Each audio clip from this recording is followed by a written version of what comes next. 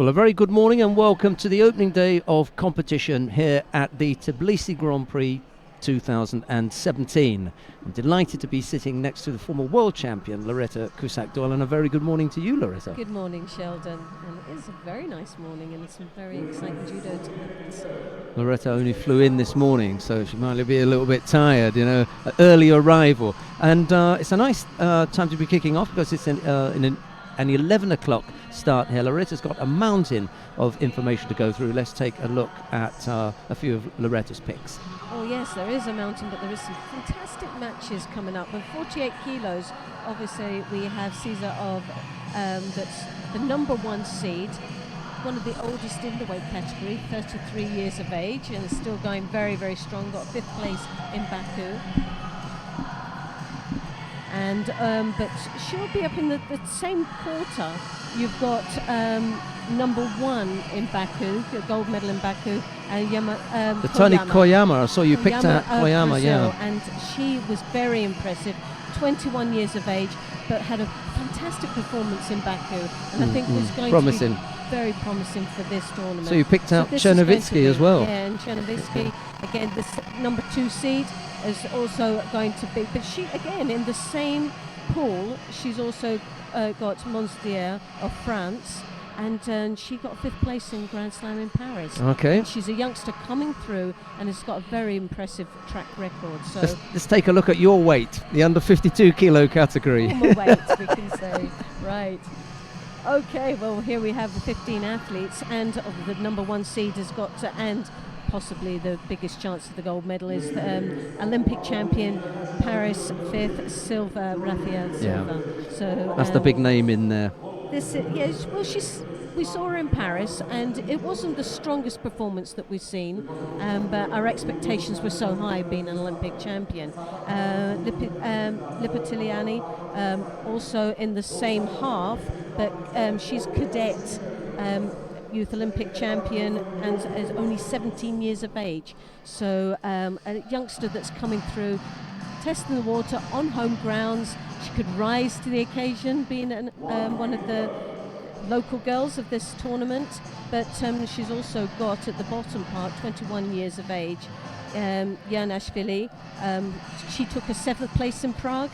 She's junior world silver medalist and European 5th place with juniors. So again, 57s, it's going to be quite a tough weight category. Okay. And the Georgians, a good chance for the Georgians to take a medal. We're going to come back to a couple of the weight categories that we're going to preview as they come onto the mat. But the category coming onto the mat now is the under 60 kilo category. We're going to start there with Janisbek of Kazakhstan. He faces Georgi Brolashvili of Georgia. It's Janisbek in the white judogi, Brolashvili in blue. It's down to mat number 2 for the first of the contest in the under 60 kilo category. Sit back and enjoy the action.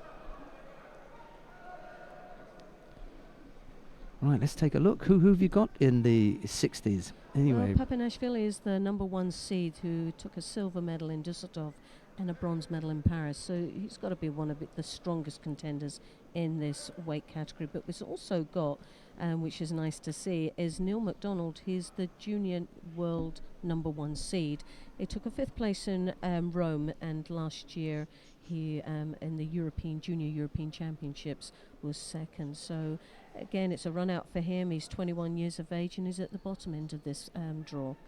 I'm going to keep one ear open for the stadium announcer. Our stadium announcer is on the IJF staff, and he happens to be working at home. He's Georgie from Georgia, oddly enough, and he's got a good handle on all the pronunciations for the names, especially the Georgian ones.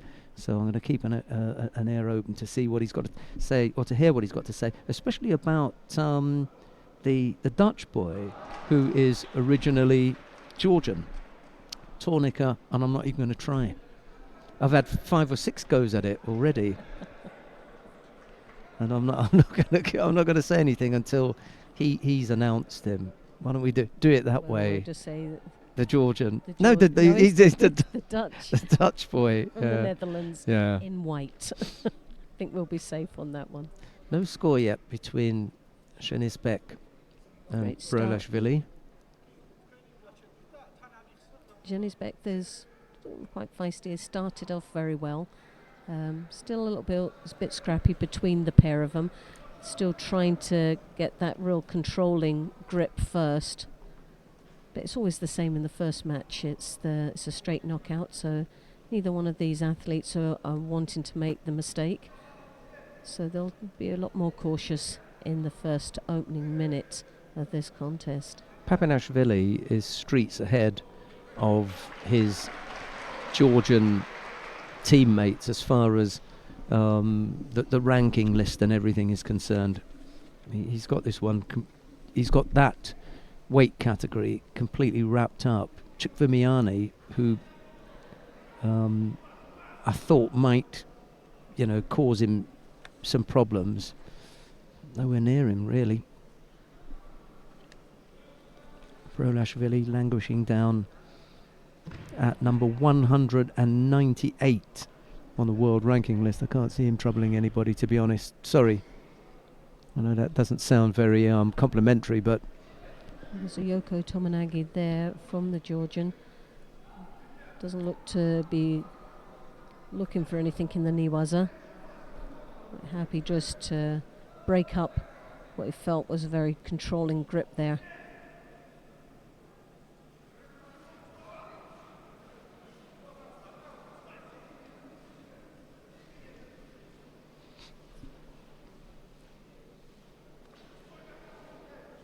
Zenizbek there looks to be the stronger of these two, controlling quite nicely, as you can see.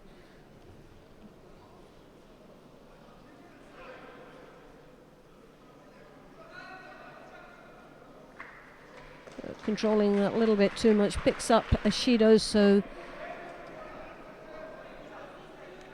2 to the Kazakhstan. Now, the referee indicated that the Georgian should have had a penalty. Why isn't it on there? It's not on the board yet. Lovely Ouchigari there. Nice entry. We're not the only people watching this contest, are we? Nope. So, why isn't it on there? And if it is that the contest judges... Oh, there it is. Lovely Sianagi there. Eventually. Good morning, contest judges and scorer. It's wakey time, as they would say. They should do what I did. Just don't go to bed. So, the Wazari the lead for Shenisbek then. With 20 odd seconds left to go, Loretta, you're quite right. He did look the more comfortable of the two fighters. He's starting to flow now. It started off a little bit slow, very apprehensive, both these athletes, but the stronger controlling grip was from the Kazakhstan that now works in the Niwaza. Quick look at the clock. There's a sneaky look and takes the first win under his belt. All right, so I mean, he never blasted him off the mat, but he always looked comfortable, didn't he? He just picked up the couple of penalties, and it was immediately as he got the second penalty that he came up with the score. There's just something that said, get going. I think it's like with most athletes, they come out and they'll never know how the day will perform until they get the first match under, and it gives them that indication on how the whole day is going to go. So you don't really want to make the ultimate sacrifice and blast in there. You want to really warm up, get the feel of the tournament, the actual match, the arena, everything before you then start accelerating. And he did. He worked very well. The first 2 minutes, he just took his time. He was a little bit more cagey than we would have expected, but second half of that contest, and he started stepping it up.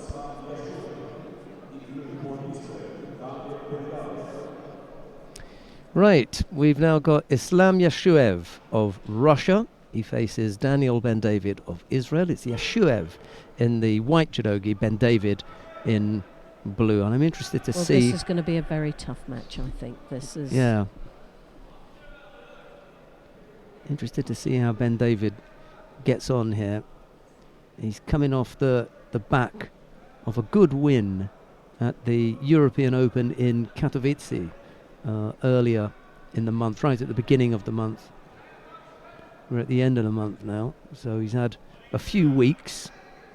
Lovely attack there. Yeah, follows right goes through. over. Very nicely executed there.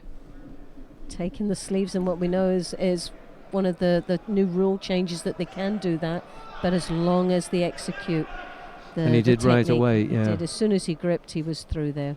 See, there is the possibility that Ben David could. There's no problem with the score here.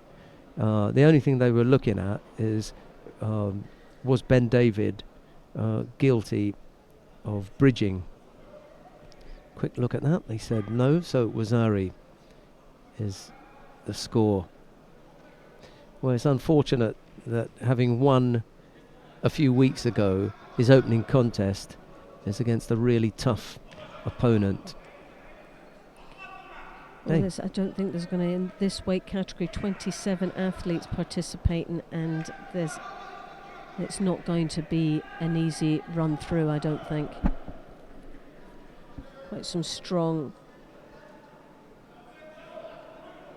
participants.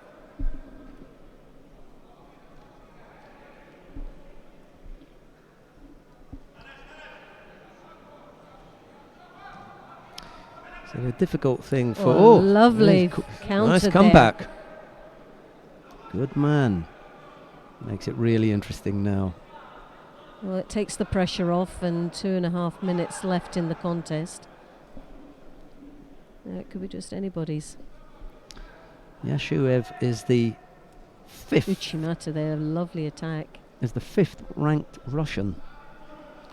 What depth. Yeah, they're four competitors, 4 athletes at under 60 kilos ranked higher than him in Russia alone. Wouldn't you just love that? Almost. Sianagi there. And the one thing we know about the Israeli team, they really are very, very strong, very fit. They're always well prepared and coming to these events. So he's got the ability to keep going. He's got such a big tank of energy there. Sorry, 4. I was wrong there. I'd included Rustam Ibrayev of Kazakhstan in that. That was my mistake. It's Beslan Mudranov, Robert Shvidobadze and Albert Ogazov. The 3 Russians ahead of Islam Yashuev. Taitoshi there from Ben David.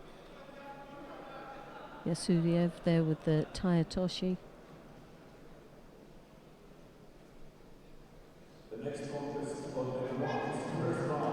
Oh, Ben David's very dangerous there with those Sianagis.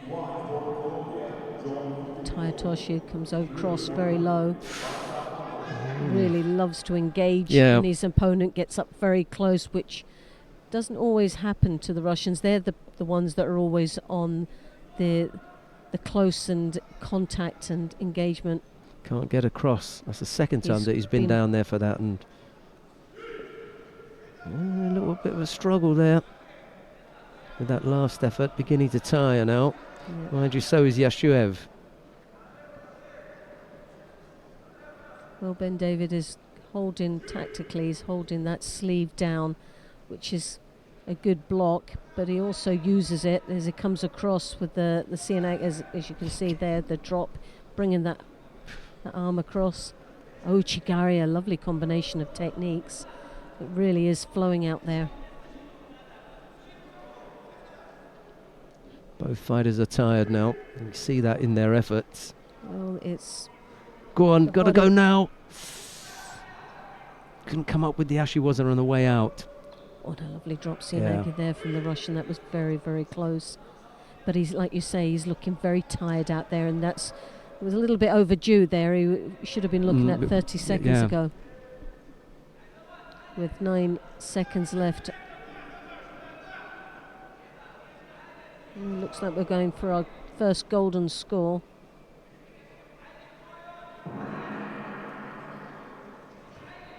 Indeed we are. Well, as expected, is a very, very close match indeed. Loretta and I looked at this on paper this morning and said that tough fight.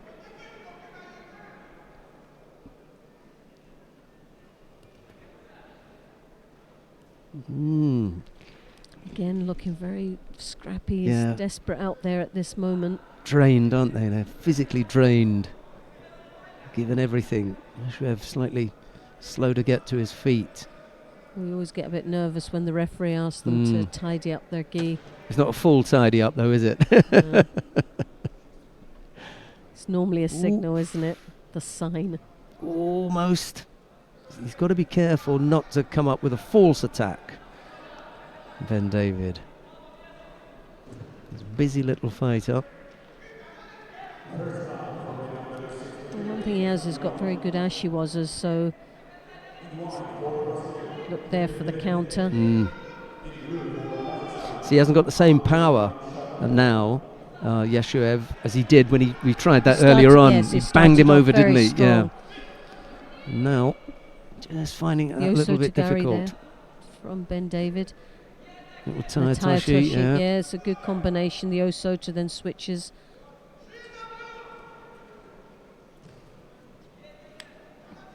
Now there he was just trying to push him out. There was no chance of him doing anything with his arms stretched out. Just trying to make... Suviev there looks very tight, and his body language is just giving the wrong signals to the referee as well to pick up that next Shido, so he's got to be very careful. The Taitoshi for me has been Ben David's better attack. It looks stronger than his others. For me, if he keeps working away at that right Taitoshi, I think that will do it. He's getting the movement, and he's breaking his opponent's balance, so it's effective enough to keep the referee off his back. But see, that last left-sided one isn't as convincing for me. You know, he hasn't looked as though he's going to get countered on the right side. That's the strongest one. Doesn't matter if you go there again and again and again, as long as you keep attacking.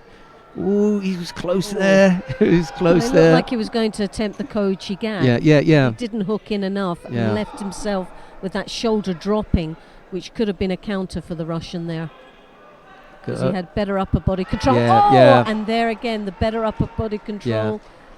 Stepped across, and Ben David literally walked onto that. He put himself in there for that right Osotogari. It was the first time that he'd gone. He tried to take him to the rear on the right side. He was much better when he was trying to bring him forward, throw him forward. He didn't look as though he was going to get countered. The minute that he went to the rear, the right leg was too far away from his own body. It was too far away. The stretch was too big, and he ended up getting countered. It was a great little battle, though. Yeah, it was. Terrific little fight. What we expected. Well, it was terrific for us. Not for them. We enjoyed it. Yashiev is breathing heavily, and Ben David, unfortunately for him, a first round loss. And that's the sad thing about it. It's the first fight out. That's the tournament over for him. Yeah. They said there was no protection from being seeded, was there, Ben David? No, and it was Yashiev who was seeded. He was one of the top 8 seeds. Yeah.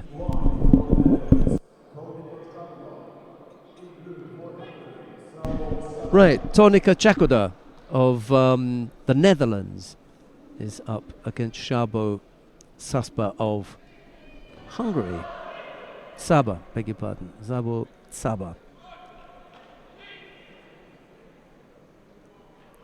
Sakadoa of the Netherlands. He's originally Georgian. Sakadoa. Yeah, I think he's, Well done, Loretta. I'll leave that one to you now then. He's originally from Georgia, and I think he's Kareli, a friend of mine was telling me this morning. And has this been a recent move across, or has he been... Long time. Oh, right. Yeah, he's been in the Dutch national team for a few years. The reason I asked, because they had Esther Stam that went from Holland that's to true. Georgia as well, just before the Olympic Games. Good shout. So they seem to be sort of crossing over and sharing a few of their athletes. But this one, I think, he never represented Georgia at all. So, been fighting for the Netherlands for quite a few years. Here. Very keen as he throws that right hand over the collar of Szabo. Controlling quite nicely. He comes in for the Uchimata but loses the upper body control. Szabo now looking for the knee waza. He's got that shimmy waza. From this angle it's very difficult to see, but he's got a lovely turnover there which piles the pressure on, but reveals to the referee that that choke wasn't on.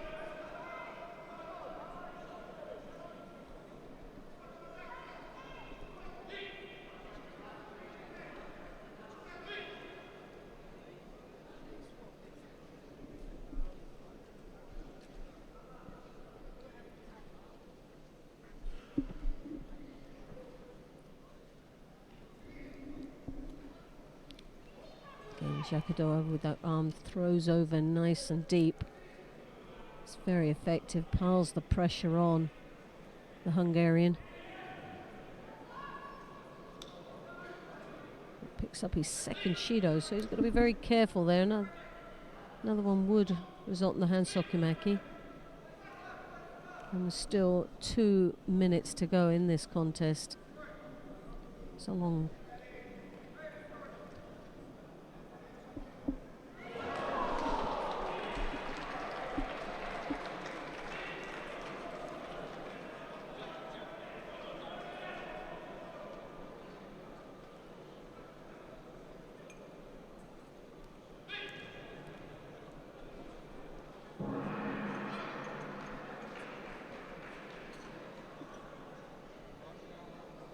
You can see there Szabo trying to block that hand from being thrown over the top, and as he attempts it, he comes underneath the Sianagi, which is a real. She's been downgraded to the Wazari, but lovely attack. As you can see, he's blocking that hand of the Dutchman.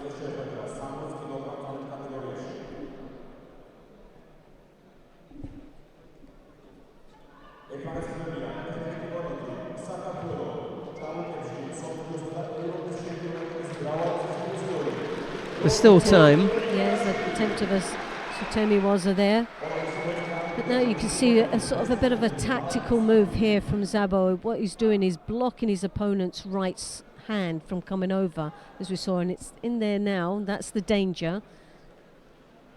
Dutchman's very strong as he draws his opponent's head down, making his partner look very passive indeed, and works for the Uchimata. Now that does look a bit scrappy there for the Hungarian. He's got to be very careful there. He knows he's got to try and control that right sleeve from coming over the top. But he also has got that sneaky Sianagi, and he's got the Sutemi Waza now. He works as a combination to avoid that grip.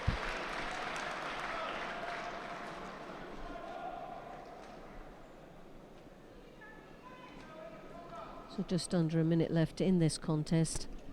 Yeah, he hasn't really shown any flash of danger, has he? You know, Szabo is fairly comfortable, isn't he? The Hungarian. The Dutchman started off very strong. Their grip. What's dangerous is that right hand that comes over the top, and he's now, as you can see, tactically the Hungarian is just keeping that hand away now. He's just blocking it. And from the block, he does the Sutemi Waza, or he does the drop Sianagi. So he's got a combination there, which obviously, as the time's ticking on, the Dutchman's going to get very frustrated.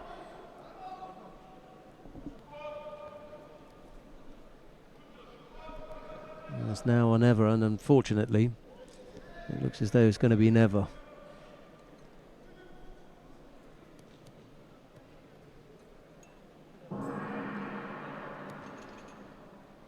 As you can see, very frustrated in himself there, but a very convincing win from the Hungarian, Szabo, who goes through to the next round.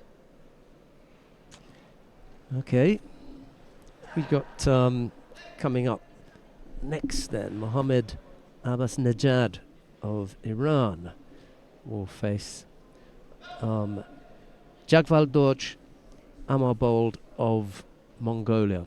It'll be Abbas Nejad in the white judogi and Jagvaldorj in blue. We've got the under 66 kilo category starting up on mat number 1. We're going to stay here though, because we've got quite a number of good fights coming up next. Chukvimiani and Verstraeten, and then we've got McDonald and Askarov after that, and then we've got our own round of the under 66 kilo category starting after that. But it's Abbas Nejad in white, Jagvaldorj in blue. This is the under 60 kilo category.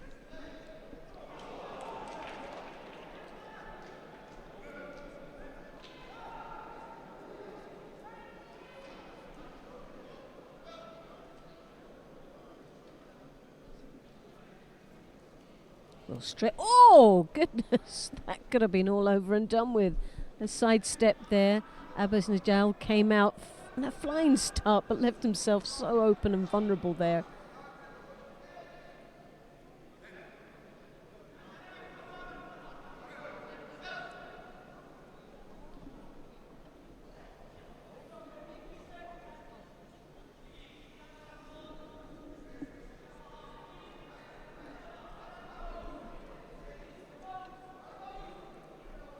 Well, Abbas Nejad, they're very keen. Started off very strong, very aggressive, but left himself a little bit vulnerable.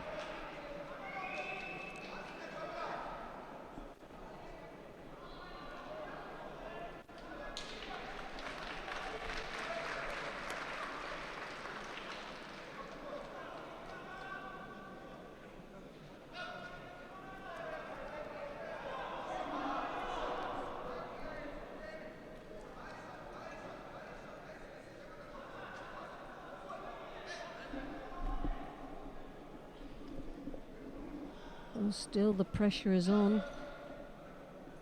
Abbas Nejad dominating the pace of this contest, as you can see with the Uchimata again. Very aggressive start.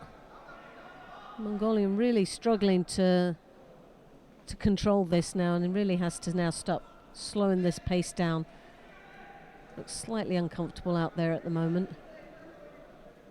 Attempts a drop Sianagi, now looking for the Niwaza, the Sangaku turn there, as you can see, digging behind the arm.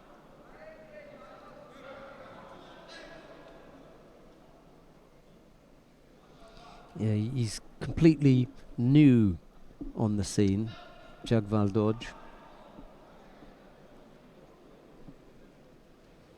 It's the first time I've had a look at him. He competed in Paris, but it was only the one contest that he had, and I don't remember seeing it. He lost to Brazil's Eric Takabatake in that contest.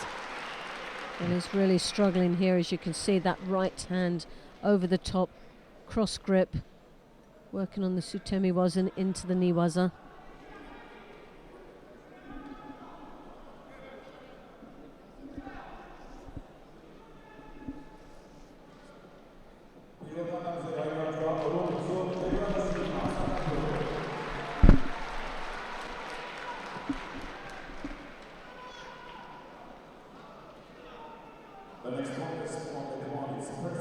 Well, it's been a good contest so far for Abbas Nejad.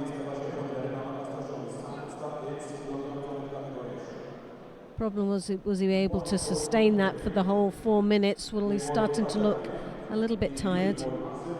He's now caught up there in the Niwaza.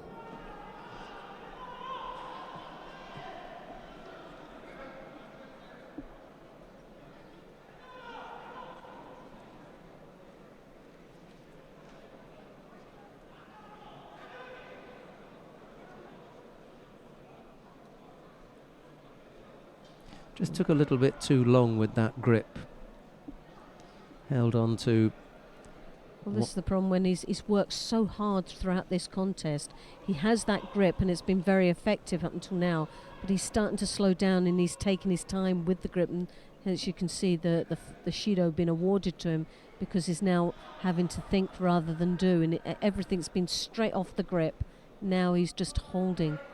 He's starting to tire, which you would expect. The pace that he's set right from the beginning has been fast.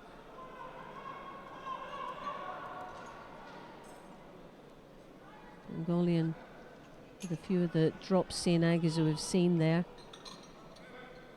The attack's looking that little bit stronger in this last minute.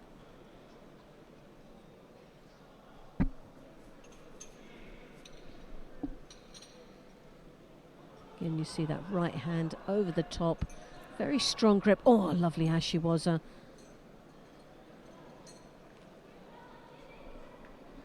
He had that strong grip and he held on to it for 4, 5, 6 seconds. Yes. It just gave Jagvaldorj the opportunity, because he was under pressure, to say, okay, let me come up with something. He came up with that little Ashiwaza that unsettled Abbas Najad.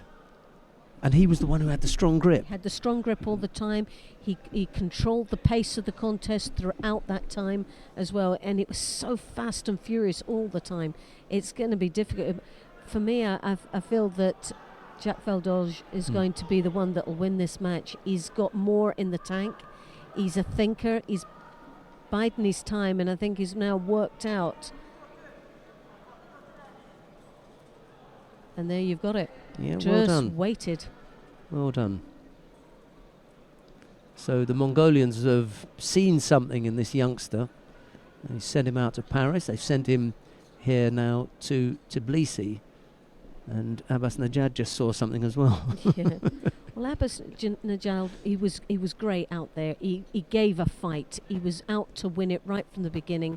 I don't think he most probably was the stronger technically. And the Mongolian just waited, and he allowed him to burn himself out. He came up with that nice little modified Kataguruma. It was the top half only. You didn't need the hand to leg to turn his opponent over. Nice little piece of work by Jagvaldorj. In the end, he goes into round 2. And now we've got Luhumi Chukvimiani of Georgia to face Jori Verstraeten of Belgium. It's Chukvimiani in the white judogi, Verstraeten in blue.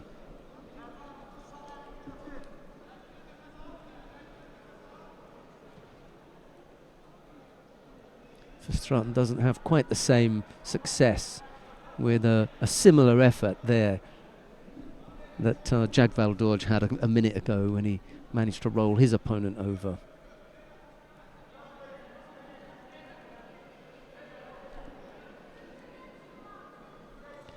The referee, by the way, is from the United States of America.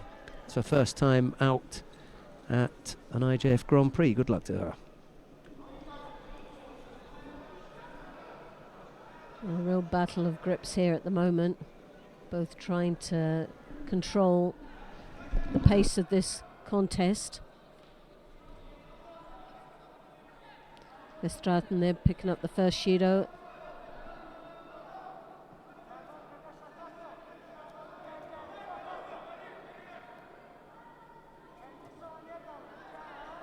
Chukvimiani there also with the Shido.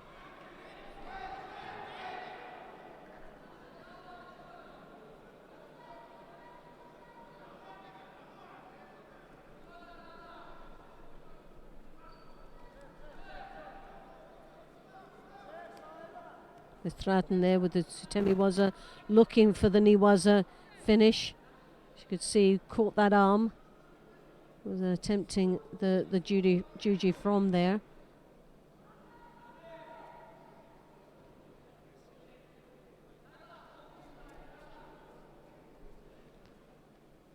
Georgian throws that arm up high onto the collar, as you can see, drawing his opponent's head, but keeps himself lower than his opponent, so looks quite negative as far as his posture was concerned, and too far out. Makes it very difficult to engage in an attack when your feet are so far back from your opponent.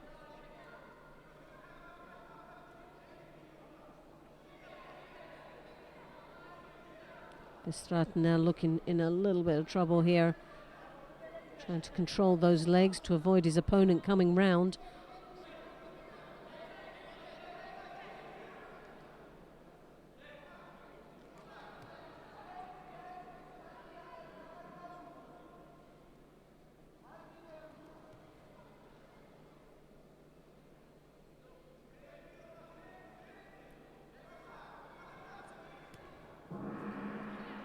Well, it's a real battle going on. There's neither one of these athletes leaving much opportunity for their opponents.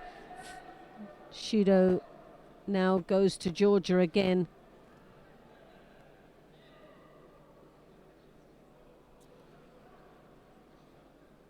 Shikmurimari, they're looking as he rotates nicely over into Niwaza, but there, as you can see, that leg's caught up. But he's still persevering with that.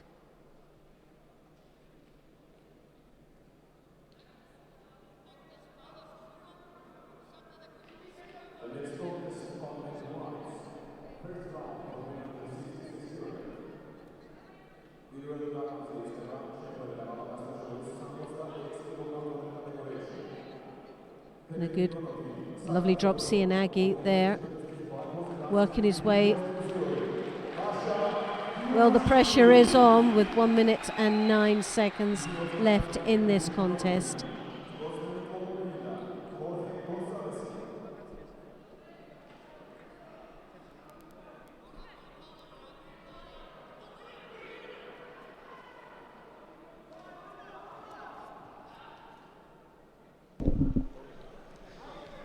No score yet?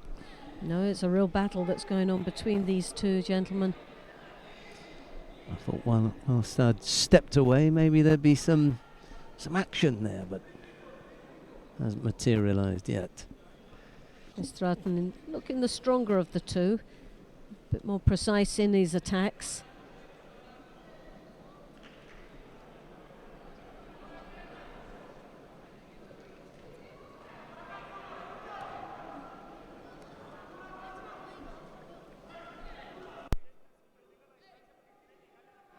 Well, just half a minute left in this contest.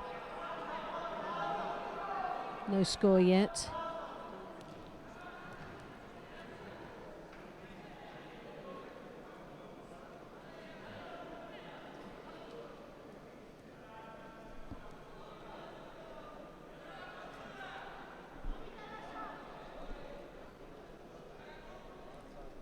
Stratton there, desperately trying to keep that sleeve down, as you can see, controlling quite nicely, but he's got to avoid that arm being drawn down to the ground. He's given from that. Given a good account of himself here, the young Belgian. He's done very well right from the beginning. He's been very strong with his grips. But you can see why Chukvimiani is not giving Papinashvili, the #1 Georgian, any trouble. No. He's starting to look very frustrated out there now, which means the technique will start faltering. Hooks in there for the Ouchigari. Sutemi was an attempt there from Stratton.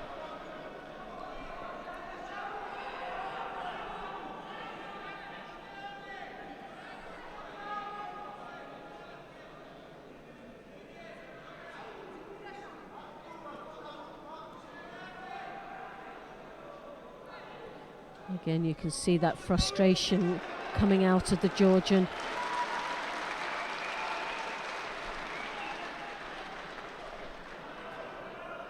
We've got two, oddly enough, on the adjoining mat. We've got another referee who's first time out, Luc Briand from Canada.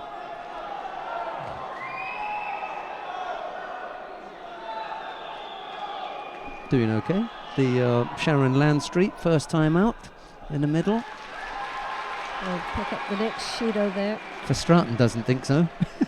He's just now it evens this up, because obviously he had one less than his opponent, and that brings it even. One more would result in the disqualification for both these athletes. This is our second golden score of the morning that Loretta and I are watching, and the first one was over in 5-6 seconds, Yes. wasn't it? This one's taken a little bit longer, but given that we are only going 4 minutes for all the contests now, it's not a problem. No. Well, you would expect this to go a little bit longer because there wasn't very much in the first 4 minutes. Neither one of them have got that real technical expertise to be throwing big, so it is going to be a mistake that's going to be made in this golden score due to tiredness, due to lack of experience. She's got the drop there as it rotates, looking for the Niwaza. Verstraeten looking still the stronger. The Georgian is just looking more and more frustrated, not only with his opponent but with himself as well, and that's starting to show in his contest.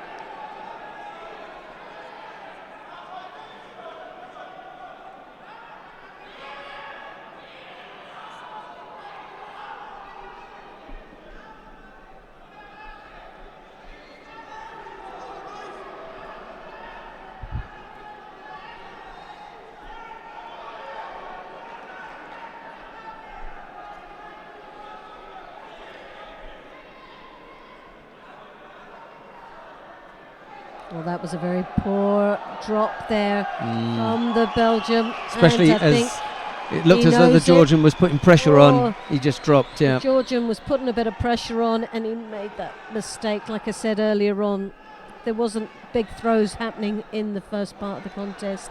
Golden score was going to be down to a mistake.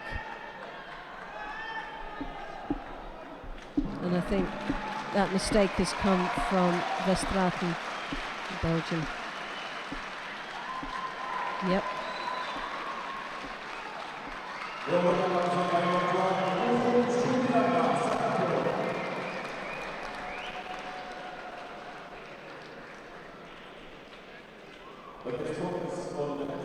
So Humi Vimiani goes through to the next round. We've got one more contest in the under 60 kilo category on mat number 2, and it's Neil MacDonald of Great Britain. He faces Sahib Askarov of Azerbaijan. It's MacDonald in the white judogi, Askarov in blue, and here's Loretta again. Thank you. Well, Neil MacDonald, 19 years of age, just still in the juniors, picked up a 5th place in Rome. Junior world ranking number 1 in this weight category, and just testing the water here on the senior circuit.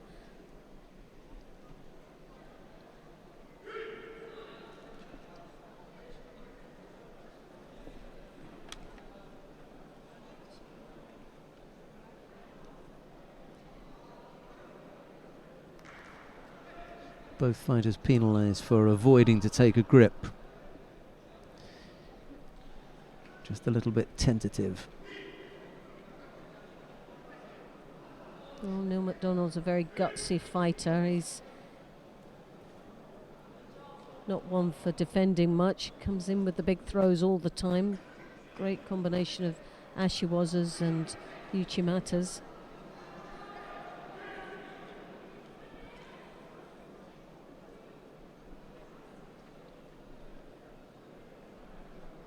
He's from up your way, isn't he? Yeah, he's actually based in the Midlands, in Warsaw, where they have the National Training Centre for Great Britain. But originally he's a Scot. I say originally, he's still a Scot and proud of it.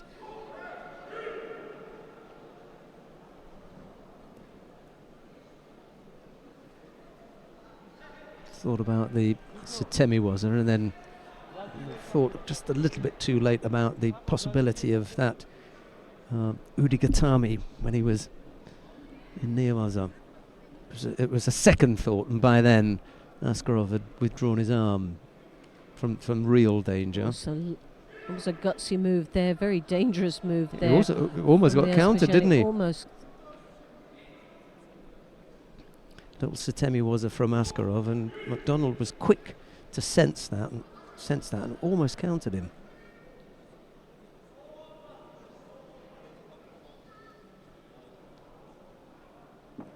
McDonald with that right high collar grip.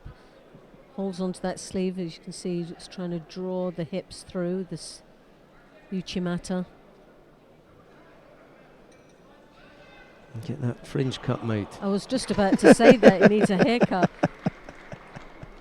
He used to 2 or 3 times He used to be, it used tidy to be himself up. definitely. You know? It used to be one of my pet hates as a coach, with the girls not tying their hair back properly and constantly flicking it behind their ears. And I used to think, well, your hands are on your hair, you're not on your opponent. And it's so dangerous to have just no grip. And Neil McDonald. Ooh. Oh, a lovely Sianagi. Left side, he just got the arm underneath, but didn't have the feet in the right Some place. lovely Niwas are happening here, though.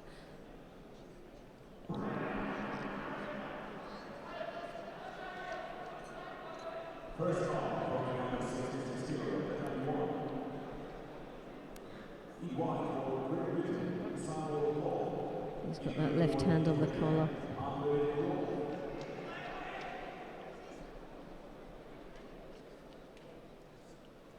Definitely, it's one to be saying with getting a haircut.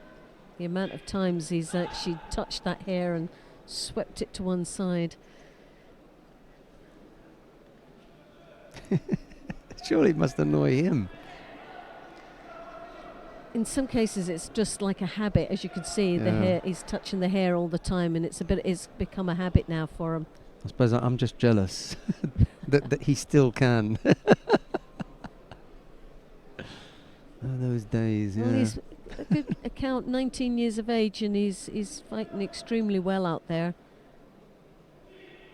Oh, you lovely attack. Oh, so close.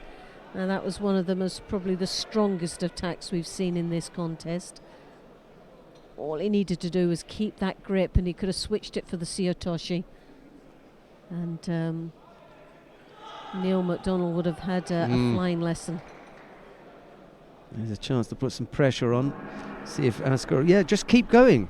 Until you hear the mate, keep going. Askarov is going to make a mistake. He'll pick up a penalty. Just keep putting the pressure on. He was lucky there. Very lucky. They're into golden score now. It's that Sutemi waza that he attempts. It comes from nowhere, and it's not very textbook style, but it's very effective. I think McDonald's has got the feel of that now. And well, this is a danger. Yeah. Oh, go on, and again. I think Uchimata attempt there, but that was a 50-50. The way the balance was broken, and either one of them could have fallen off that one. I think he's got the feel of the Sutemi was an attack from Askarov, and he'll counter him next time, McDonald, because he almost did the time before.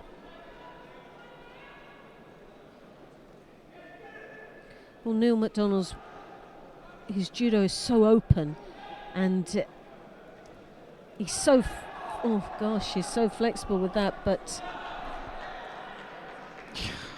he just pulled the wrong direction, left himself.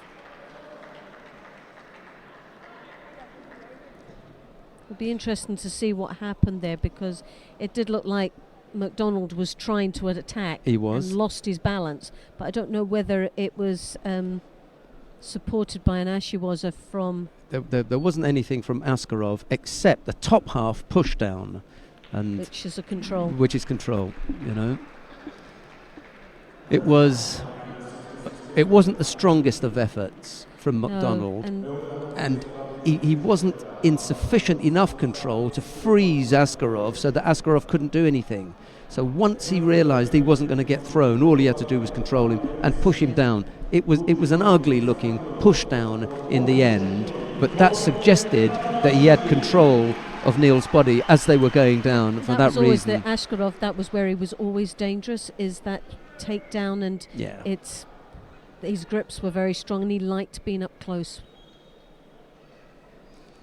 Right, who have we got up on mat 2 now? David Reis of Portugal faces Tonika Tatarashvili of Georgia. It's Reis in the white judogi. Tatarashvili in blue. And It is Tubat Nketsetseg of Mongolia in the middle as a referee.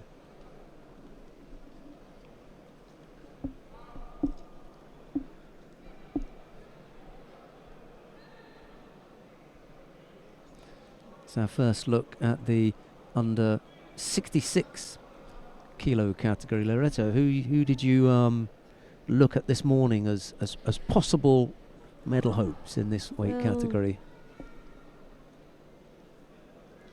Well, Shmailov is one of the strong players for this tournament, but Davdon is the number 1 seed. He's number 5 world ranking, but he got 7th in Dusseldorf. But for me, he's got to be one of the strong. But we were going through this weight category, and it's one of these weight categories. It's got 28 athletes participating in it, and there's about 8 that you could turn around and say they're capable of winning. Well, you mentioned Dovdon, the number 1 seed. Top boy. Davidoj Temurkhalek. Mongolian. And Shmailov you mentioned. And Baruch Shamalov as well. So they're there. There's quite a... and Nagilashvili from Georgia. There's 3 Georgians in that weight category. And we know that the Georgians are very strong. Yeah. They always produce some great athletes.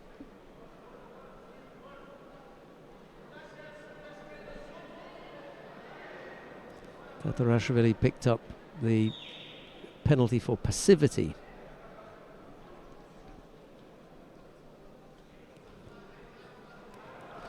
We're sitting about 2 or 3 meters away from where they're serving tea and coffee. We've had one already. I had a tea, I had a coffee, but I'm not going to go over there again. It's not the best coffee.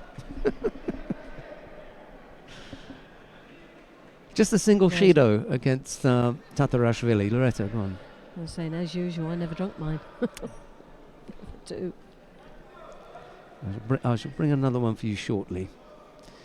This again is a very close match, which it's not going to surprise me in this weight category at all. I don't think it's going to be one that's going to shine out at all. I wouldn't want to put any money on or any bets on who's going to win this competition. So you had Georgi Zantaraya in there as well, in the mix. Yeah, and Shabana. Charles Shabana, yeah, good boys. So there's an array of top athletes. In fact, we were working out that we have 6 in the top 20 of the world fighting in this weight category. Good group. So it's got to be one of the strongest weight categories here. Tatarashvili was given Wazari there, but the referee's asking him to tidy up their gis, and as Loretta indicated earlier on, it's never a good sign. It always makes me very nervous. Especially... Well, no, they've taken it away. Okay, so taken it away, so that's fine. No disasters then. So a little under a minute. Ray's in the white judogi, Tatarashvili in blue. Single Shido against the Georgian. That's the state of things at the moment.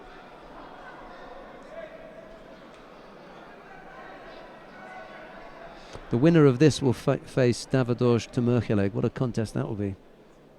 It's going to be a tough one to face. The number 2 seed in this competition.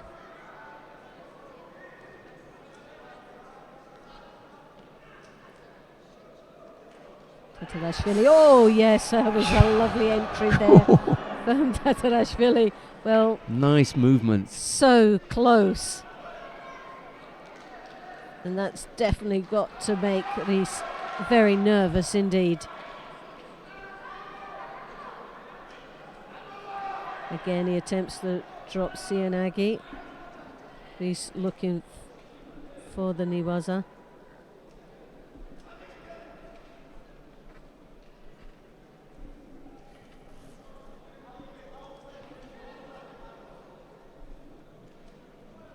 Well, that woke us up a little bit. Tatarashvili just gave us a little bit of excitement that we needed in this contest. He was looking slightly flat. And now we're into golden score once more. There's been quite a few golden scores already. Well, perhaps this one will finish as quick as the first one did. Oh yes, a lovely Tayatoshi. There you Lovely finish. And only 12 seconds into the golden score. Well, if you're going to finish a contest, that's the way to do it. Really planted him, didn't he? Oh, that was a lovely attack.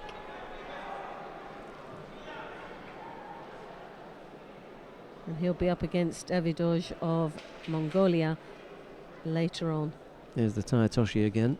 Oh, really lovely. low, yeah. Beautifully executed.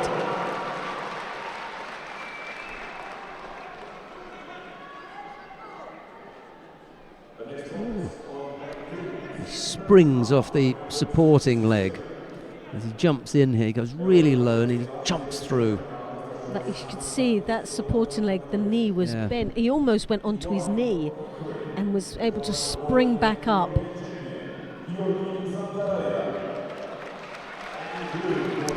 Oh, coming on to the mat now, Georgi Zantaraya of Ukraine, just as we watch that replay. Well, he actually was on his knee. For, went for down a on his second, knee yeah. and sprung back up. Oh, lovely. And he faces Orkan Hajiagli of Azerbaijan. Zantaraya in the white judo gi, Hajiagli in blue.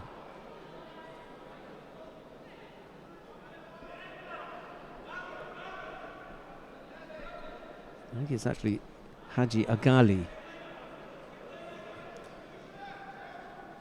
the Azeri. Did we see him in Baku? I can't remember having seen him in Baku. No. Not a name that it's not a name that's I remember. come to my mind. I'll just have a look and see whether he was around. Zantaraya's just picked up, and well, both have picked up a Shido piece. Well, they've decided that Zantaraya's Shido shouldn't have been awarded, so it's now taken off.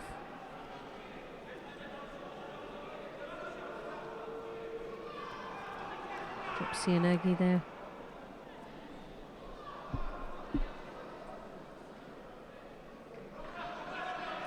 No, I don't remember seeing him in Baku.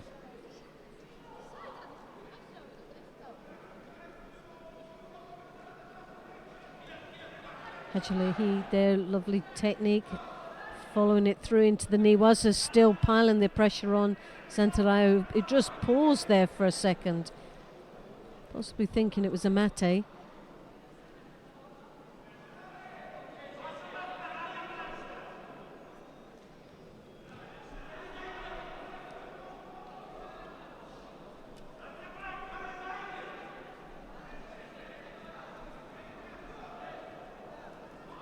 Again, Haja Ali with the drop Sianagi. A few times now we've seen that drop.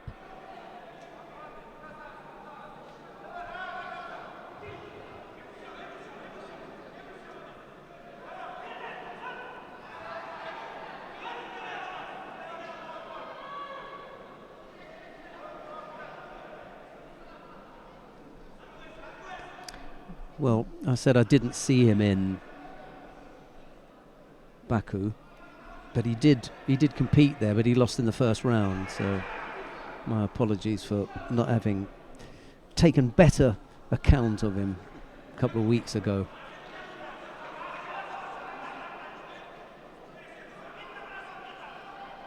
Zantaraya picking up the Shido now.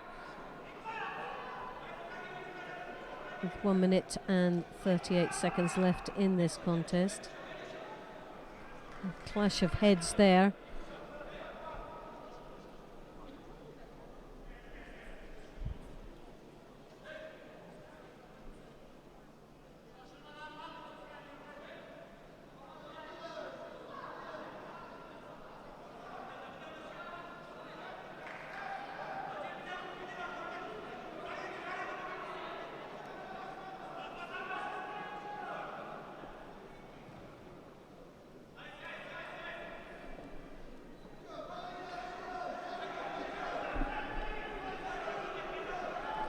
Very little going on between these two. Both athletes been asked to tidy their gis up.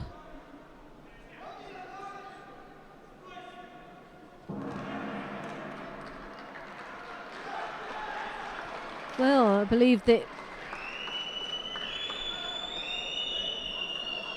Okay, so is Well, Zantaraya off? It's looking like a call for. There was the referee was given the nod, and I think there was a clash there. Possibly a headbutt From by Zantaraya. From Zantaraya. Yeah. There was that clash. I didn't get to see how serious of a clash it was, but obviously they saw something and felt that it was rewarded the hand Sokumaki. I'll have a look at that. It'll be interesting to see what that was, but I think it came off the head clash.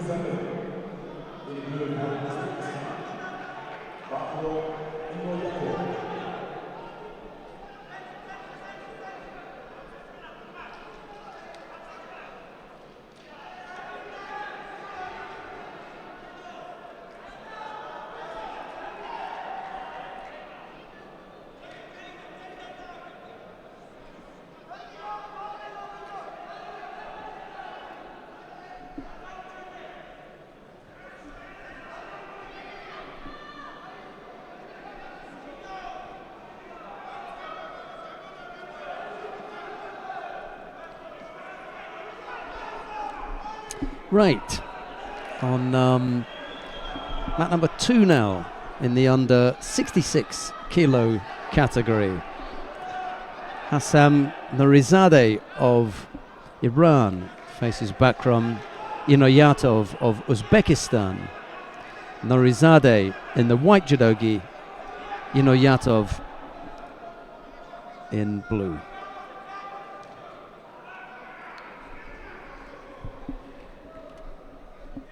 Well, again, both these athletes, there's a real battle and struggle to get their preferred grip.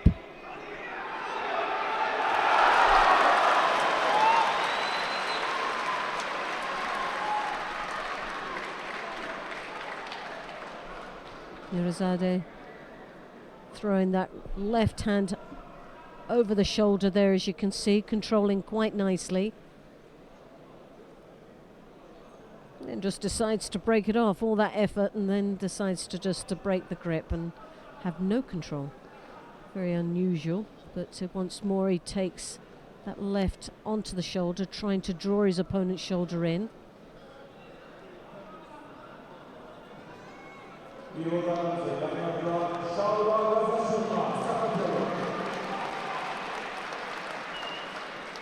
Inoyatov there working against that very strong left hand. Now looking to work into the niwaza as he attempts to rotate his opponent over onto his back. Now works on top, looking for the shimiwaza.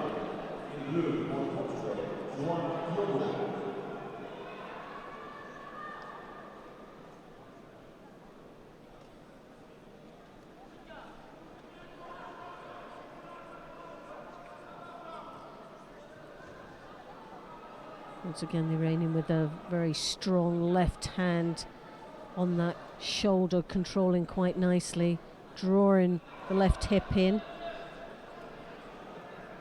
Osotogari into the Makakomi. Nice attack there. So close to scoring.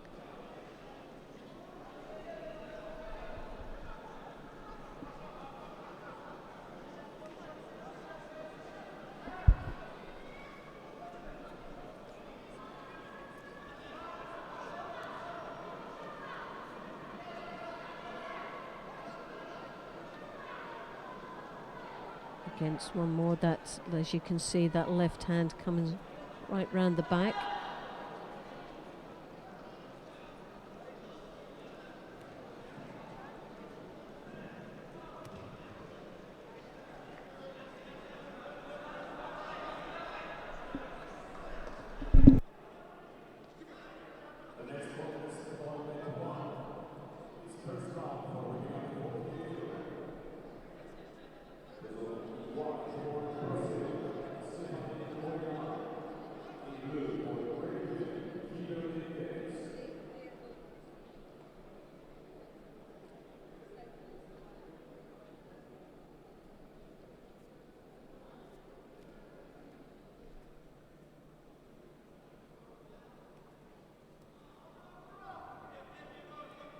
Yatov there really struggling against this left-hander.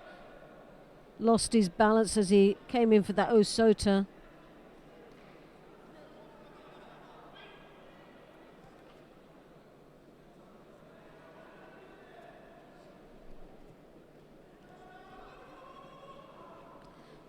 Nurizadev there with the left hand has been very, very strong on that grip. With 11 seconds left, no result as yet, which means this could quite easily go into the golden score.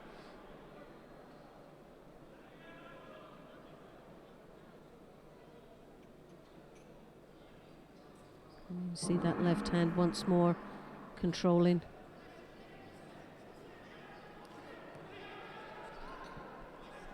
Now we're into the golden score.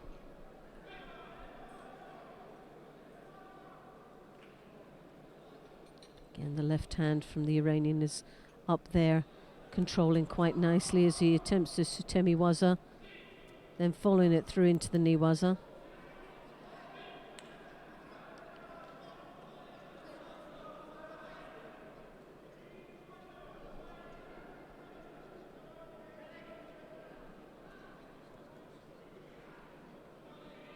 Well, Nurizadev,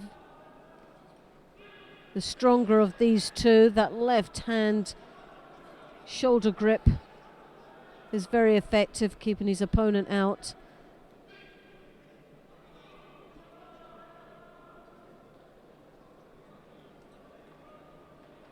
He's controlled this contest throughout, but now it looks slightly changed here.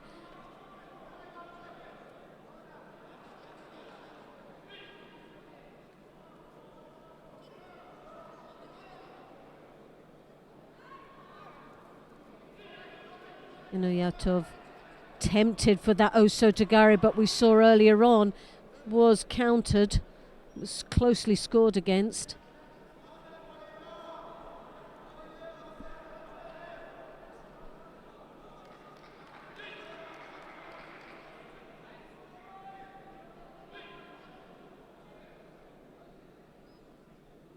Well, Yatov there looking to be in a little bit of trouble. I'm not quite sure what's happening quite at this moment. It was holding his shoulder, but possibly just requiring a bit of a rest.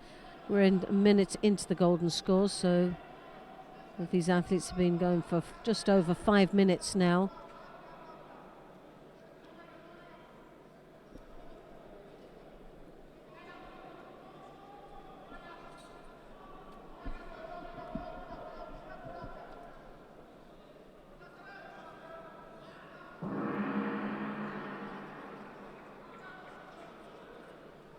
The Iranians slowing down a little bit, not really, and the Osotagari there, but it's just a counter from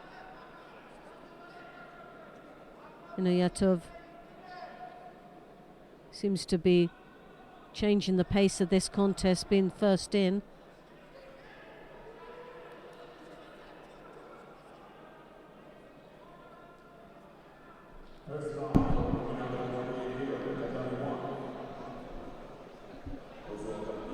So 6 minutes into this contest now.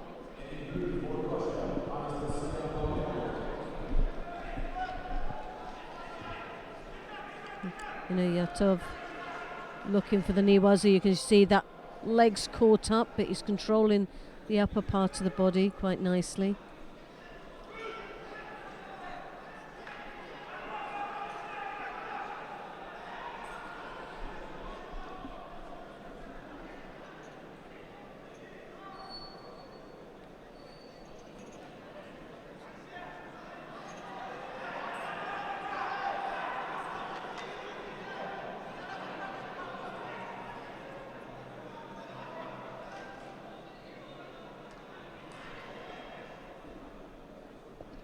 Well, coming up to 7 minutes into this contest. Osota into the Makakomi there from Yatov.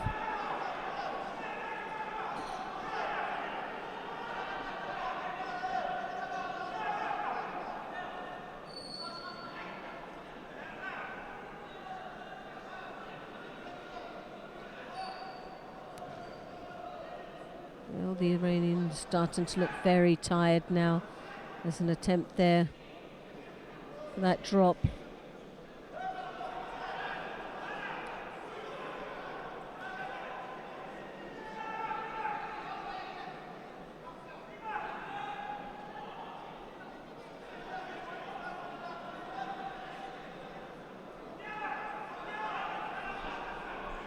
Nuriyazdev there with the left hand again, but still looks very tired.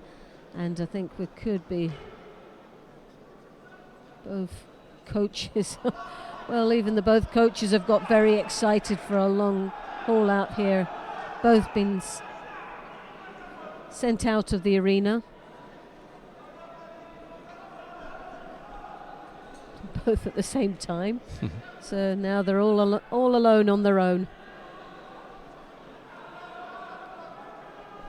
7.5 minutes out there, and it's just a matter of time who has got the condition to be able to stay strong without making any mistakes.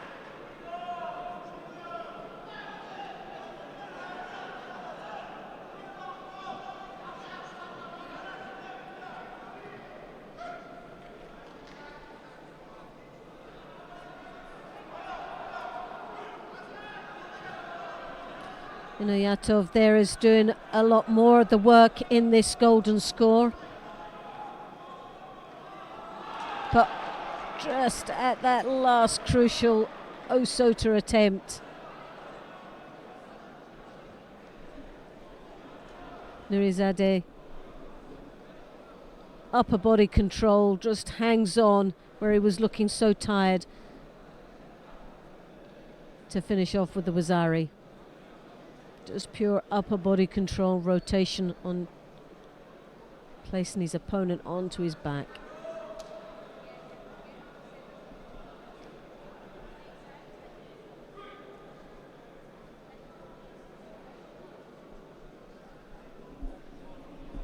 So that was an 8-minute, 10-second contest there. Quite a battle. That was a real battle. Now, we've started with the women's weight categories down on mat number 1.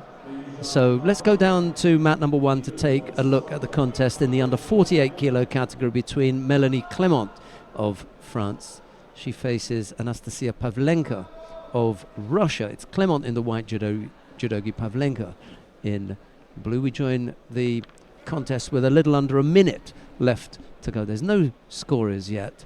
We've only just missed out on seeing Stephanie Koyama of Brazil. She won her opening contest by Ippon. We just missed seeing that. If you want to continue watching the under 66 kilo category, just press on mat 2, or you can open more than one screen. If you're clever enough, you know how to do that, and you can watch both of them. But we're going to take a look at this because we also want to see the under 52 and the under 57 kilo category, and we've got pools of that on mat number 1, one after the other. So we'll get to see the 48 kilo category contest between Clement and Pavlenka. That's the one that's going on at the moment. We'll follow that with Chelsea Giles and Almakumbetova of Kazakhstan, and then we've got Ramos, Kelleger, and Serek Batar and Sikilashvili. So we got a bit of judo to watch. Well, Clement, ranked 21 on the world ranking, and silver medal in Dusseldorf a month ago now.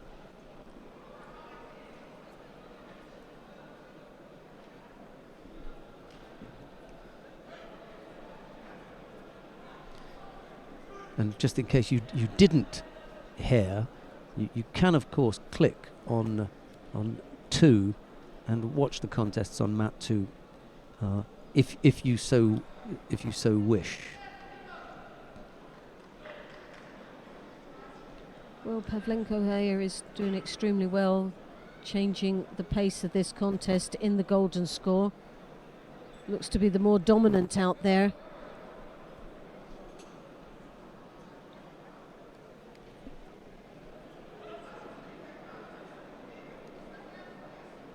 Pavlenko ranked 897 on the world ranking.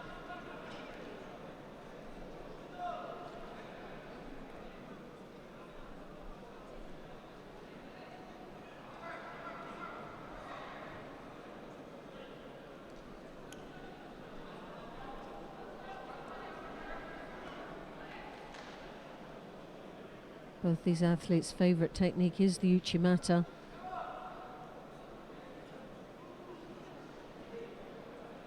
Clement looking for the Sutemi Waza into the Niwaza.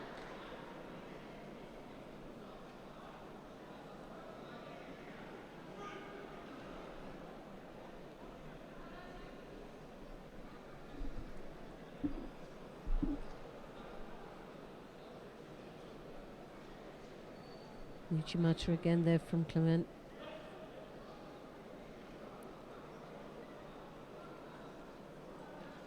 She has that combination of the Uchimata, the big harai, and then switches it across for the Osota at an angle. It's a nice combination of attacks, and very effective. 1.5 minutes into this golden score.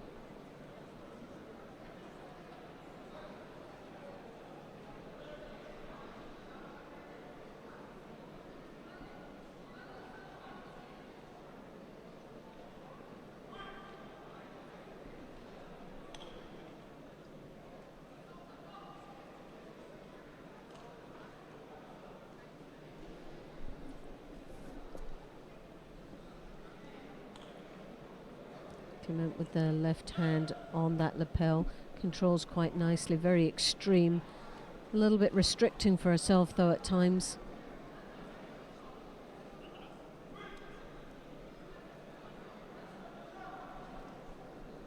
She throws that left once more, totally dismissed by Pavlenko.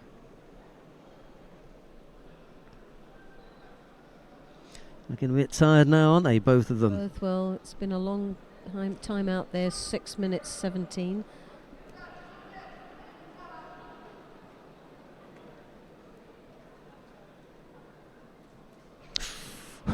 That left hand being thrown high in the collar.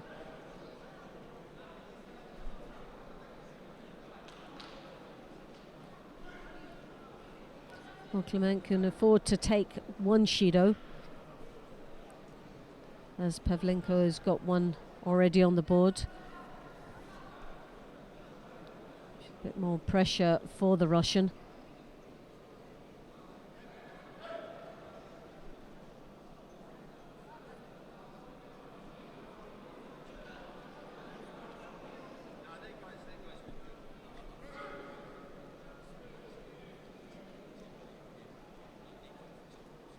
The Osota, a lovely attack there, just overstretched herself there.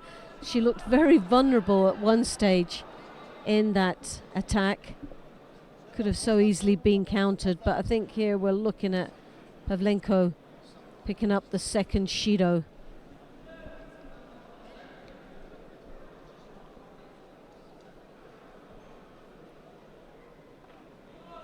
Yeah, it's all over, I'm afraid.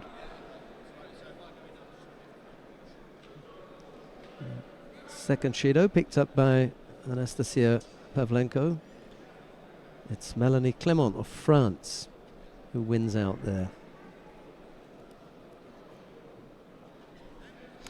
Right, who we got coming up next? It's the under 52 kilo category. As those two fighters leave the tatami.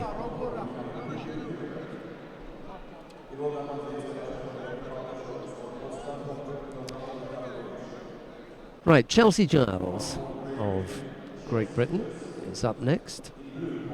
She faces Guldana Almakumbetova of Kazakhstan. It's Giles in the white judogi and Almakumbetova in blue.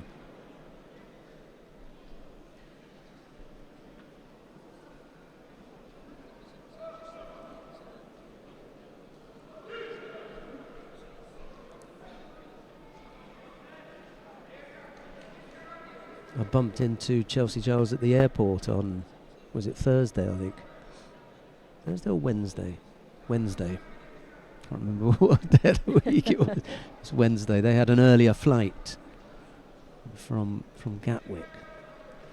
She was all bubbly and happy. She'd just come from a training camp in Thüringen, so she's been busy. Well, she's still junior by 1 year, 20 years of age, Chelsea is. Ranked 81 in the world ranking, and has already got 6 continental medals under her belt. Great prospect for Great Britain. Very, very tall young lady at this weight category. Favours the Uchimata, as you would expect with those long legs.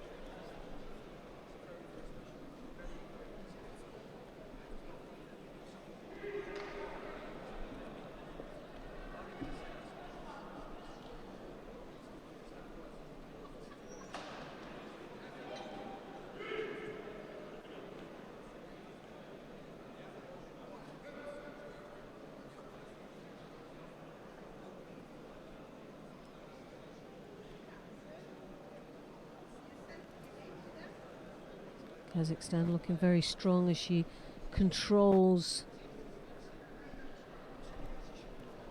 the right sleeve of her opponent.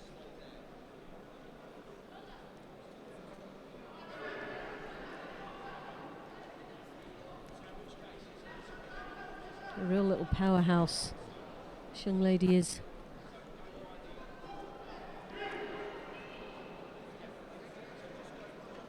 Giles getting penalised for wandering off the area. A bit of pressure from the Kazakh fighter on the edge.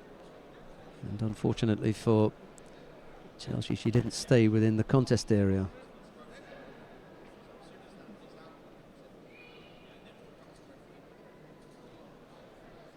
So Chelsea's right hander high up on that collar, controlling quite nicely.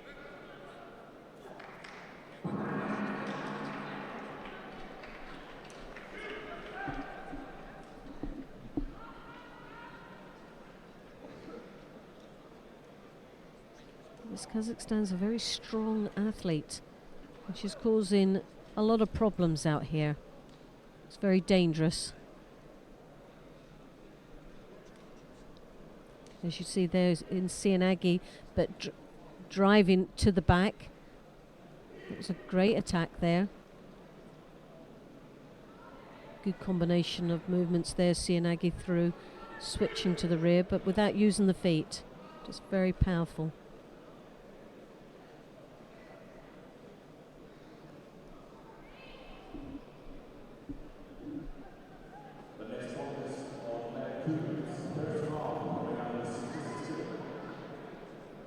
Gillis there looking for Sangaku. She ties those legs up quite nicely there.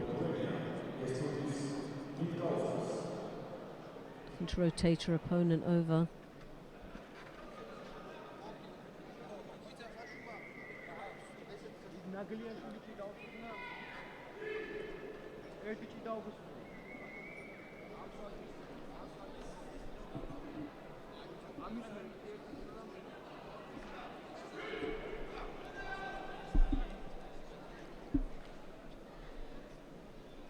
Into the last minute then.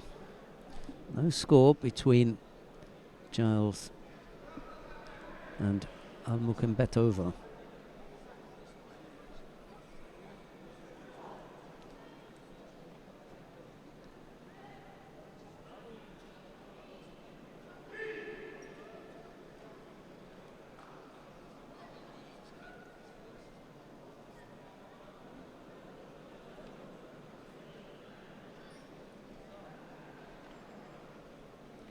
Well, that looks to be the third Shido, which will result in Han Sokumaki. And Chelsea Giles goes through to the next round, which quite surprising that she looked very, very strong out there, I thought. Looks as though she got 2 Shidos in one there. Passivity Yes. and the watering off. She only needed one anyway. He gave her two signals. Take your pick. Toydikashvili, the Georgian referee definitely gave two signals there, didn't Yes. he? And then he said about stepping off the area. So off she went. Well, that one ended a bit damp, didn't it? Let's see if we can Yes, it was quite flat at the end of that contest. Now, we were going to stay here, but there is a contest with Jakub Shamilov that we want to see on mat number 2. Let's go up to mat number 2 and take a look at Jakub Shamilov of Russia. He faces Kęstutis Vidukauskas of Lithuania. It's Shamilov in the white judogi, Vidukauskas in blue. That's on mat number 2.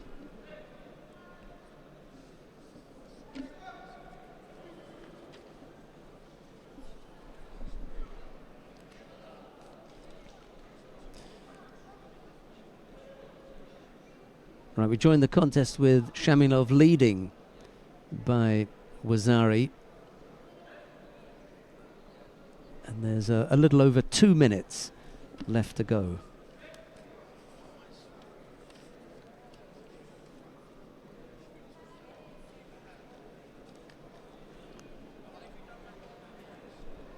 Well, Shamilov is one of the ones I would feel is a favourite for a medal here this weekend.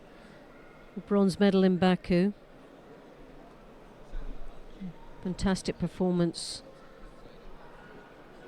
in Azerbaijan.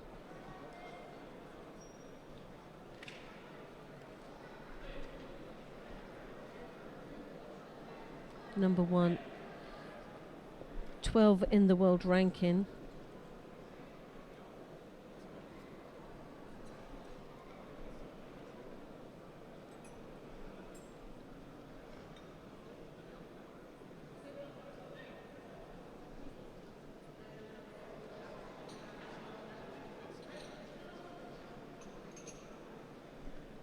In fact, he never got a bronze medal in Baku. It was the Israeli, which, as we were saying earlier on, Shamilov and Shmailov. Yeah. Just getting them all mixed up. Don't get me started on that one. I haven't got it wrong yet. Ever since you've said that, I've got it wrong.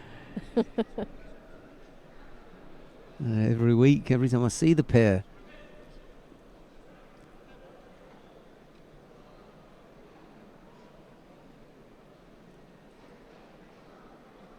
Well, Shamilov there leading quite comfortably with 1 minute and 4 with Wazari.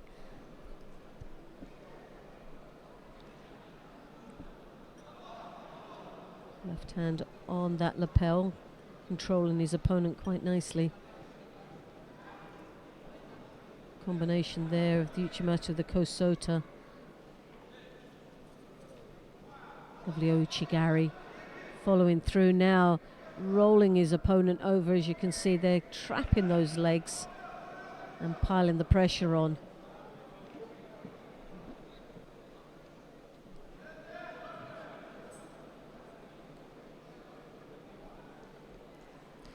There must be a story to this Lithuanian Vitkauskas, because I haven't seen him since. Well, lovely Kosota there. Once more, we've seen that combination that works from the showing of the Uchimata, getting the reaction from his opponent and slipping in the Kosota there.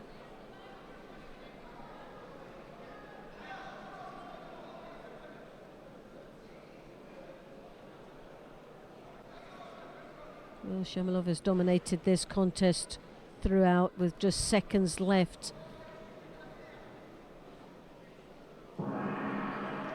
And a very comfortable win there for Shamilov.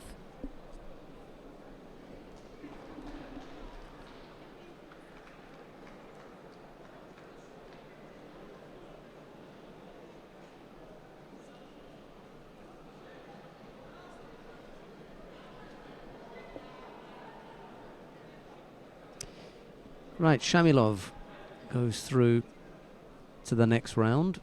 Coming up next will be Tonika Nagliashvili of Georgia.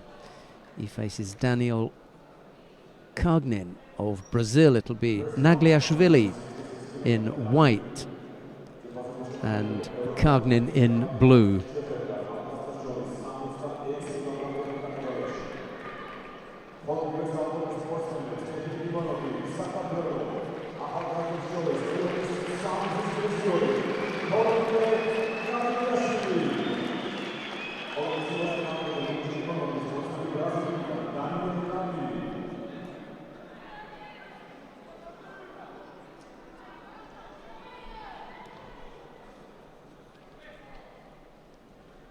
Well, Kagnin, 19 years of age, this young man.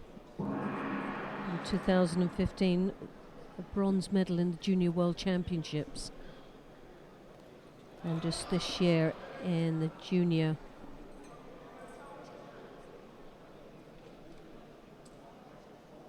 European Cup took a bronze medal.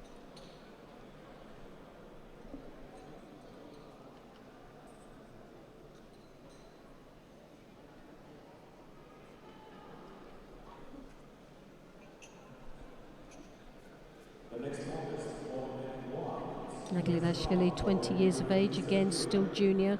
Both these athletes are still junior competitors. He's ranked 183 in the world ranking.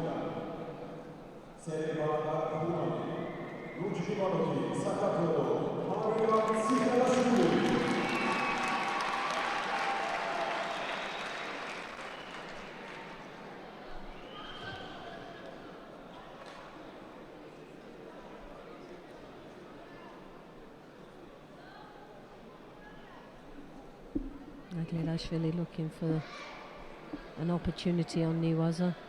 That was just a waste of time down there.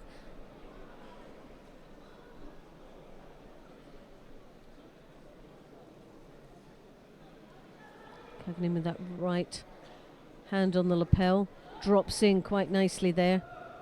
Leaves himself a little bit vulnerable down there in the ground.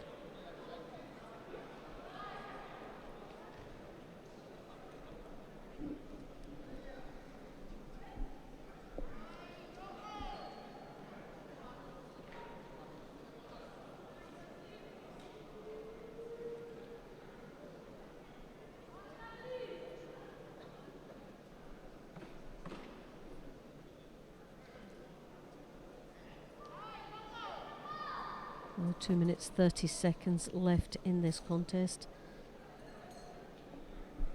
Neither athlete with a score yet. Kagnin looking the stronger of the two, with a couple of good attacks there with the drop Sianagis. Low Tayatoshi there, as we've just seen. Just lost a bit of control.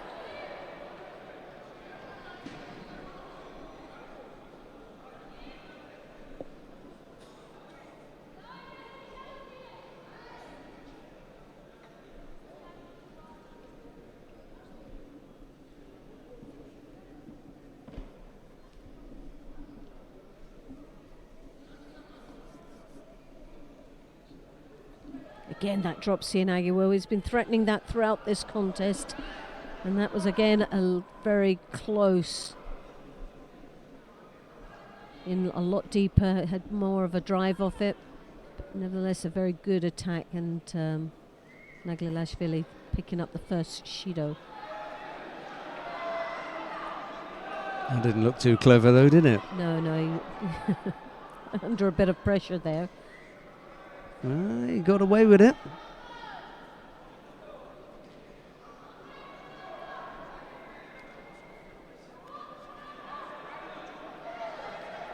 It's that left hand that's come up high now over the collar that's Kagnin will have to watch.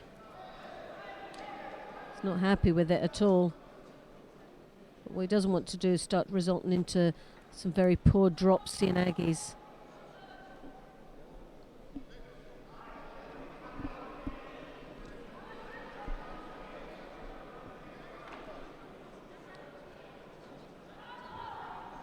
Single Shido against the Georgian. That's the only thing that's on the board. We're in to the last minute now.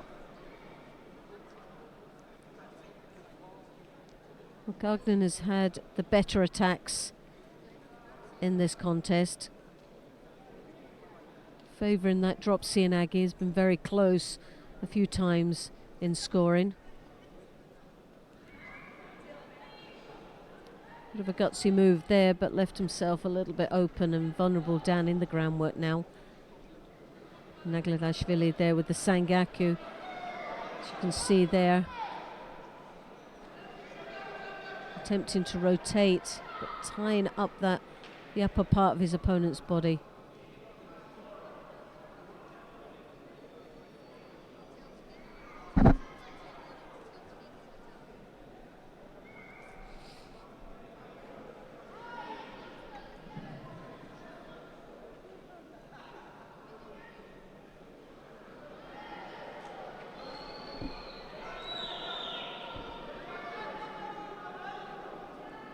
So there's seconds in it, and this again is looking like it'll go to golden score. Oh, spoke too soon. Not now. Who did we see throw with that earlier on? Very, very similar technique, wasn't it? Yes. I think it was the Azeri. Oh, was it? Another Georgian. Yeah. Yeah. Well, this time it's the Georgian that gets thrown. He gets the receiving end of Yeah. it. Well, he couldn't have timed that any better with 4 seconds left.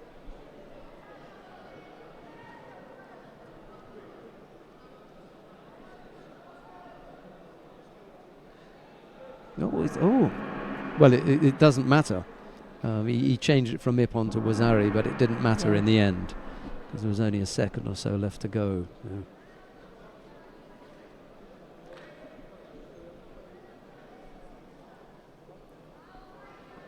Well, he was always threatening throughout this contest. He had the Sianagis.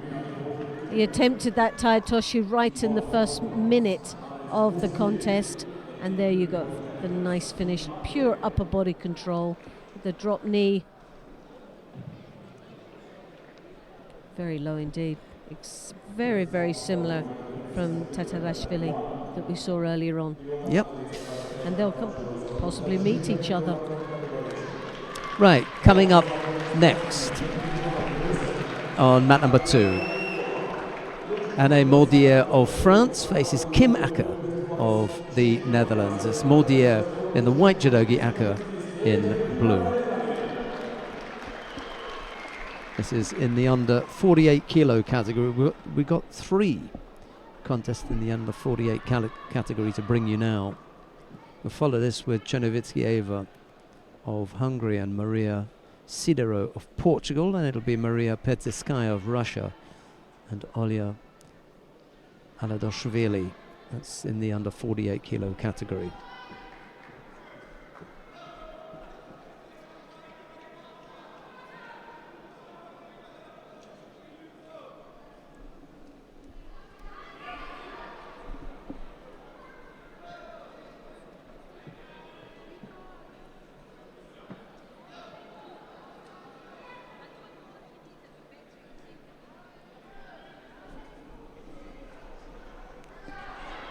Kim Akker just getting her hands tied up there by the French fighter Mordier.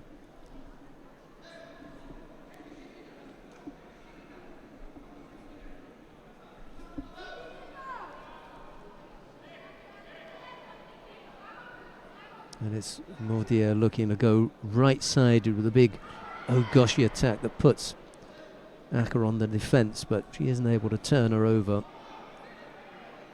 into any kind of technique. So the referee calls mate, stands the pair up, and we've got a little over 2 minutes 40 left to go.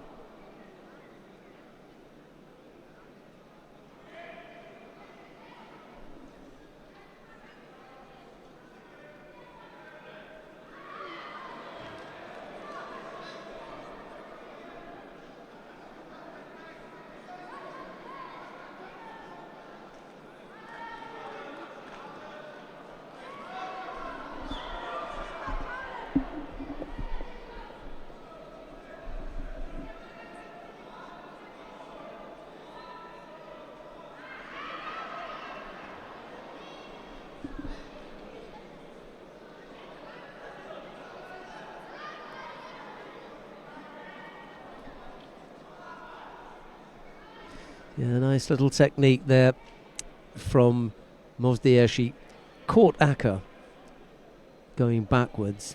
All her weight was defending against that first effort, so it was easy to throw the leg in there and take Aka backwards. She leads by Wazari with a little under 2 minutes left to go.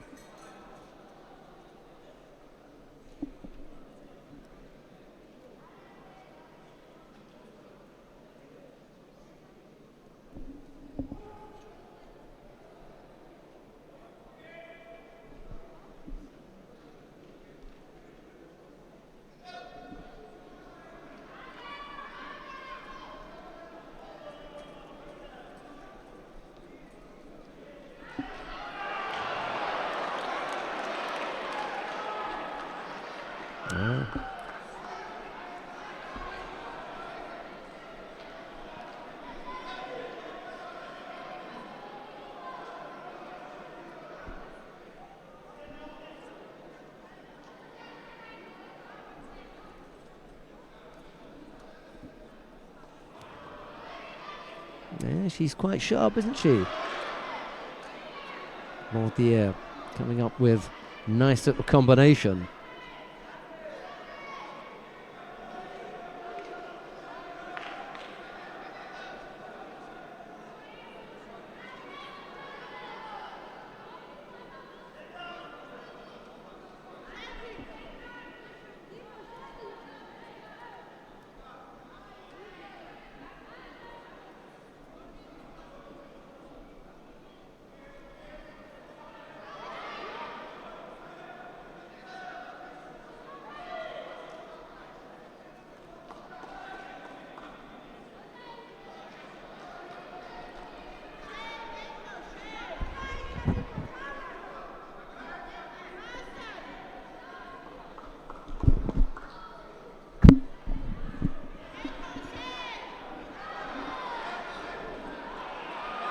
So, 2 Wazaris for the French fighter. She's shown some nice movement.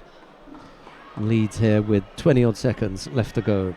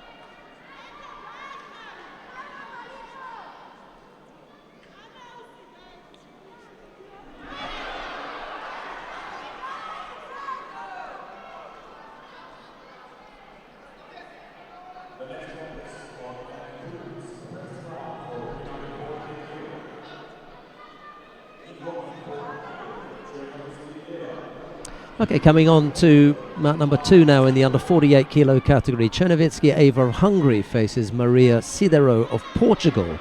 Chernovitsky in the white judogi, Sidero in blue.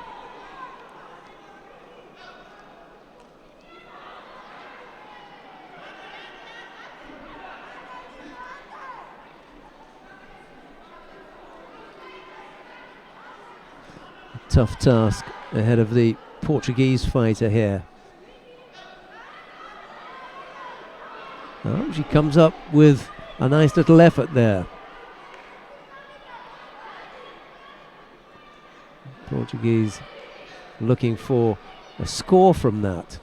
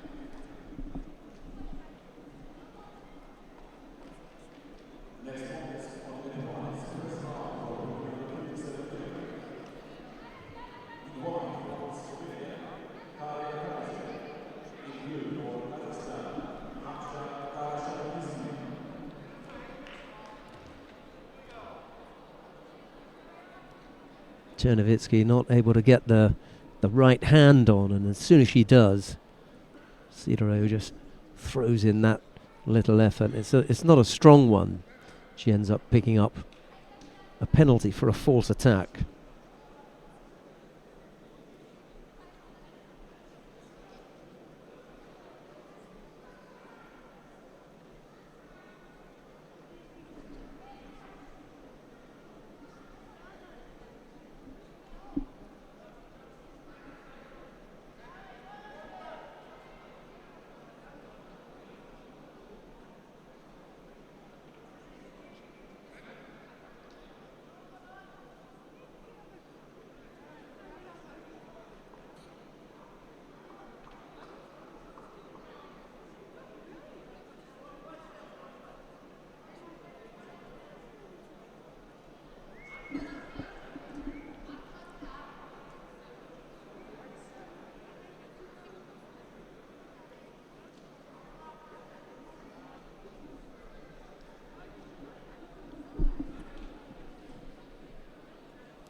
Chernovitsky now trying to work the turnover here. Yeah, not quite enough for the turnover. Really needed to have that right leg better placed to lift Sidorou over. It didn't come off. The referee calls mate, and we'll have a minute and a half when they get back to their feet.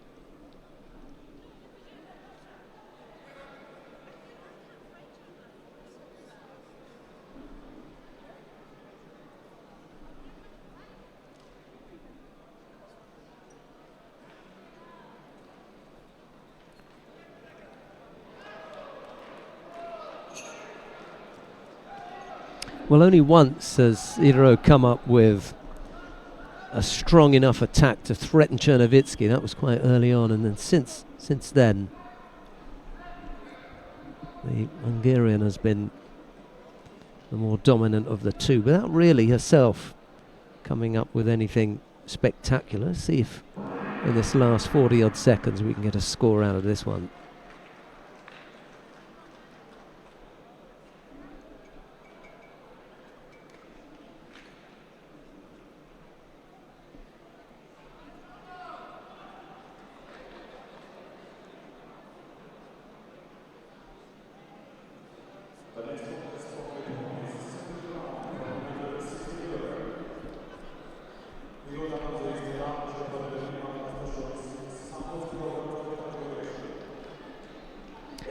Well, Sidorou with 2 penalties against her now.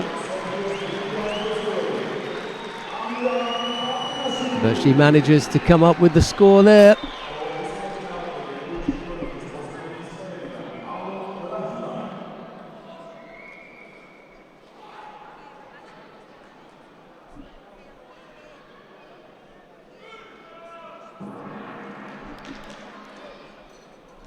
Yeah, Chernovitsky can't believe it. Just in that last half a minute, ending up giving up a score.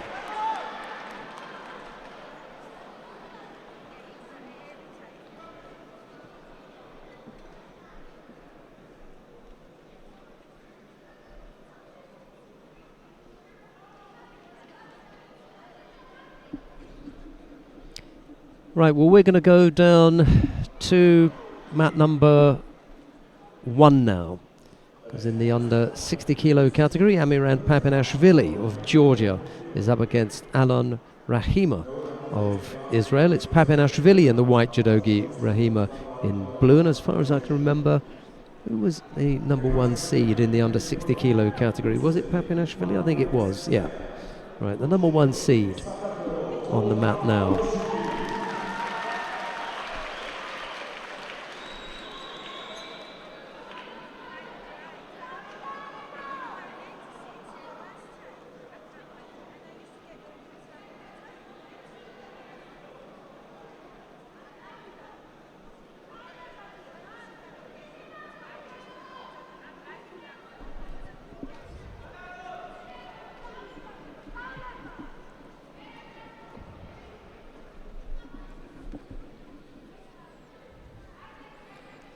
have the number 1 seed in this under 60 kilos.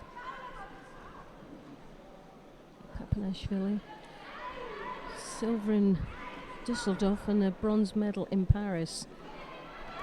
And he'll be wanting to, he'll be setting his sights high for a medal here, if not the gold, on home ground.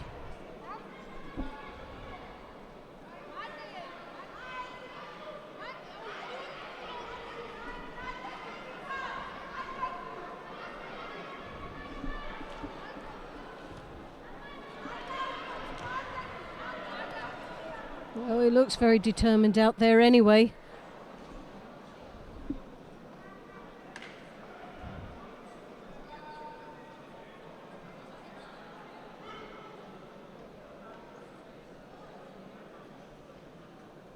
Looks actually very small comparing to his Israeli opponent, Rahima.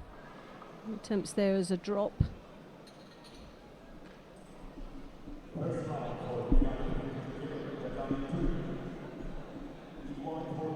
You'd almost think, looking at these two athletes, that were in different weight categories.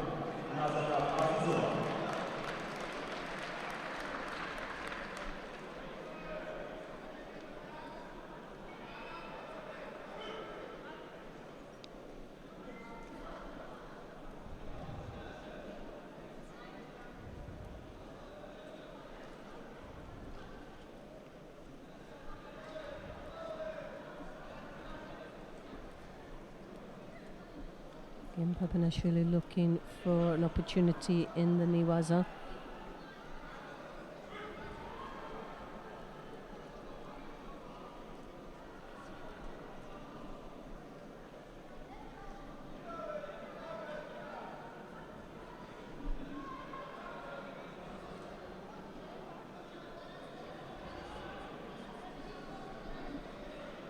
Georgian with that lapel grip, controlling quite nicely, pulls into his opponent into him and catches that leg with a kochi. Good reaction.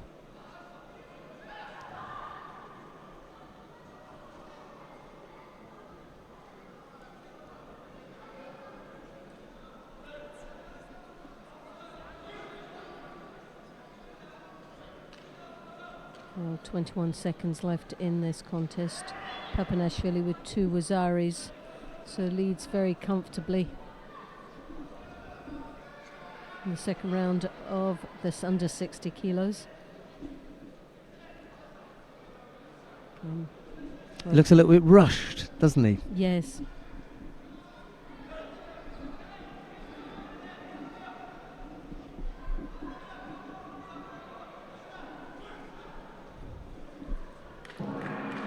Oh, last-ditched effort there for Rahima, but too much to catch up on.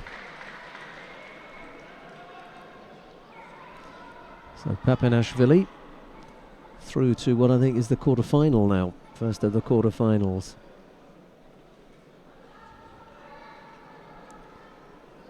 After defeating Alon Rahima. Okay, coming up next, the next contest in the under 60 kilo category, Beyara Amatufshin of Mongolia faces Meman Zadigov of Azerbaijan. It will be Beyara in the white judogi and Zadigov in blue.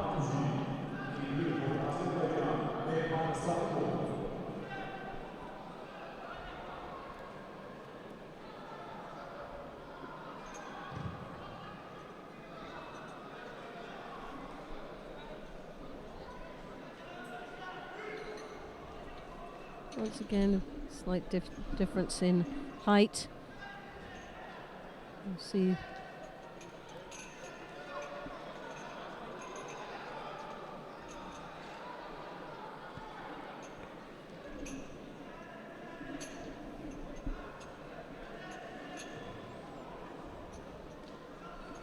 Zadigov there with a lovely drop. Sianagi following it through into the Niwaza.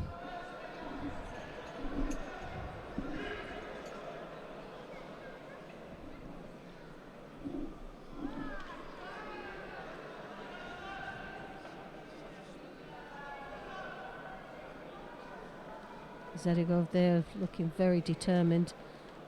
It's a nice strong grip that he's got.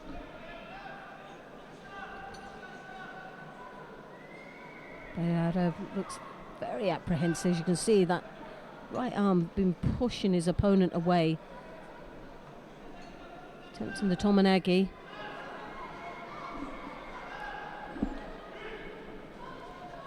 But Bayarov, lovely Kochi gak there. Hooked him very nice indeed.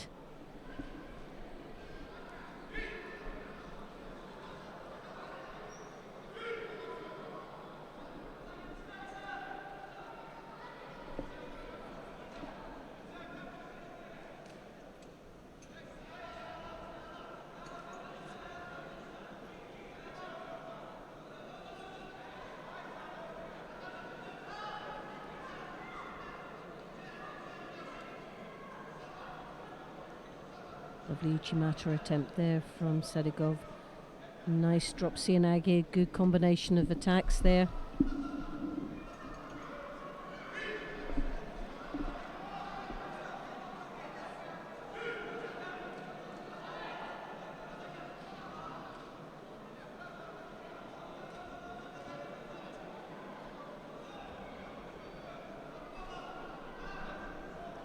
Bayara now starting to turn this contest around to benefit him. A couple of very strong attacks there. It's slightly lower his opponent at the moment. It's looking slightly negative, but a cracking drop Sianagi there. Very interesting looking for the Niwaza.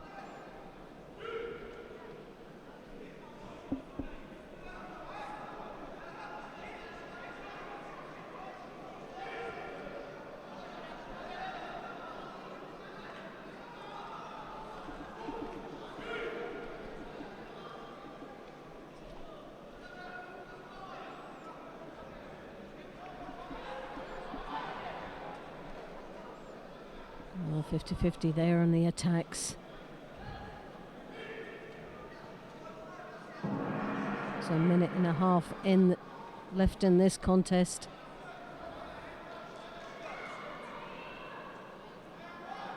Zedegov there with a very strong left hand high collar grip.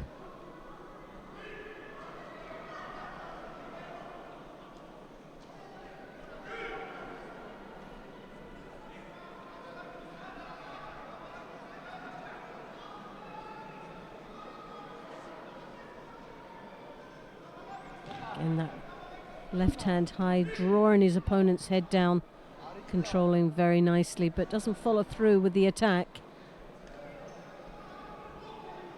Referee giving him a Shido for going out of the contest area. Again, a lovely drop Sianagi. Zedegov did extremely well to rotate off the attack. Well anticipated.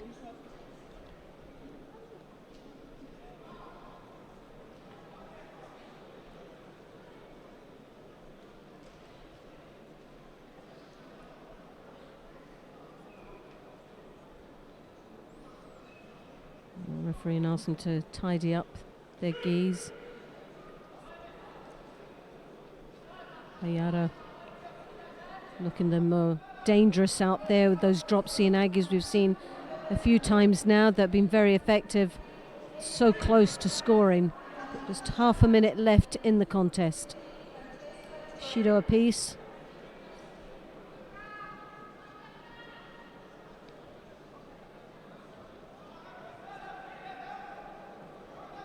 Ayara, as you can see, with that right hand blocking, now drawing it behind his opponent's back.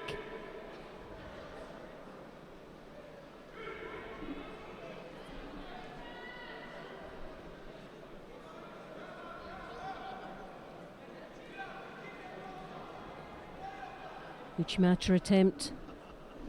Well, there's been a lot of work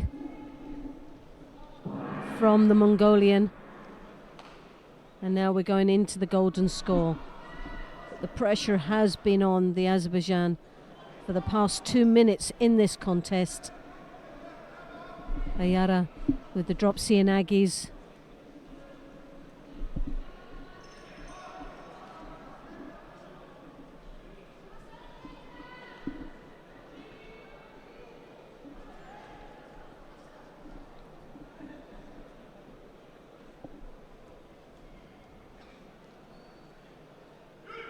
Well, normally it wouldn't take as long to get into this golden score, but neither one. Oh, again, we saw something like that before with the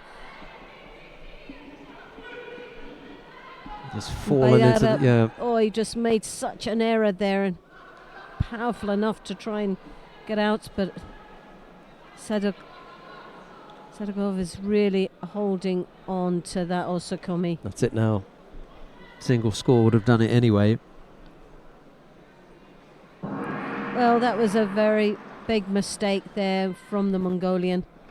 He attempted, and Ashiwaza lost control and was capitalized by Sadegov.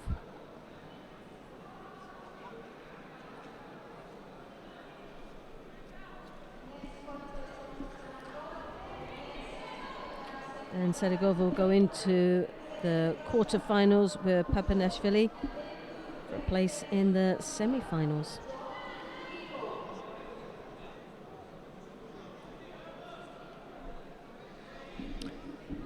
Right, coming up next then, we got here.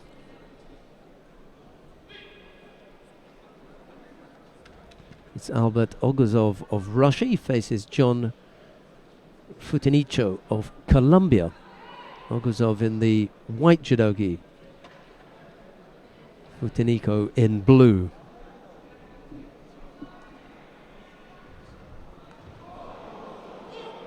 Oh, a lovely transition into the Niwaza. Didn't need the Niwaza, scored for Ippon.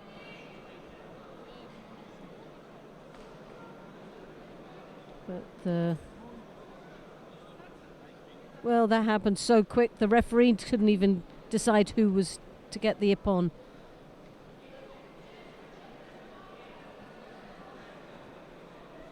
So Gogozov On and off, yeah. That was most probably one of the fastest contests we've had today. Job done.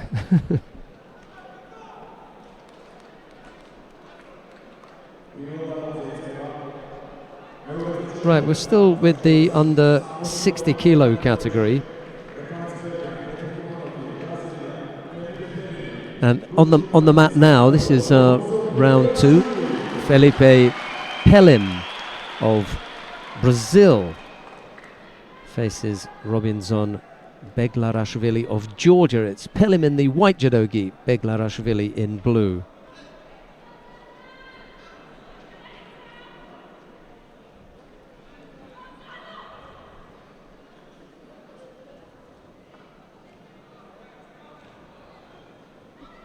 Lovely Ochigari there.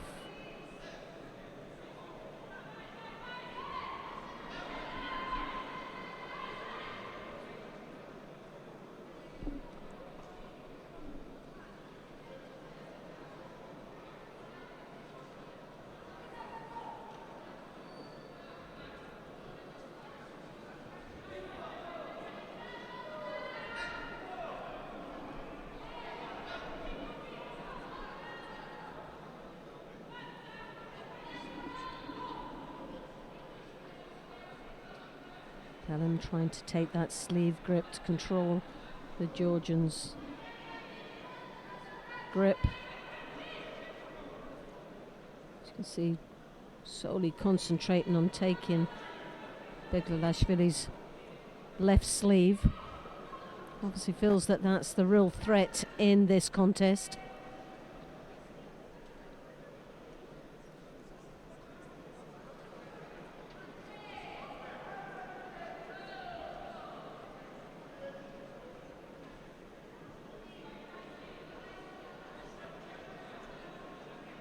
We've got to be both very careful with these grips because both of them are starting to point downwards, which is very negative. And there we see it, the Shido being awarded there. Yeah, the Georgian picked up the penalty. Pelham, I would have thought, was very close to picking up the penalty as well, but they've only opted for one side to receive it. This got his hands trapped here. Well, Pelham is looking to control those sleeves. Obviously feels that the real threat is the hands over the top. So he's keeping both sleeves down and working from there. He's looking for the opportunity in the Niwaza.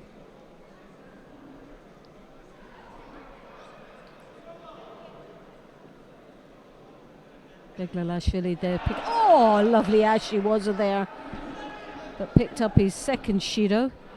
But swept Pelham's feet from under him. Sadly didn't have the upper body control and missed out on getting the score, but very spectacular anyway. That would have made Pelham very nervous indeed. 2 Shidos on the board from Beglarashvili. He's in a bit of trouble here because we've got still a minute to go. Over a minute. It's Pelham who picks up a penalty now, but Beglarashvili is on the edge here. And really it's been down to a bit of a tactical ploy here from Pelham, who's been holding those sleeves, which has been very frustrating. Yeah. Now that's 2 apiece, and obviously it's starting to come back to backfiring on Pelham now with those sleeve grips that we saw earlier on. The negativity caught up with him. Oh, his arm is almost out. Pelham wasted his time there screaming about a non-event. You know, there was nothing in that effort. And if he'd concentrated more on the arm... That's correct, you know, yes. And that's it. It missed out on a very important opportunity there.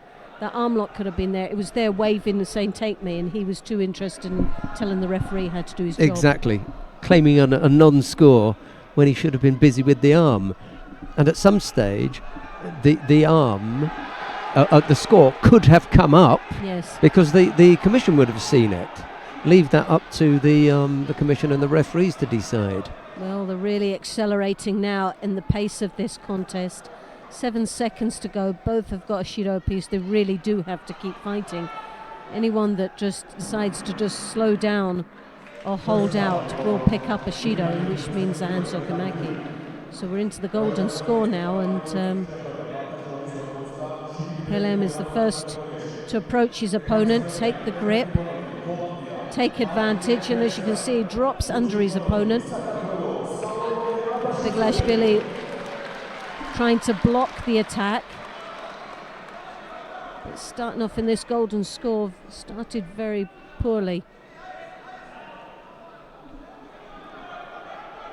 And again, both sleeves comes right under his opponent. Almost there. Pelham really taking control in this golden score. Looking very positive, very proactive out there.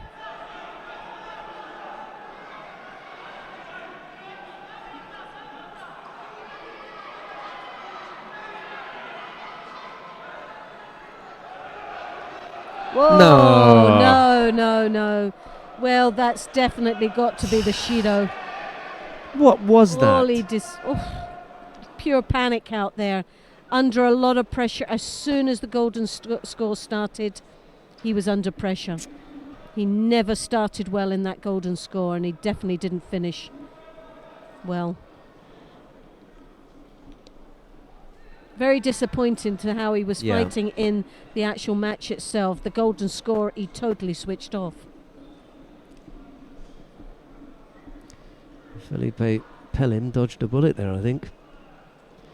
Managed to make it into the next round. Beglarashvili going out with a rather poorly executed effort that resulted in him picking up a penalty. He just threw it away. Right, this is the number 1 seed now, isn't it? In the under 66 kilo category. Coming up, Dovdon Altunsuk of Mongolia. Number 5 in the world ranking. 7th place in Dusseldorf, and in Tokyo Grand Slam got a bronze medal, so he's one of the strong contenders for the final here today. And he faces Gevorg Khachatryan of Ukraine. It's Dovdon in the white judogi, Khachatryan in blue.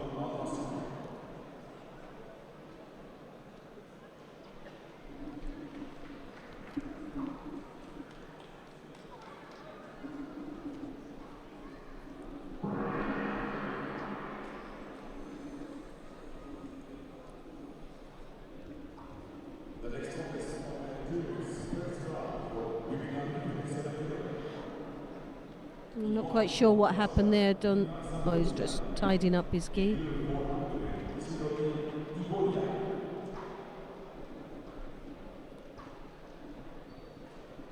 Khachatryan, very strong. First into the attack, Dovdon looking for the Niwaza. You can see he tucks his feet under his opponent, rotating him over. As he rotates, looking for that opening to catch the arm. Khachatryan there, under a bit of pressure in that groundwork.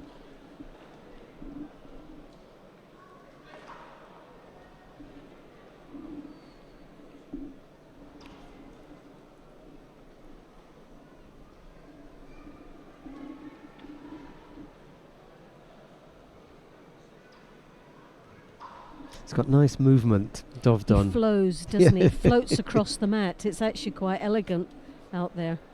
He picks up a penalty. He's taking a bit of time, yeah. He's just taking his time, Sumigesh there. You're not going to rush him. He's not going to be lured into that sort of panic attack situation. Khachatryan has had a couple of attacks, but the Makakomis, and it's just pure avoidance. As you can see, whoa, as he lifts his opponent up. Just didn't get the final rotation, but just shows you how powerful the man really is. Just sat him on his backside there. Couldn't get his back on the mat. Well, the real core strength there, because his opponent was bent over in double and his head was so low to the ground, but he managed to lift and rotate from that position. That's what you would call a clean and jerk.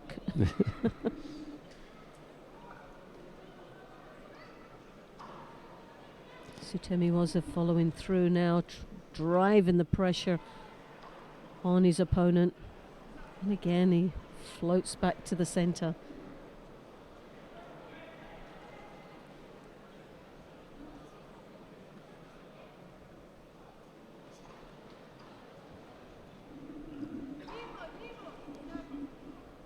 Khachatryan looking for an opportunity where basic turnover roll there that you would see at a very junior level.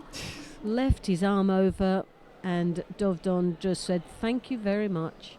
Right arm wrapped up underneath the body. He's just lost control of the bottom half with that leg. So that's a bit better now. Still got the pull on the right arm. Yeah, it's out just there. out. Just lost that shoulder. Yeah. If you pin the shoulder, you're fine. The head's not too much to worry about, but it started to slip down onto the elbow and lost overall control. But still, he gives himself. Well, it looks like Wazari went up to Ippon. We might have another minute and a half if they have to change this from Ippon to Wazari. Well, he was very close to the time finishing, wasn't it? But was the mate just before the time?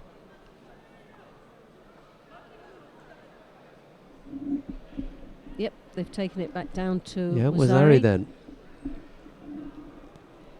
So Khachatryan gets a second chance here. Dovdon has to. Or a second chance for a punishment out there. Could be. Because he really is struggling out with this opponent.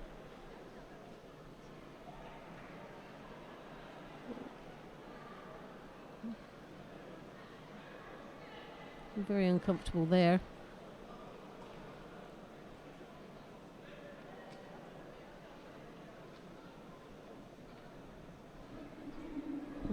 Khatrian throwing that right arm over the top, trying to control his opponent.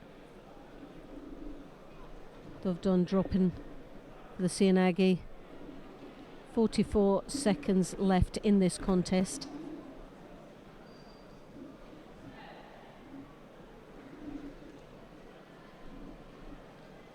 And Ochigari, lovely attack.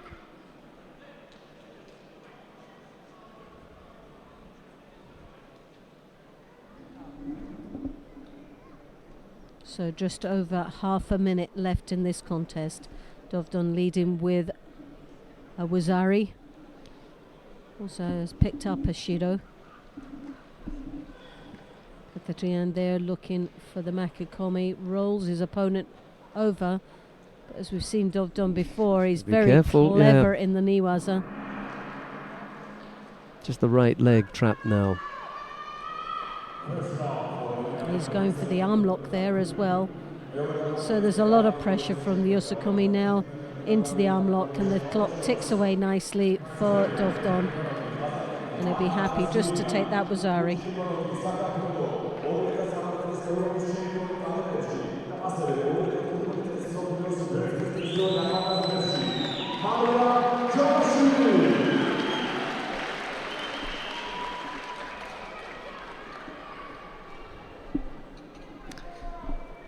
So Dovdon, having had the Ippon reduced to Wazari, ends up with a win against Georg Khatrian of Ukraine. It's Dovdon who goes into the quarter-final now, and he's going to face the winner of the upcoming contest between Lasha Giunashvili of Georgia and Jasper Lefebvre of Belgium. It's Giunashvili in the white judogi, Lefebvre in blue.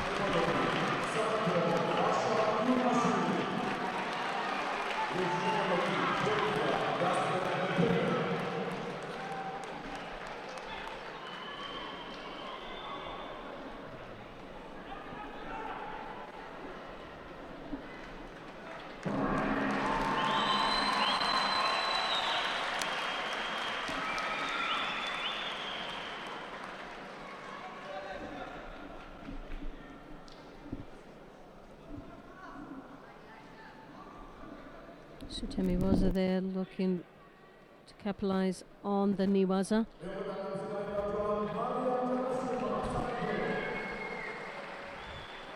Lefebvre, more competitions under his belt, got a bit more competition experience.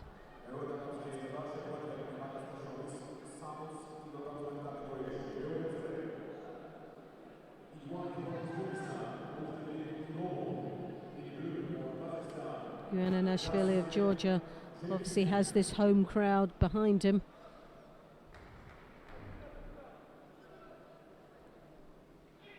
Aiming his sights on this quarter-final position. Picks up the first Shido though in the first minute of the contest.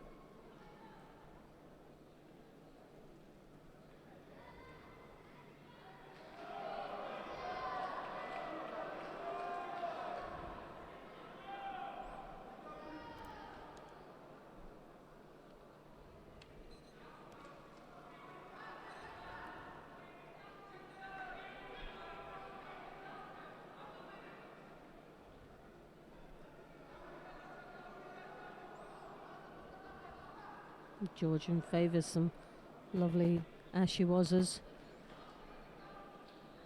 Very dangerous with his feet.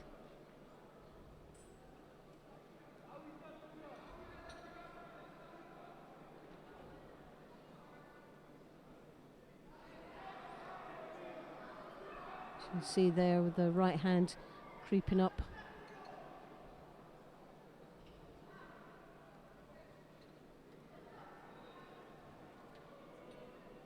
Lefebvre taken down, but I think his ploy is to get him down into the Niwaza.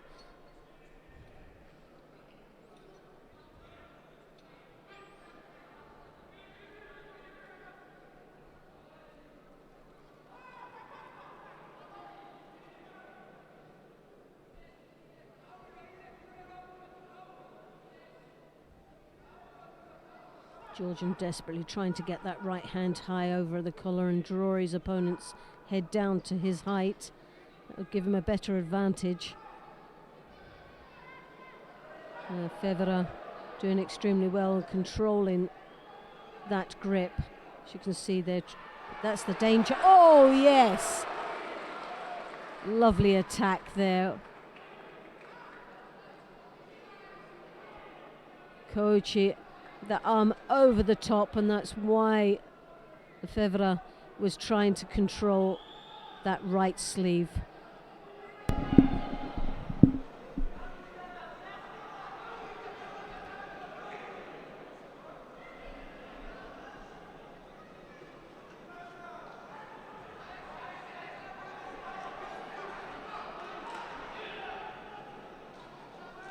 Well, 1 minute and 13 seconds left in this contest. The Georgian leading with a Wazari. An Ochigari there from the Federer.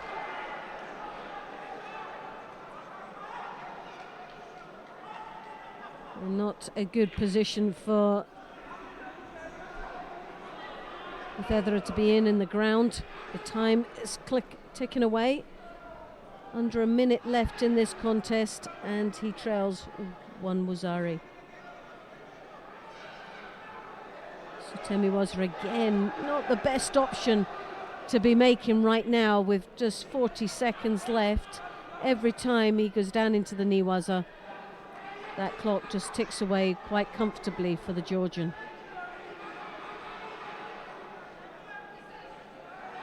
On Uchimata, and that's it, all over and done with. Wazari scored. Now it's going to be very difficult for this Belgium to come back now. The pressure is really on with seconds left.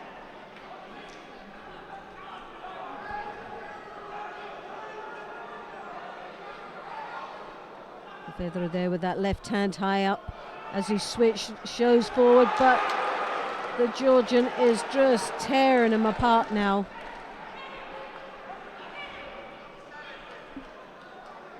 The confidence is now starting to ooze out of his judo, and the Georgian goes through to the pleasure of this crowd here today in Tbilisi.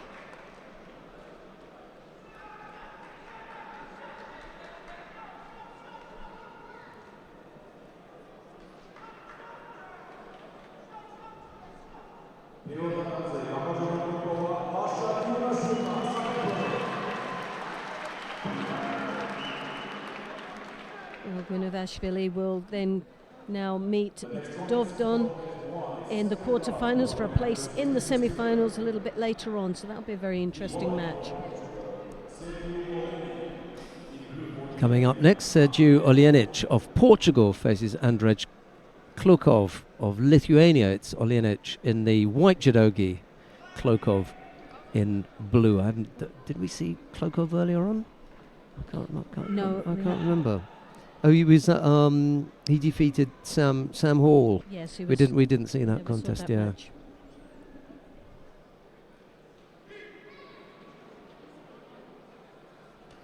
We've got Charles Chibana coming up after that. Tatiana Cesar, Stephanie Koyama. That's the lineup here. I think we're going to hang around here for a while on mat number 1.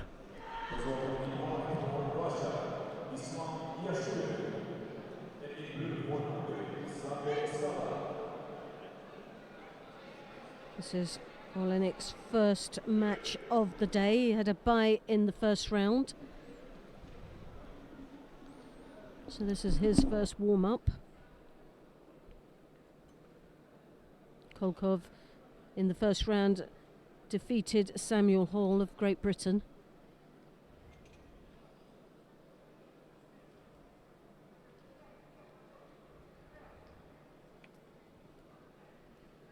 It's always an advantage to have that one match under your belt.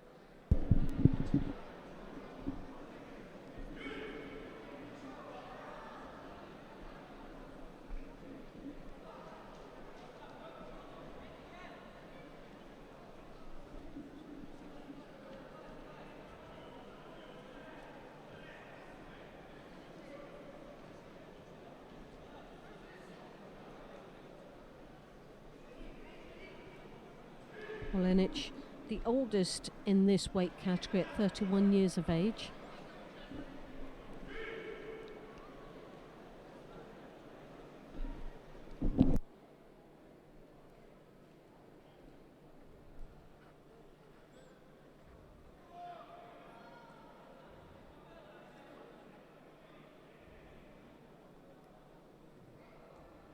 Kolkov there looking to rotate his opponent over, still keeping the pressure. As we've seen before, that arm, they always seem to be tempted of putting that arm over the back. We saw earlier on where someone lost out with that roll, which is very dangerous.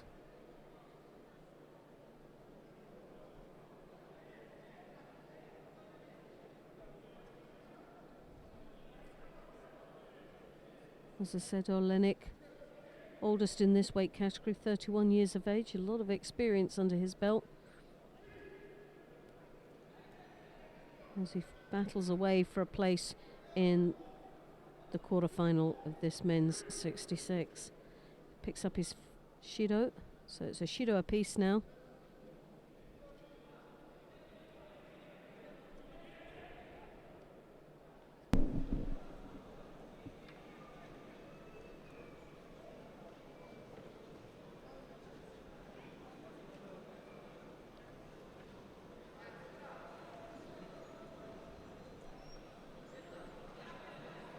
Kolkov, 24 years of age.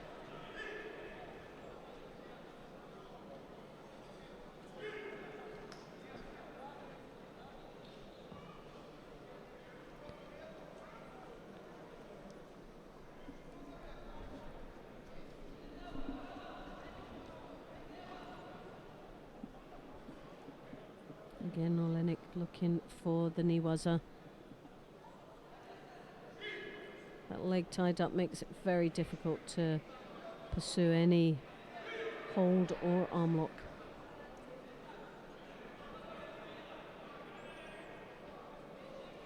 Well, Kolkov with the bouncing away there, looking very much the junior to his opponent. Still bags of energy out there, piling the pressure on his opponent. A nice maneuver there in the ground from the Portuguese.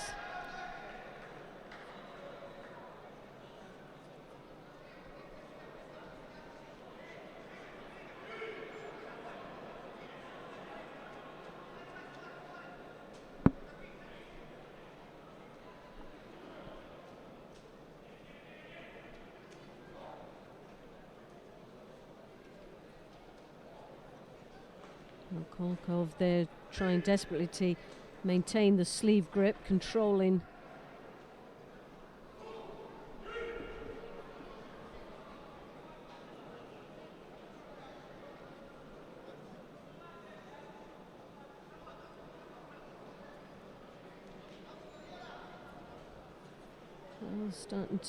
Kolkov starting to look a little bit scrappy out there. Under a little bit of pressure just at that last seconds of the contest. Very poor drop. But we're going to golden score. Kolkov with 2 Shidos. Olenik 1.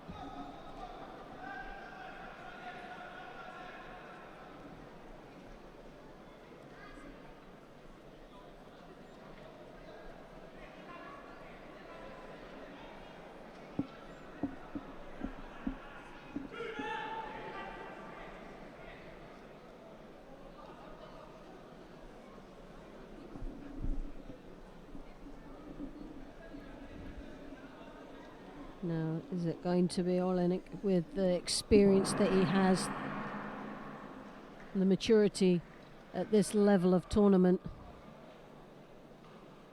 be enough to take him through to the quarterfinals? Well, he's doing extremely well there, as you can see, taking control. Looks like the Osakomi is on from here. He's got that control. He still hasn't put it on. Yeah. There was a few seconds there already. Missed out. Throws the leg over the top to secure it and catches his leg.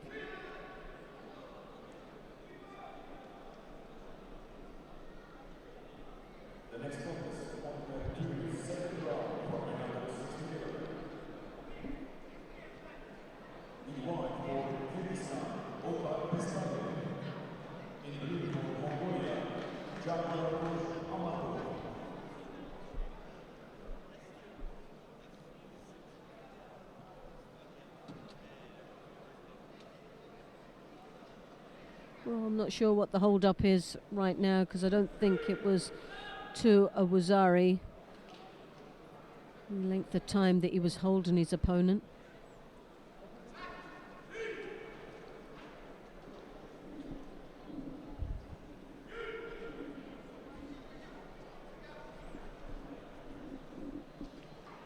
Well, this Lithuanian has really given a good account of himself out here against a very experienced opponent.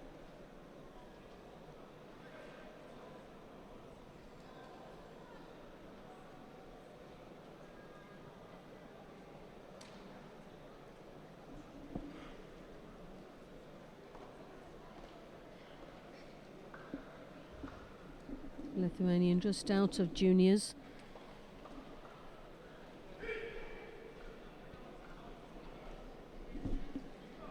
It looks very comfortable at this level of tournament.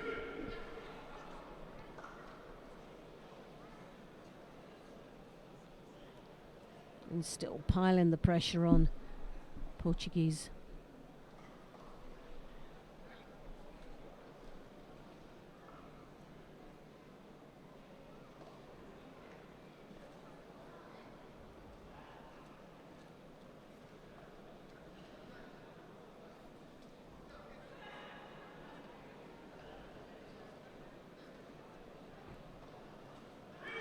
Well, there was the ultimate mistake there, a real panic attack, dropped, and this may be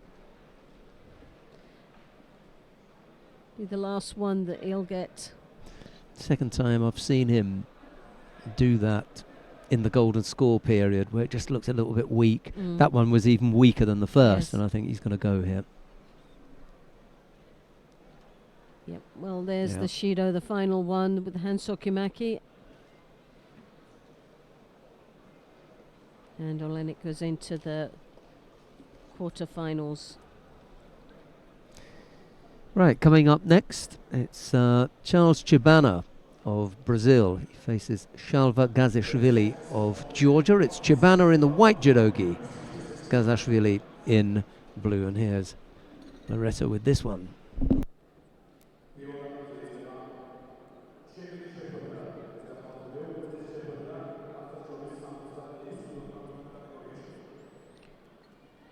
As we said, this men's 66 kilo category.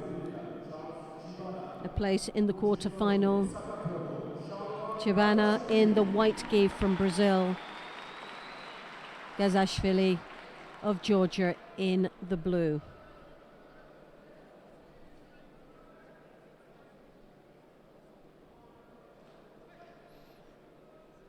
Again, another young junior athlete for Georgia.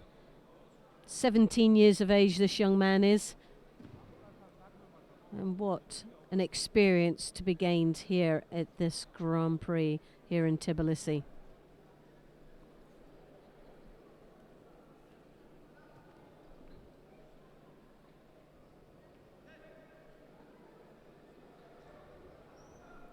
Chibana, 10 years his senior.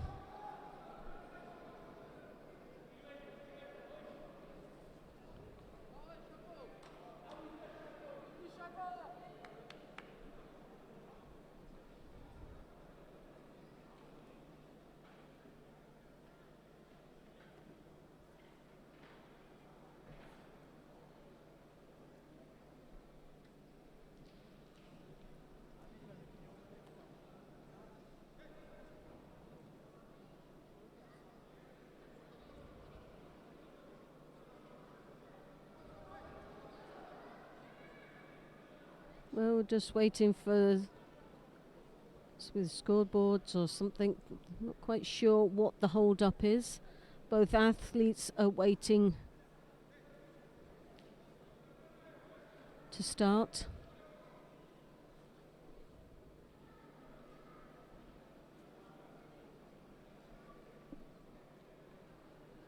Well, it's surprising we can't see anything from here what the problem is. Possibly the scoreboard.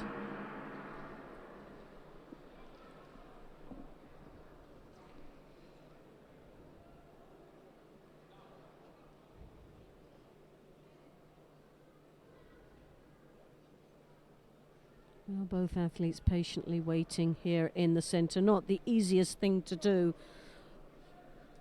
The nerves sometimes can just overtake, especially if you haven't had that much experience like the Georgian is. 17 years of age, making his debut here at a Grand Prix.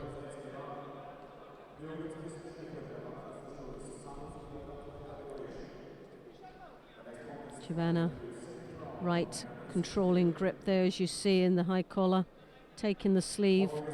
Seems to be playing out there a little bit, moves quite elegantly around the mat, trying to get his opponent very light on his feet.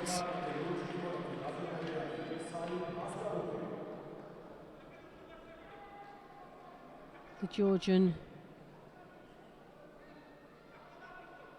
Gazashvili trying to stay very solid on his feet.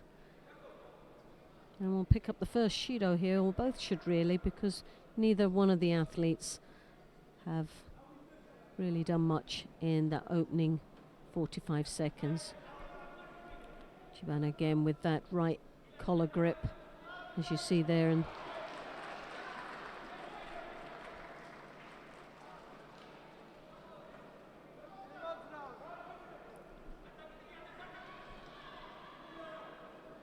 trying to break up there, but comes in with the drop Sianagi, nicely executed.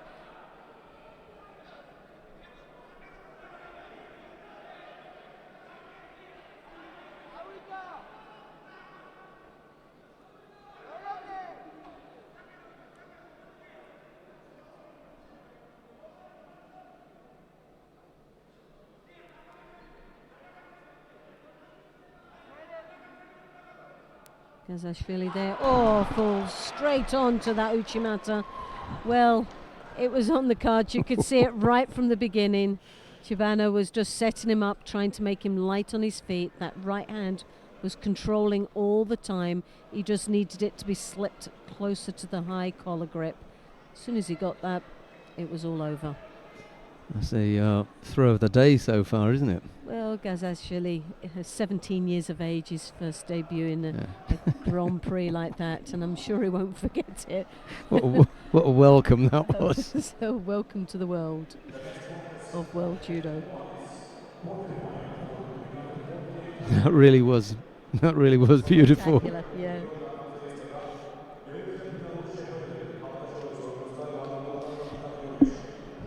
Right, now we're going to go up to mat number 1. And the reason that we're going up to mat number 1 is to see the first of the quarterfinals in the under 48 kilo category. Or is that where we were anyway? Okay, Tatiana Cesar of Guinea-Bissau faces Joana Diogo of Portugal. It's Cesar in the white judogi and Diogo in blue. So just to run through that quarterfinal lineup in the under 66 kilo category, Dovdan Altonsuk of Mongolia will face Lasha Giunashvili of Georgia. And then we've just seen Sergio Olienic of Portugal defeat Andrei Klokov of Lithuania. After that we had Charlie Chibana overcoming Shalva Gazashvili. Just update that here.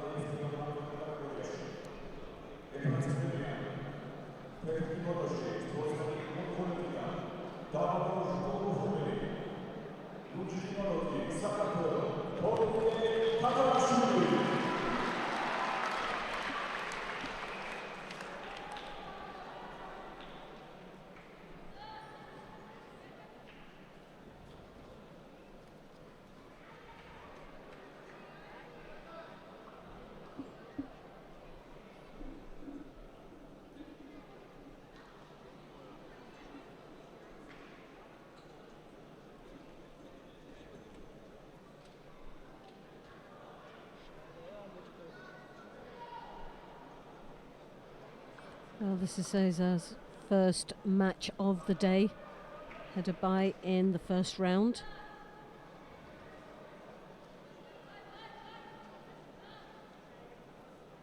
Left hand round the back. Nice combination of attacks there. Lovely control. Yeah, she's moving comfortable, or moving comfortably. Cesar looking sharp. A little combination, it's a good sign. She's got nice reach there. A lot taller than her opponent. Yeah, I think she's the tallest athlete in that weight category. Very tall for under 48. She throws that left hand again over the top. Controls her opponent, draws her opponent into her. Ochi, Kochigari. Again, nice flurry of attacks with the Ashiwazas. Kosotas. All the Ashiwazas breaking her opponent's balance. Unsettling her opponent. Just got to get the right reaction if she wants to bring off that combination with the end technique being to the rear. The Taniotoshi just needs to sell her a little bit more. Well, I think at this moment she's just shown that once, and I think she's going to just bag it again, and just. I'll be back bite for it that. out. I'll Yeah. come back. If I keep showing it, she'll get used to reacting to it. So she's going to leave that one. But I'm quite sure we'll get to see that a little bit later.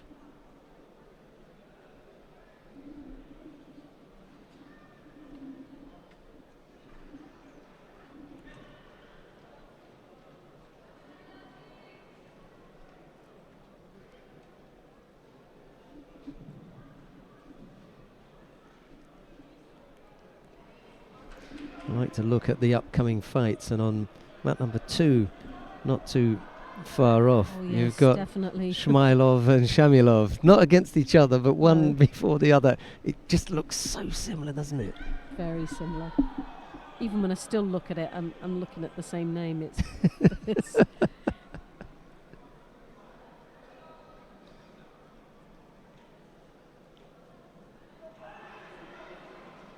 Yeah, it's just those two letters, M-A and A-M. They're the only two things that are changed in the name. That's it. Yeah. The A's before the M. Yeah. That's it. That's all it is. Shmailov for Israel and Shamilov for Russia. Well, we may see them, but we're busy with Cesar here. Koyama coming up next. Erica Miranda and Chelsea Giles, and then Charlene Van Snick and Joanna Ramos. We're going to be busy on map some very number good 1. matches coming up. Well, Cesar is making a little bit of hard work in this one, really. Considering the advantage that she has of height, she's not really capitalised on that. She seems to be a little bit more too bent over.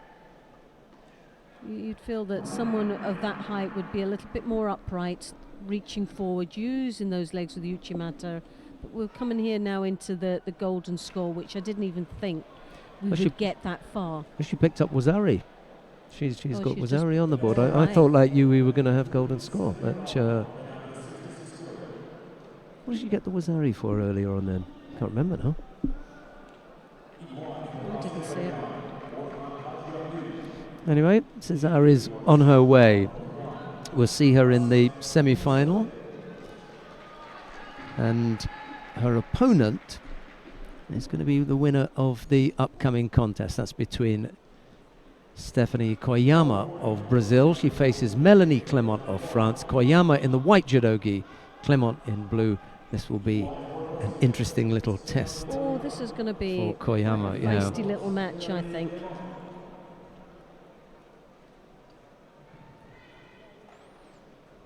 Clement, silver medal in Dusseldorf.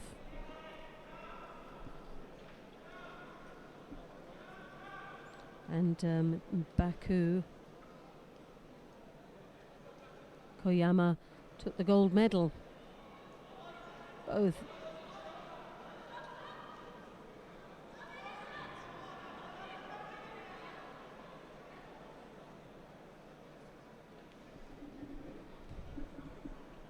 Both very much capable of taking medals at Grand Prix, Grand Slam events.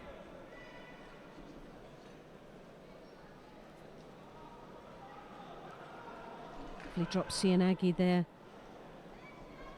Koyama.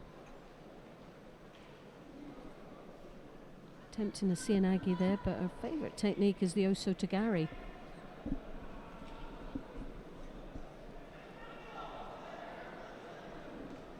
Clement looking for an opportunity in the Niwas. I'm not quite sure how secure it is down there, but still working away.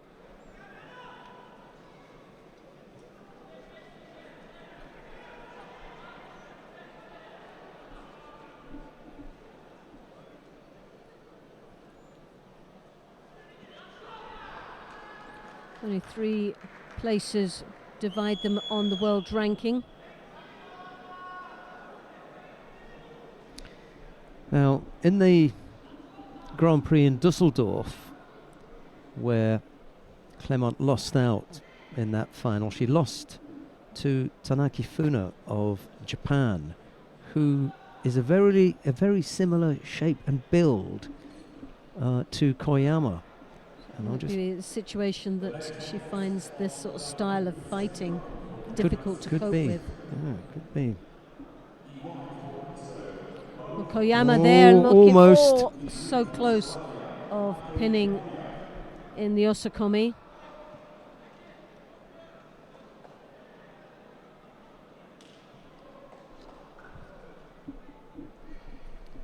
And looks so close. Yeah, they really are. You know, Koyama and Tanaki Funa are very they're very similar looking. Yeah.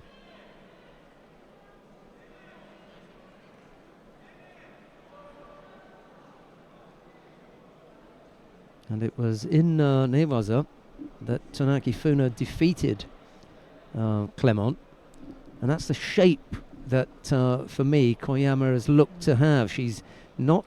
Oh yes, a lovely drop there, right over the back. It's got to be a score. Wazari on the board now. On the first 2 occasions they went to ground, Clement looked as though she was interested in the Newaza, and she was the aggressor. And on both occasions that Koyama came out of it, once when she nearly had the arm trap, she immediately looked to engage her again on the ground. So Koyama is by no means afraid of mixing it on the ground. I wonder if Clement is going to sense that and decide against it. Well, her body language it's showing that, isn't there? She doesn't seem to be hanging around too much. She'll play safe in the Niwaza as long as she's on top, but as far as the turnover, she's off. She's out. She finds the escape route. Yeah. 2 penalties picked up by Clement. There's 1 minute and 20 odd seconds left to go. Koyama leads by Wazari. Clement throws that arm, nice, deep, strong grip. Well, there she's on the taken belt, too long. but she's taken Uchigari. She can switch it to the Uchimata, but there was that seconds that she just wasted. Yeah. If she'd thrown that arm and attacked straight away, she would have most probably had a better opportunity. She was also lucky not to pick up the penalty for holding on without attacking. And she's gone again. Once more. This time she has attacked. The Osota. And again. Well, it's not a bad ploy because it slows down your opponent if they aren't able to come up with an attack on that side. But it is grip and attack, not grip, set up, and then attack. Koyama's picked up a penalty. Well, 40 seconds, lovely drop. Sianagi there, just Good lost position. that Oh, yeah. She needed that to pull in to get that finish, but still the entry was perfect. And now she looks, as we know, the clock's ticking away comfortably, but she's working with the Niwaza. 20 odd seconds left to go. Now Clement has got to do something very special, but we know she's very dangerous off that grip over the back. But Koyama taking the sleeve, is he on the ground? Ground. She's tactically very aware of the situation and is doing her magic down there to do very little but look very busy. Well, that was it. Just the single score needed by Koyama to get past Melanie Clement and to take her place in the semi-final. She will face Tatiana Cesar of Guinea-Bissau in that semi-final.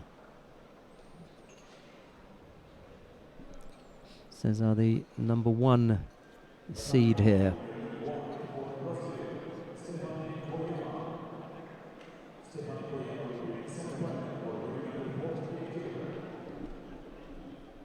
Right, who have we got coming up next then in the under 52 kilo category? Quarter-final between Erica Miranda of Brazil. She faces Chelsea Giles of Great Britain. It's Miranda in the white judogi, Giles in blue.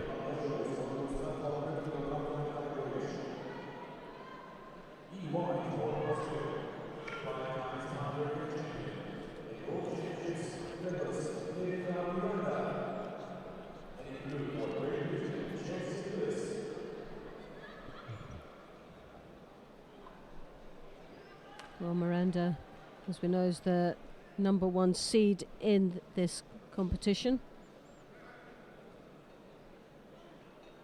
7th place in the Olympic Games, picked 7th place in the Grand Slam this year.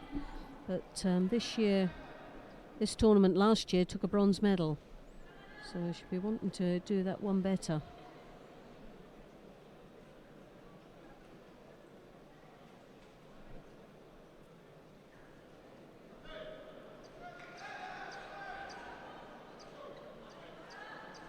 Chelsea Gillis, 6 continental medals under her belt.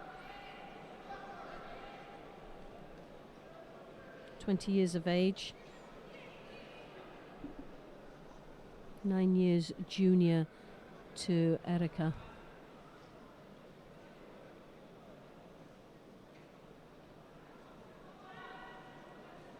Good right hand high collar grip there from Chelsea, and Miranda will pick up a Shido for negative grip.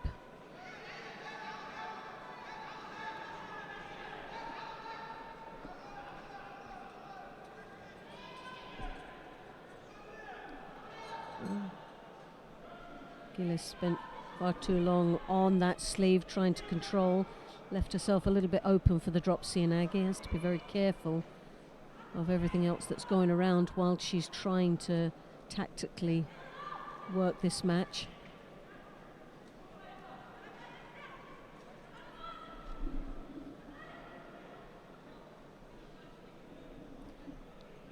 This is great experience for Gillis of Great Britain. Against a very experienced athlete that Erica Miranda is.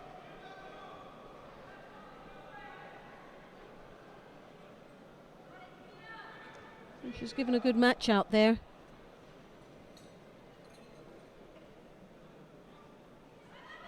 Uchimata attempt there for Miranda. Now working in the Niwaza. Gillis looking to defend, but also trying to stay positive down there. And the Shimiwaza, she's... Oh, for 1 second I thought the Shimiwaza was on.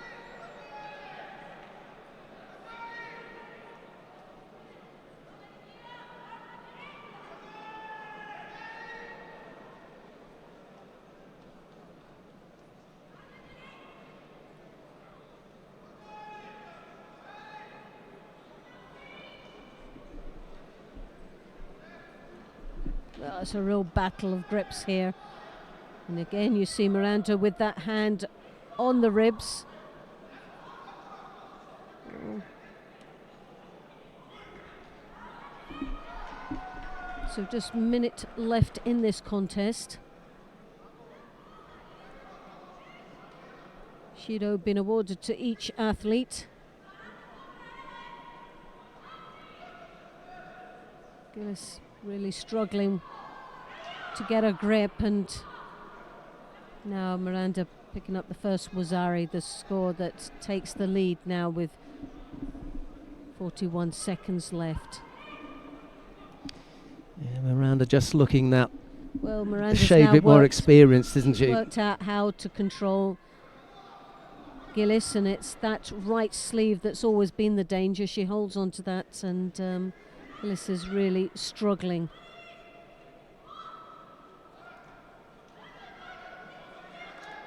Now turning her over. It's going to burn the clock up now. And that's what Miranda is wanting. She's got the Wazari, she's got the lead, and now it's just maintaining that, and everything else is a bonus. Well, it was at the end a convincing win, but a great match for. That's not a bad effort. That was a really good effort there for her. She Yeah. worked extremely well. And it's a top draw competitor that she's up against. You know, Giles is still young. You know, she's got 20 years of age. Plenty of time. You know, she can make her way up the ranks. And this is, I know it's not going to be of any compensation to her. She's going to feel, Oh no, she's going to be desperately disappointed. I've been like most done athletes, in here, but they come to win a medal, and if they Yeah. don't get that, then they're disappointed. But she'll go through into the repechage, so that'll be. that's not bad then. We'll have another look at Chelsea Giles when she comes up in the repechage. Who have we got coming up now? Charlene van Snick of Belgium faces Joanna Ramos of Portugal. It's van Snick in the white judogi, Ramos in blue.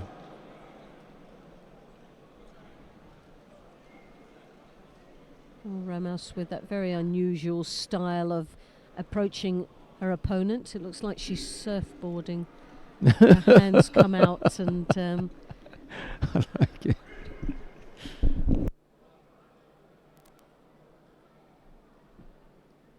well, both these athletes, but as you can see, is very unorthodox sort of style that Ramos has. Ramos.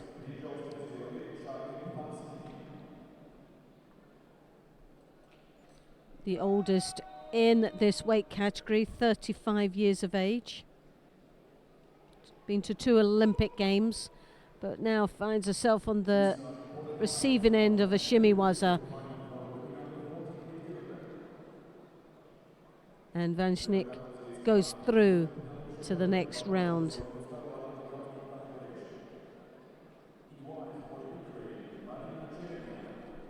So a place in the semi-final against Miranda.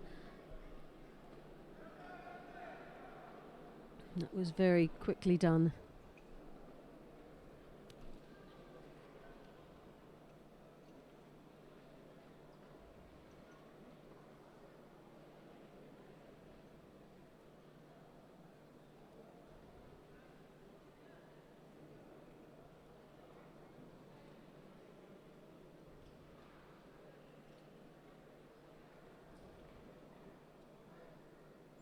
And now we are in the quarterfinals of the women's 57 kilos.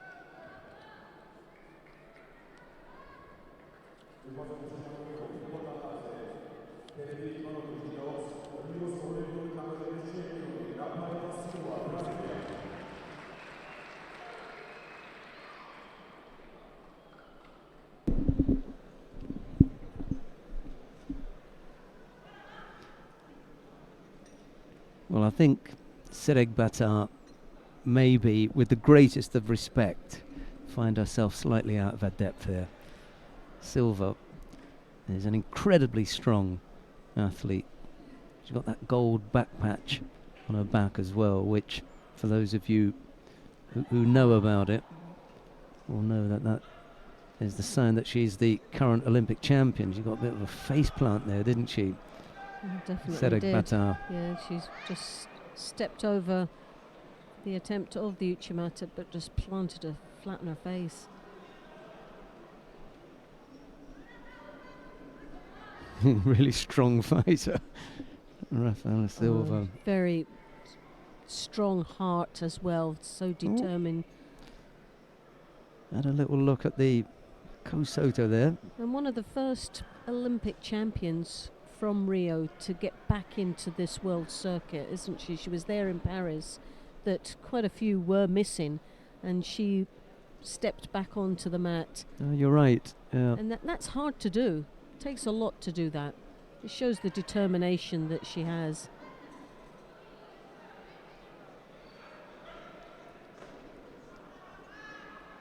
And there are a few that we haven't seen and some that we're not going to see again. I can think through of retirement, but yeah, there's still Kirsten quite a Yak few. has been back. She's been on the mat a couple of times. She's fought extremely well and shows all the champion she is. And I don't think we're going to see Tachimoto Haruka, who was the Olympic champion at under 70 kilos. We're not going to see Kayla Harrison again. No, that's correct. She's already decided against it. So that's 2 from the 7. The others we've seen.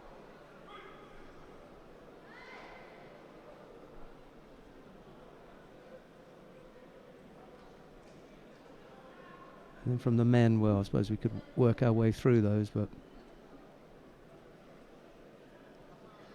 Beslan Mudranov I haven't seen. Basile, he's still busy with his TV business. What's that TV reality TV show called where you go to some Dancing with the Stars or something? Really? Fabio Basile. Fantastic. What a boy. I love that program. The Italian version, this one is. Ono Shoei. Have you seen Ono? Can't remember. No, I haven't. Bit of a foot tap there that Silva received from Serek Batar. And she offers out a hand. You're right then. Bakhtar, she's actually doing not bad here. Yeah. It's not been a complete whitewash not for at her, all. has it? She's given it all. It's just She's quite a unsettled tough her, hasn't she? Yes, she's really has. It's not been all one-sided. The stronger of attacks and the closest to throwing has been obviously Silva, but as far as fight, it's a 50-50 out here. And as we know, when it can be like that, we're both going for it. Anything can happen. And when we got to in Paris, when we got to this quarterfinal position, this is where it was the same type of position for Silva. She, under a bit of pressure, didn't perform.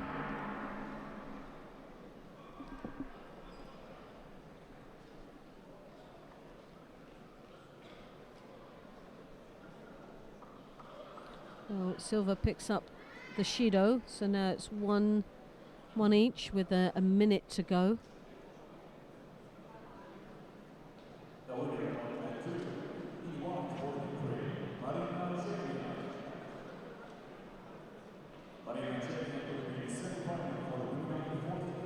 So there's that arm. Oh, lovely Kosota there. Beautifully executed, real drive, and that sort of finishes it all off really there. Takes the Wazari, now looks for the Niwaza. Again, still piling on the pressure. Well, now for the Mongolian, she's got nothing to lose than just go out there and give it her all.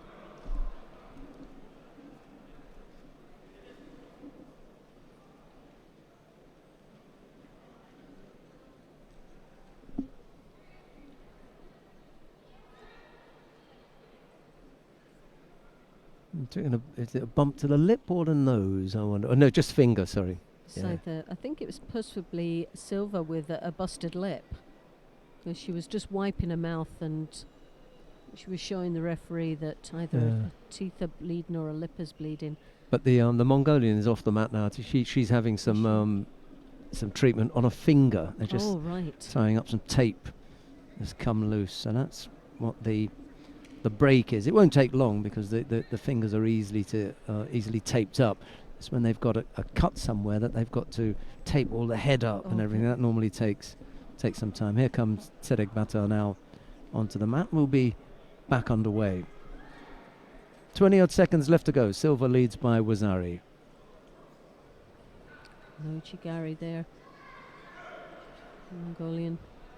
Well, she's come out fighting with 18 seconds left in this contest. Quite sure she's going to try and make it the 18 seconds that she'll never forget. Well, Silva anticipated that attack quite nicely. And again, works in the Niwaza. So Silva goes through to the semi-final of the under 57 kilos.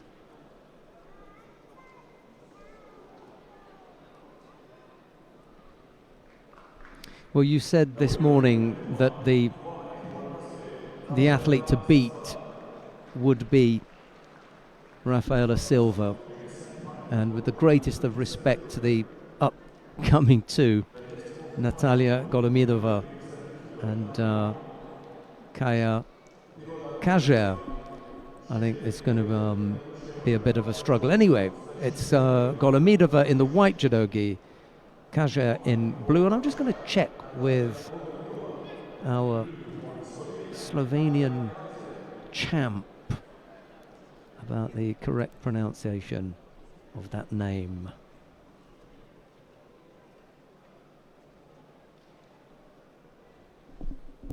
Well, as we know, the Slovenians are very, very strong in the women's judo. Have produced quite a few Olympic champions and are always very close around these medals.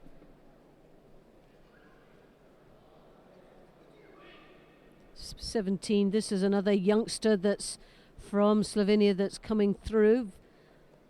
Well, they're trying to expose at a very young age, at 17 years of age, and she picked up a 7th place in Baku. But she's in a lot of bother here, as we can see there in the picture, where she's up against slightly more experienced Russian, 21 years of age, under 23 European champion. The under 23 European Championships last year took a bronze medal. So very strong athlete, and secures the place in the semi-final against Silva. So Golomidova of Russia goes through to the semi-final.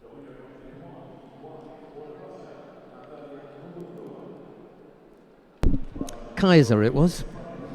Kaiser. Yeah, Kaiser, the Slovenian, losing out to Golomidova. She's on her way up. She's not the finished product yet, the Russian, I don't think. But, you know, there's something there. And we'll have to see whether she can, first of all, control her national group, you know, because that's how you get out the country and you get all your experience. She's got to get past Irina Zabludina and there are a couple of others. Yeah, but Kaiser's 17 years of age. Yeah, just youngster. She's Yeah. a wee baby, and so it's all experience. It's like that initiation. It's exposure, isn't it? Without pressure, and an opportunity to see how she gets on. And she took a 7th place in Baku. So Yeah, I like it. I mean, there's something something special in there. about Yeah. her there, and she's success breeds success, doesn't it? Here is Amiran Papinashvili of Georgia. He's up against Memen Sadigov of Azerbaijan. It's Papinashvili in the white judogi, Sadigov in blue.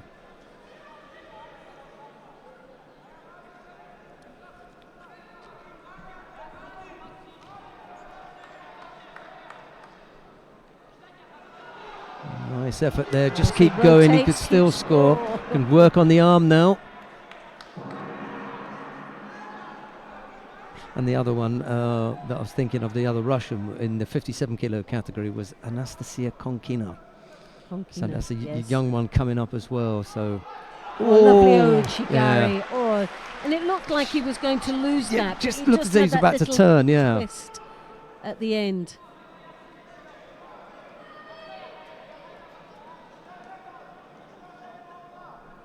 Well, Papinashvili has got to be the favourite for a gold medal for Georgia.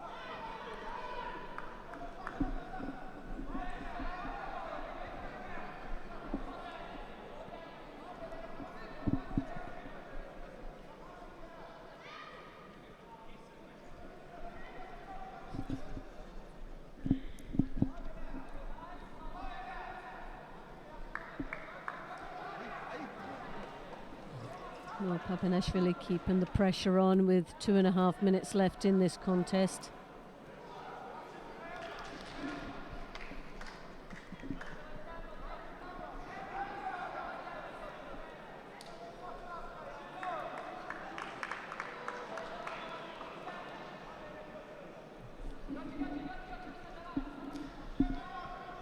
A little over 2 minutes left to go. He's just hanging with that left hand. That suggests to me he's not interested in taking a grip there.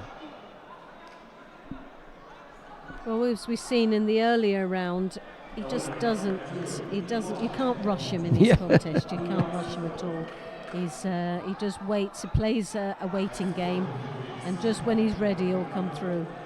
So he's at this moment a very comfortable lead with the Wazari, and he's all over his opponent.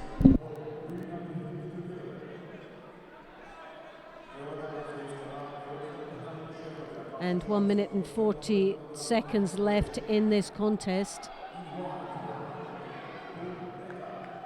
And he's just picking off Adigov, changing the pace of the contest, stepping it up and piling the pressure on to try and come back. But it is more pressure on himself.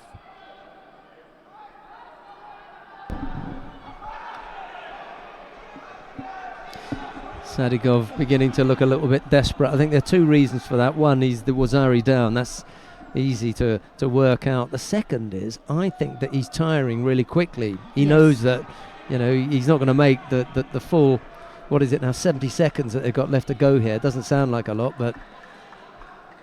Oh, and a lovely drop, Sianagi there. That was nicely entered. Just didn't have that little finish at the end, which is an absolute shame because he was perfectly positioned for the drop. He's busy now, isn't he, Papinashvili? Well, he's got to just pile. He's got 49 seconds still to hang on, and as we know, these Shidos come fast. There's no truth in the rumour that when the IJF changed the rules from 5 minutes to 4, that the Georgian men went out to have a party. There's no truth in that. Because right now, you know, this would be where it was getting tough. Body language, the body language uses that he just... He'd still have a minute and 20 odd to go, but he knows he's only got 20 seconds. Yeah, exactly.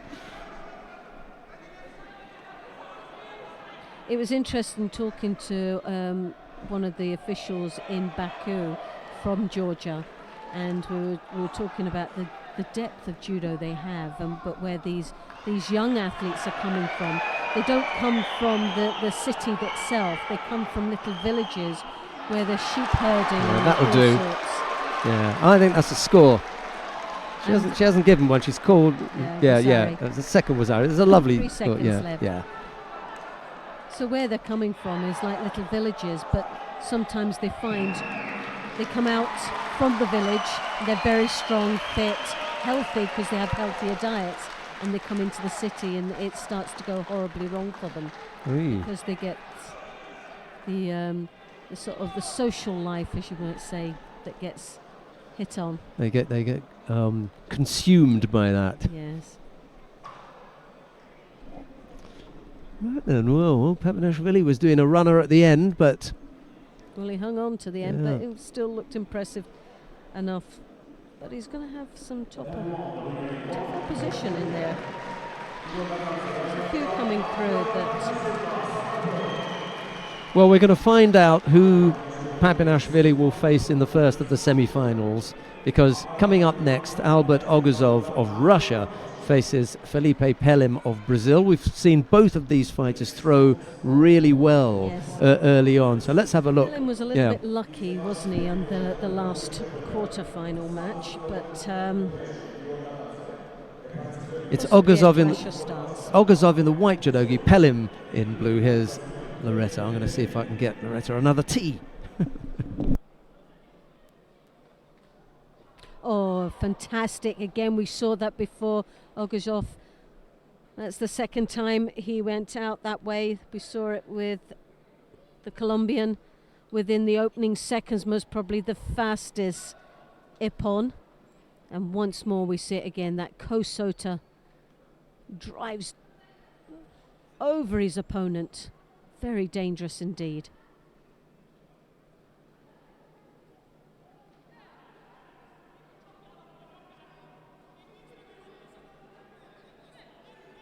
Oguzov there. Well, Pelim trying to take the sleeves. It looks to be just surviving out there at the moment. Oguzov there rotating his opponent over, looking for the shimiwaza and trying to create an opportunity down in the ground.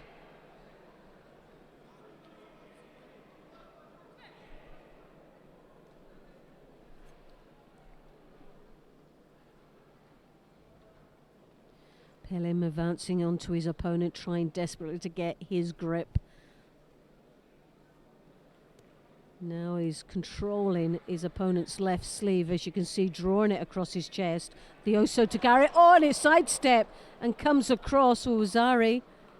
That real commitment from Pelem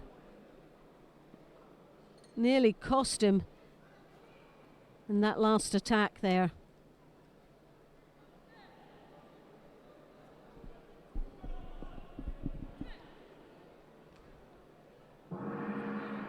Oguzov there with the left hand on the shoulder. Pelem knows that that's the danger and tries to control that sleeve. Pelem picking up the first Shido now. 2 Wazaris on the board, 2 minutes left in this contest. A place in the final, the semi-final of the men's 60 kilo.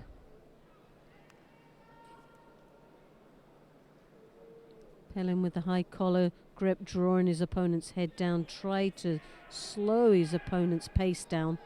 As we know, that's the danger. Oguzov, very dangerous, straight off the grip. Now he rotates his opponent over in the Niwaza. Once more looking for an opening there. Still very busy and very much in control of this contest.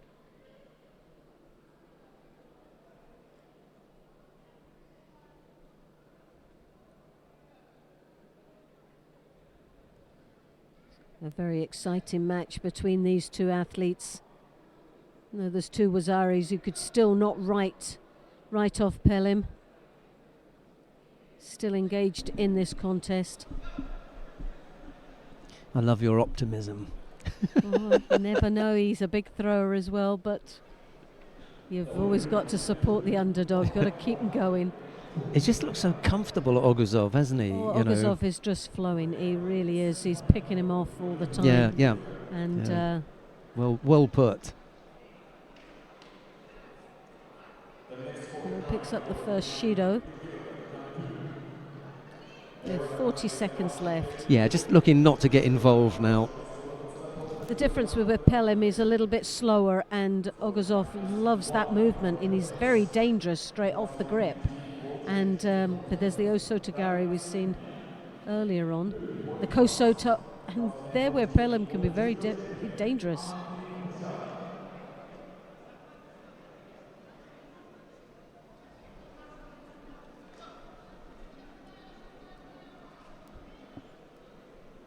Again, Pelem engaging in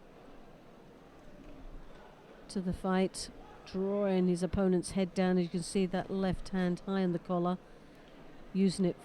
An attempt of a Sutemi Waza, but very poor attempt.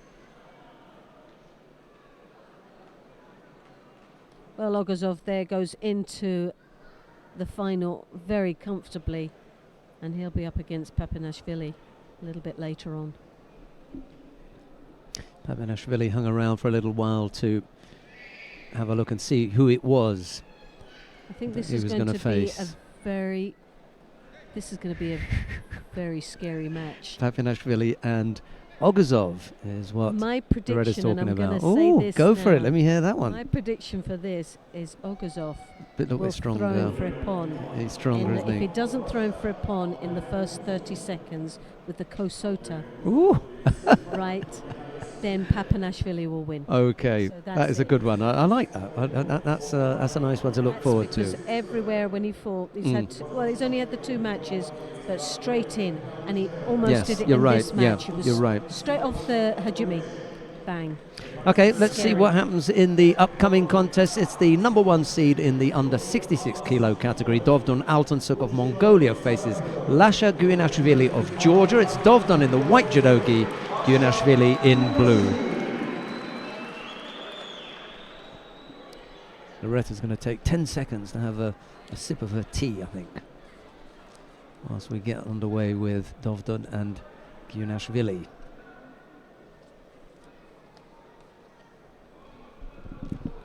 This for a place in the semi-final.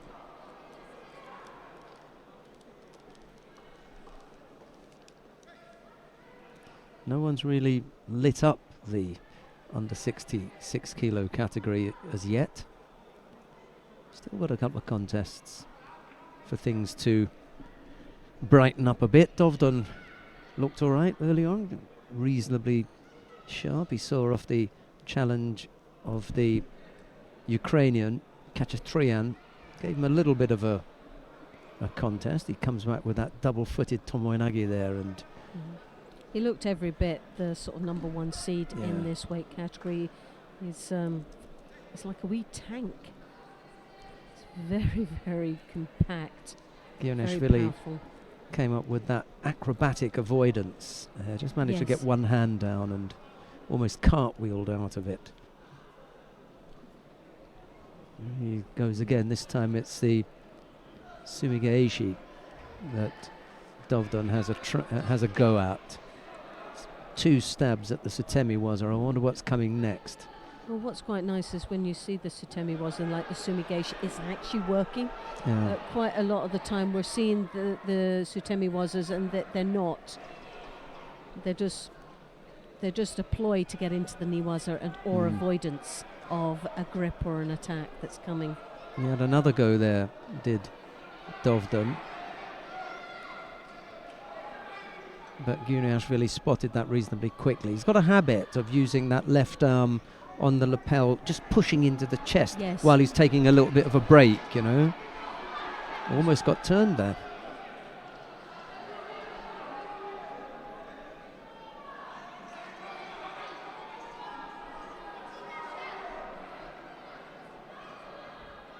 Well, he's nothing if but persistent. Yes, he's tried that one too many times now. He needs to bag that and move on, because Guinashvili will be waiting for that.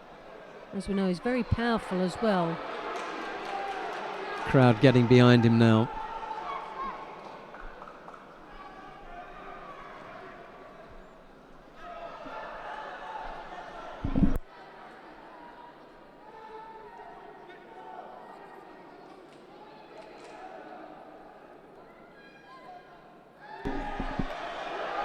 Now, much to the horror of the Georgian fans, Guinashvili picks up a second Shido with 1:20 odd left to go. So a rather long time, and they've cancelled that. Maybe it was a little bit harsh. The referee there, I didn't think so, but Georgian fans certainly did. So that one was removed. Still just the one Feelings were shared. penalty. Yeah. Again, now we're seeing the Sutemi Wazas coming in, and now they're starting to look very scrappy. And he picks up a Shido for that. So just under a minute left in this contest. Well, he didn't heed your warning about bagging the Sutemi Waza. Should have put that away for another day, far less another contest. He should have just got rid of it. Well, the Georgian has piled the pressure on him right from the second minute in. Coach it! Oh, yes! Oh, but just plonked him onto his bottom.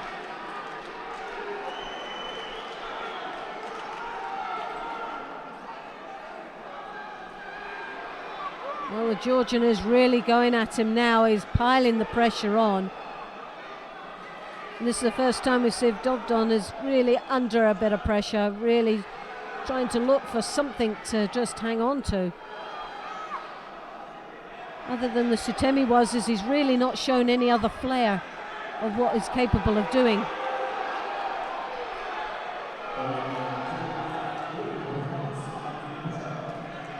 So just a second in and we'll be into the golden score.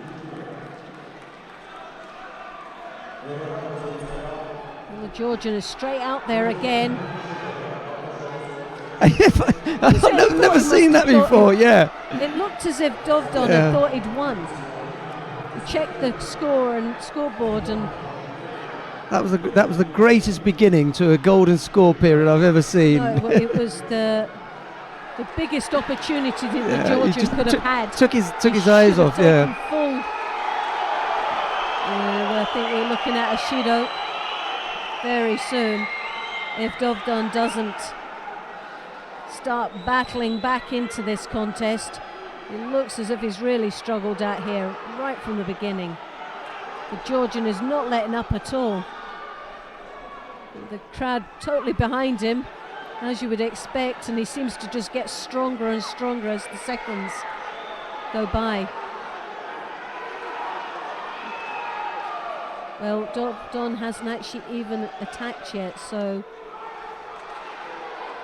he doesn't put something in special now. Uchimata again. This the counter. And as we know, Dovdon's quite strong there. Yeah, we saw that pick up earlier on, didn't we? Yeah, the Uranagi. Yeah.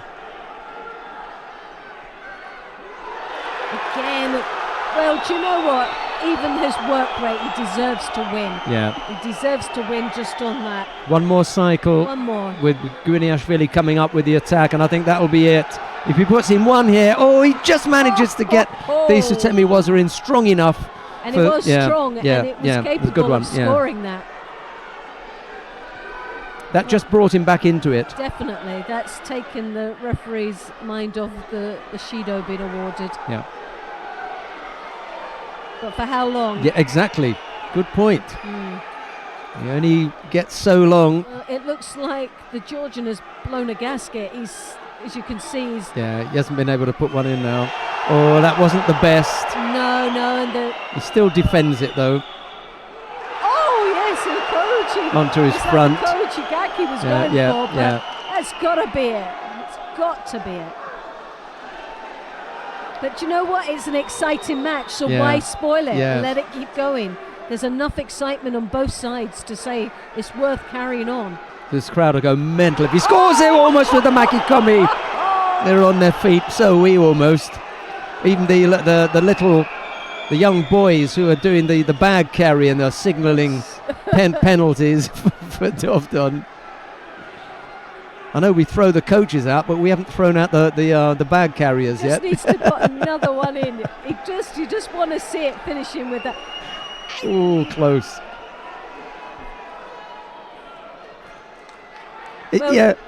One of the IGF staff is just telling one of the bag carriers to calm down. That was hilarious. And Uchimata Kouchi! Almost. Yeah. Let it go. Let it go. One more cycle. It's a good fight. It's a great. Oh no, that's it then. And it is going to. Everybody knows it's going to be Guiniashvili. Well, do you know what? It was a great match. It was terrific. Very, very exciting match.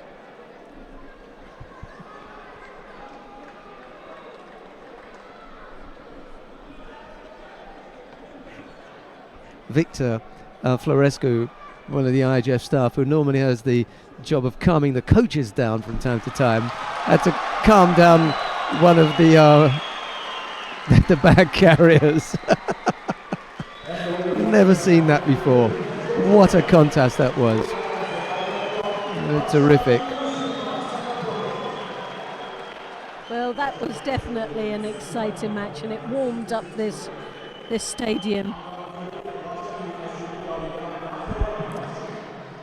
Right then. Next quarter-final in the under 66 kilo category. Sergio Olienic of Portugal faces Charles Chibana of Brazil. Take your pick if you're a Portuguese speaker.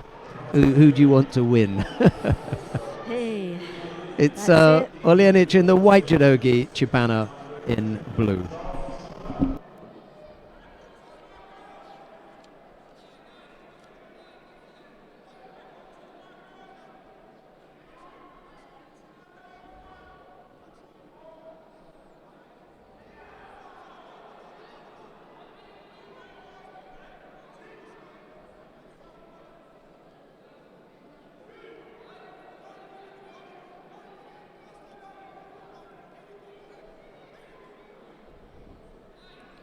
Well, we know from the previous match, Lenic was very lucky indeed to get into this place, but doesn't mean to say he doesn't deserve it. 31 years of age, one of the oldest in the weight category. Shibana has had an outstanding performance.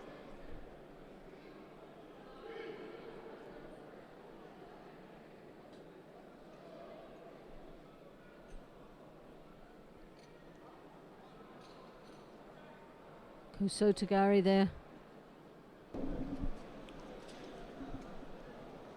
Lenic looking for an opportunity down in the ground.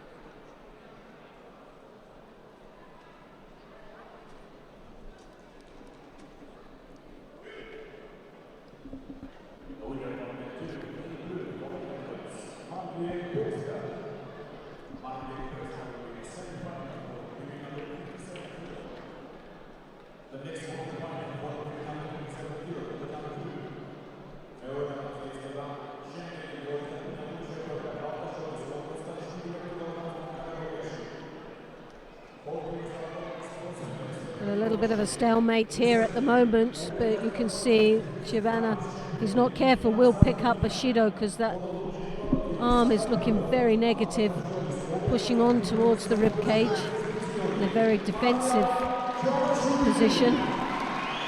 He threw so beautifully with Uchimata in the previous round, didn't he? Yes. He threw the Georgian boy, I think. Terrific effort. And we know Lenic, he was lucky to get into this position. We can't take it away from him at the end of the day, but it was a very close match. Had a real battle to get into.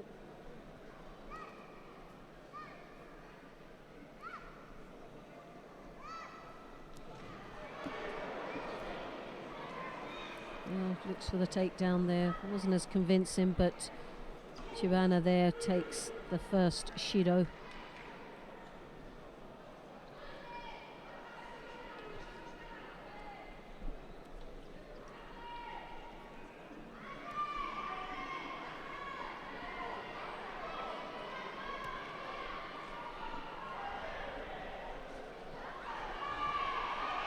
Oh, Shibana.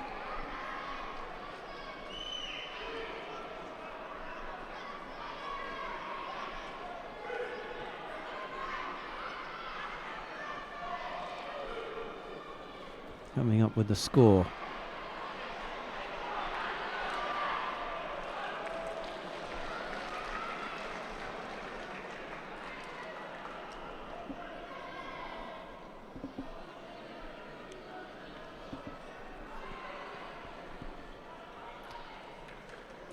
So we're inside the last minute now. Shibana, having scored, Wazari leads. He's picked up a single penalty. Oljanic not out of it yet, but he hasn't looked at his sparkling best today. No, definitely not. So just half a minute left in this contest. Shibana leads with that Wazari, and it's not looking good for Oljanic.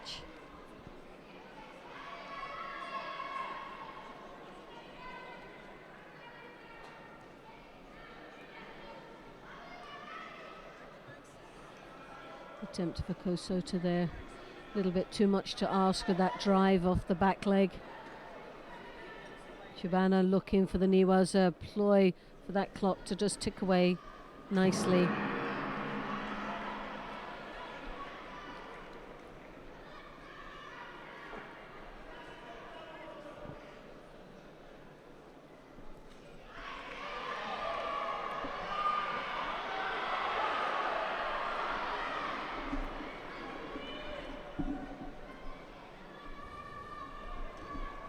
Well, unfortunately, we've got a couple of technical issues that we're sorting out now, or else we would have gone down to mat number 2. We're going to stay here because it's a repechage contest. We wanted to go down and watch one of the quarterfinals, but I can see that they're sorting out a couple of technical issues. We'll let them deal with that, and as soon as our chief gets back in his position with the headphones on, then we'll tell him to go somewhere else. I don't mean for him to go somewhere else, I meant for him to send us to another match. I'm not going to tell him to go somewhere else, no. Right, Joana Diogo of Portugal faces Melanie Clement of France. It's Diogo in the white judogi, Clement in blue, and anyway we've got the semi-final. Oh, that was lovely. Didn't have to wait long then. Beautiful uchimata, left-sided from Melanie Clement. Well, if you're going to do something, you do it like that in style, don't you? That was quality. And the other thing is that we would have come back here in any event because we want to see Tatiana Cesar and Stefani Koyama in the first semi-final. Well, that's going to be a in very the under 48 kilo category. That's coming up now. Luc Briand of Canada was on the mat briefly there as the referee. We got Pyuk Suk Hye of the Republic of Korea, Olympic silver medalist. Some time ago in Atlanta, I think it was. I have to look it up. I seem to remember her. She doesn't look that different, to be honest. I know it's a long time, but she really doesn't look that different. Put a couple of pounds, but happens to us all. Not that many. Say nothing. Right. Okay. We'll so pass on that conversation. Cesar in the white judogi, Koyama in blue, and it's not at all true what Loretta's saying. She's still as beautiful as she ever was. Right. I'll pay you later. There we go. Right, interesting little battle here. And this will be a real humdinger, I think. Oh, she may get penalised there. Yeah. She was just pushing off with the arm. It wasn't a leg grab. She was using the arm to push Cesar off on the leg. Almost. Yes. Nice. Well, those long comes legs the near were was good up. for something. They were good for sweeping. She wants to get Cesar on the ground, that's for sure. And I don't believe it. Cesar almost gave her the opportunity. Almost gave her there, yep. She came in for that roll, but left herself a little bit wide open there.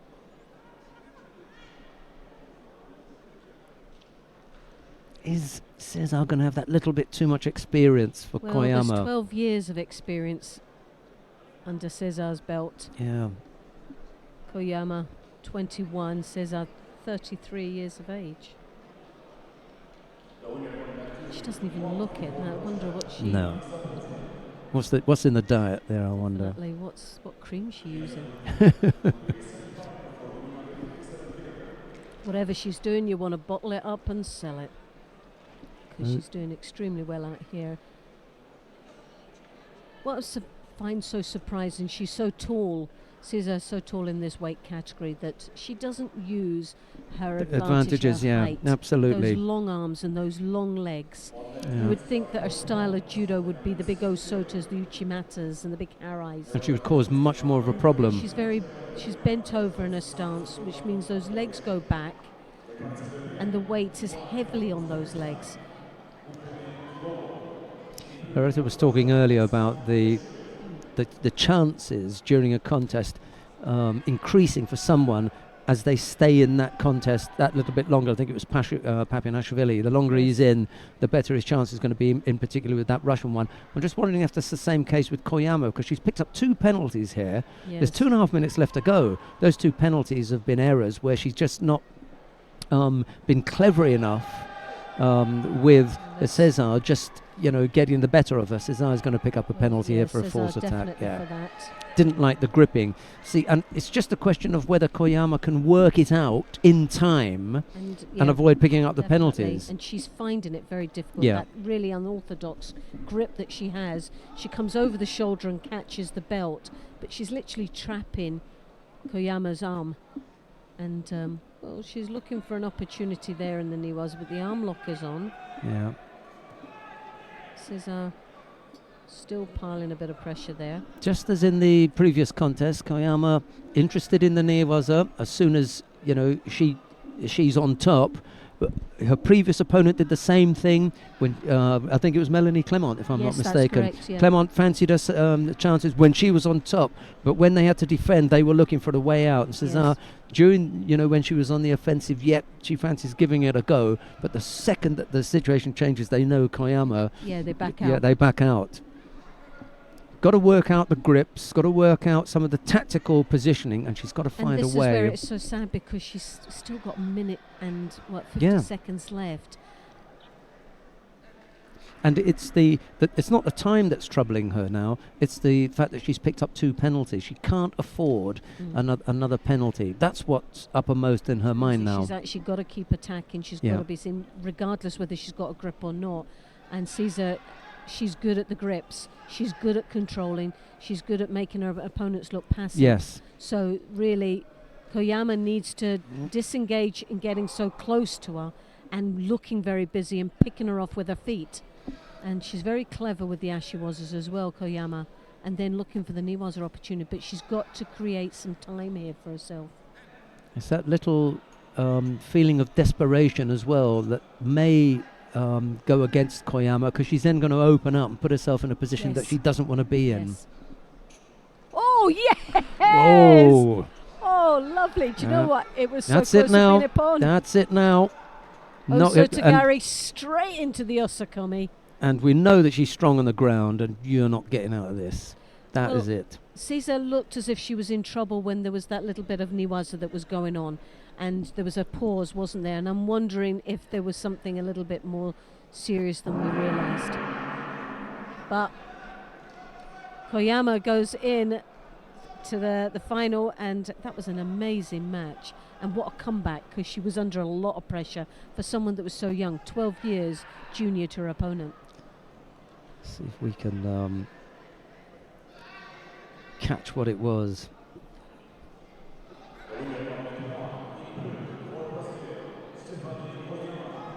Yeah. She's a happy little camper now, isn't she? Look, running off the mountain. Oh, she'll be delighted with that. Well, that was a real test of maturity there, wasn't it, really?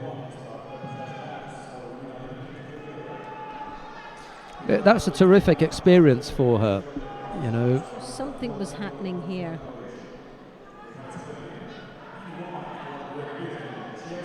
She looked uncomfortable when she tried to rotate on that. Oh, yeah, you're right. So You're whether it was absolutely the right, yeah. shoulder or whether it was the neck. And then immediately after that was when she got caught, wasn't Yes. it?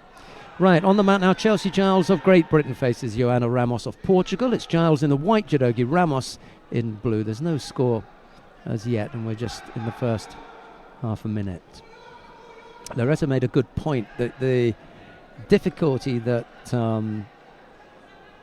Cesar felt when she was in that last Nevas exchange left her a little bit flat when they got back up, and it was almost immediately after that Cesar got scored on. Well, this is another similar situation as far as maturity is concerned. You've got Chelsea Gillis there. She's 20 years of age, I believe. But her opponent is most probably one of the oldest in this weight category. So Chelsea Gillis 20 and Ramos 35 years of age. You know, I'm going to stop calling the names of the women after 30. No, just, you know, after after they're 30, I'm just going to I'm not going to mention it. Not going to mention it. amazing that such a long career for Joanna Ramos, and she's still here fighting extremely hard. But Gillis of Great Britain is doing really well out here. She's not bothered at all and has had some outstanding performance throughout the day. 20 years of age, still in the junior division, and given a really good account of herself out here against a very tough and experienced opponent. Just to let you know that the upcoming contest, the semi-final in the under 52 kilo category between Erica Miranda and Charlene Van Snick. We'll be showing live on Facebook. That'll be the contest to follow this one, whatever that is. I don't use it myself, but No. I know lots of people do. So Facebook. I said I wouldn't be on it. But I suppose You are now. But by default, I'm going to be on Facebook. That was a nice Vietas. effort, left-sided. Nice drop there, and Gillis walked onto that, so she's got to be very careful. Now still isn't out of trouble there, as you can see Ramos trying to work around her opponent's leg. Still needs to tie the upper part of the body up though, as you can see. No control on Gillis's head at all there.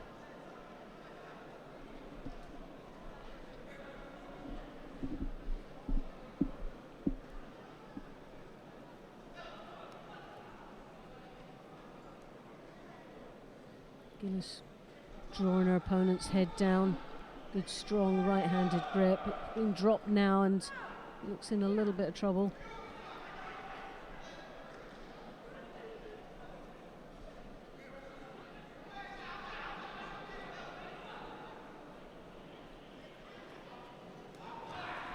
Sodi, Makikomi following it through. Ramos with the Wazari on the board. 1 minute left in this contest. There's still plenty of time for Gillis to come back.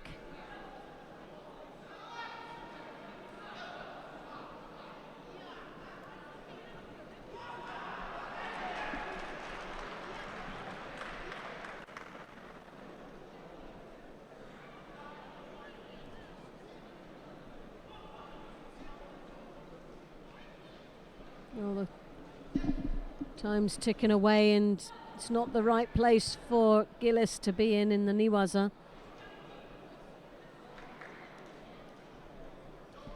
And to make things worse, she picks up a Shido. Gillis desperately trying to get that right hand high up into the collar. She favours the Uchimata, that is her favourite technique, but doesn't seem to have had much opportunity to use it. Almost got caught with the Makikomi there as well. Yes, desperately trying to get over the top. Now a real gutsy effort has got to come from Gillis. Missed the chance with the arm there. 19 seconds. 19 seconds. Well, you can't write her off yet. She's given a good account of herself, pushing hard. Needs to get those long legs across. She has the opportunity. Would that be another Shido?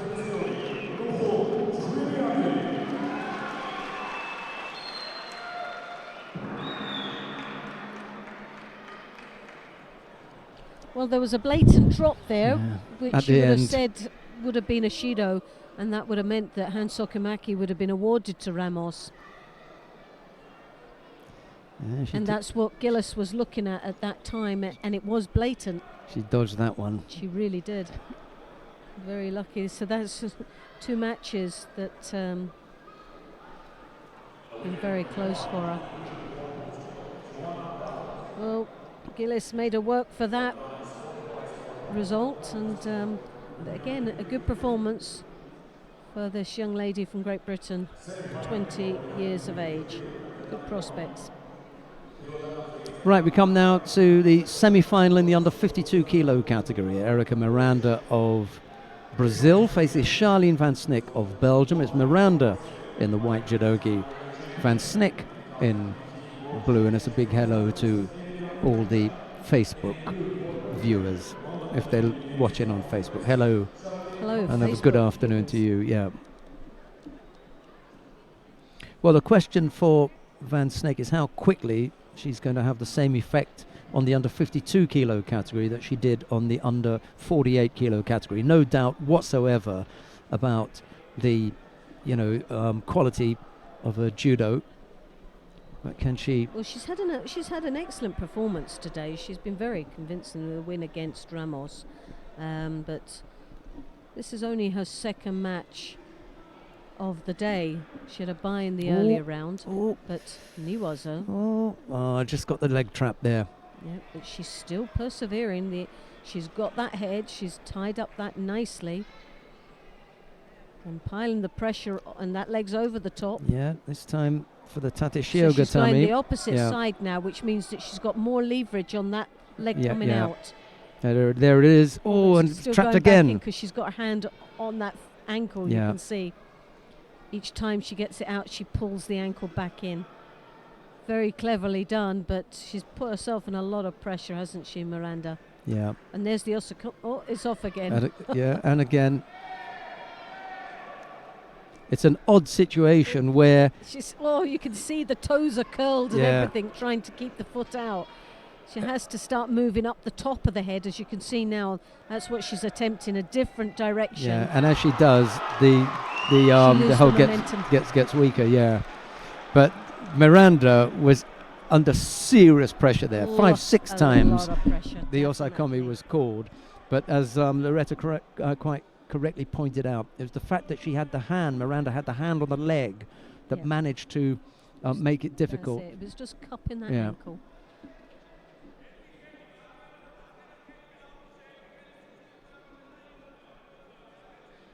Miranda came out of that unscathed.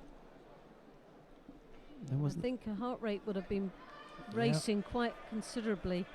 I don't think she really anticipated that happening in the earlier minutes of this contest. 3 or 4 seconds was the longest time that Van Snick was able to secure the Osaikomi for on each of the occasions that the referee called Osaikomi.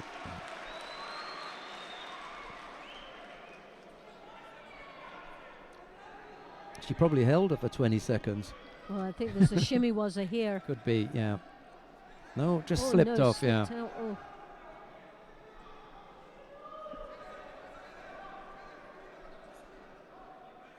Well, Miranda's come out fighting. She got a little bit of a shock in the earlier half of this contest, but has come out as feisty as ever.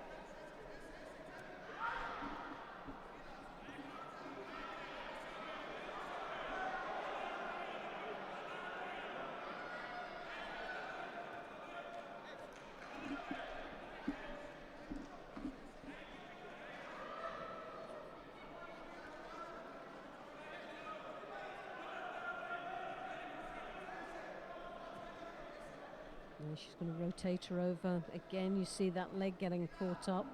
Be ironic now if Miranda ended up holding Van Snick. Yes. I think Van Snick, well, she's going for the shimmy-wazza. She's not going for the hold, and I think she's caught. Oh. Well, there's a real battle. There's no love lost between these two young ladies.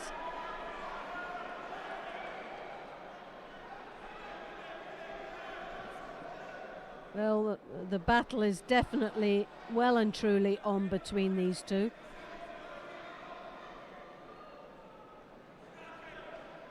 Van Snick was, if we ever had a question about her moving up to 52s, I think she's doing a very comfortable transition, isn't she, really?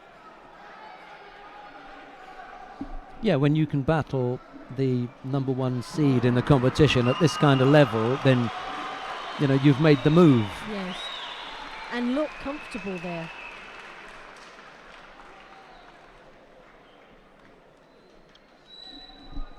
She's looking a little bit scrappy now. The head's come down and you can see that left hand of Miranda. Miranda is just on the belt as she draws her opponent down to her knees. So that did look a little bit scrappy. It was the first time Van Snick looked scrappy. And a bit of a desperate attempt there, but left herself really open and very vulnerable down there in the ground.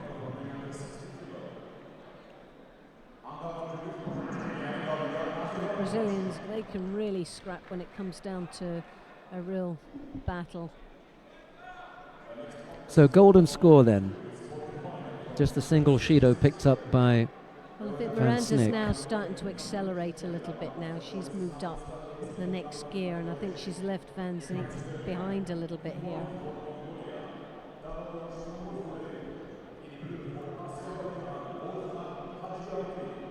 Once again, a Sutemi was her attempt, but very poorly executed.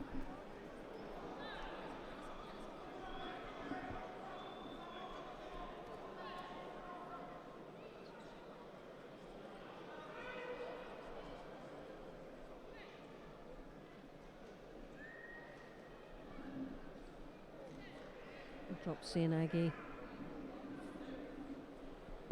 Turning all the way out, switching down into the ground.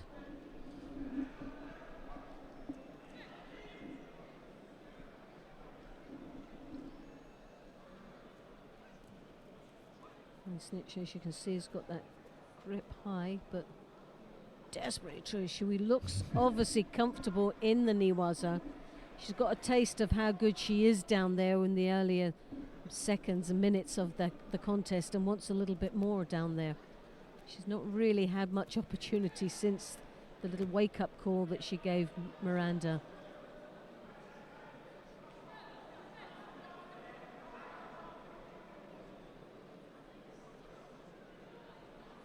But there's a few drops there. I think they may be possibly looking at a Shido. I think it's a good little battle. I'd like to see just a bit more. Yes.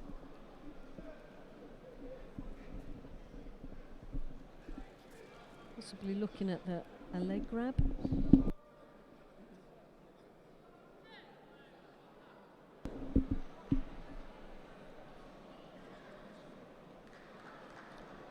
It's not a nice look when you see the referee listening, but he's looking at you as if to say, oh, right, where is this going to go? You think, oh, I've done Could be something wrong. It's you. like your naughty mummy, isn't it? Your mummy looking at you and going, I can't believe you've done that. He's staring right at her. And Miranda's standing there as if to say, it weren't me.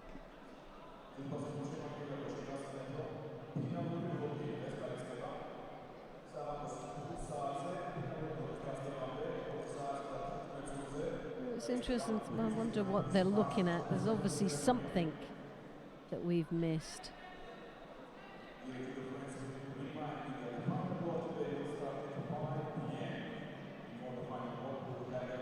Well, I'm glad to see they've let that go. Lengthy break for nothing in the end.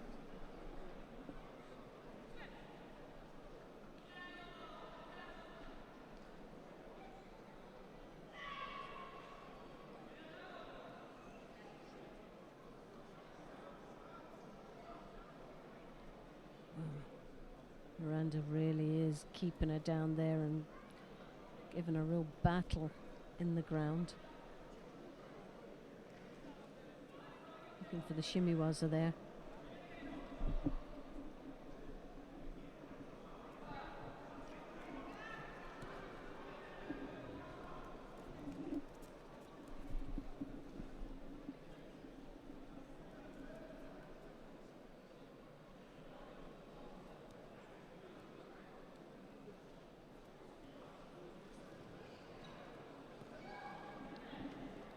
An attempt of an Uchimata, following it down into the ground once more. We're already almost 2 minutes of golden score. It's amazing. It's a good battle.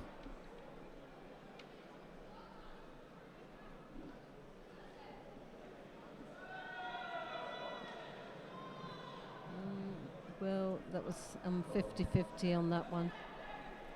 And I think the referee as well.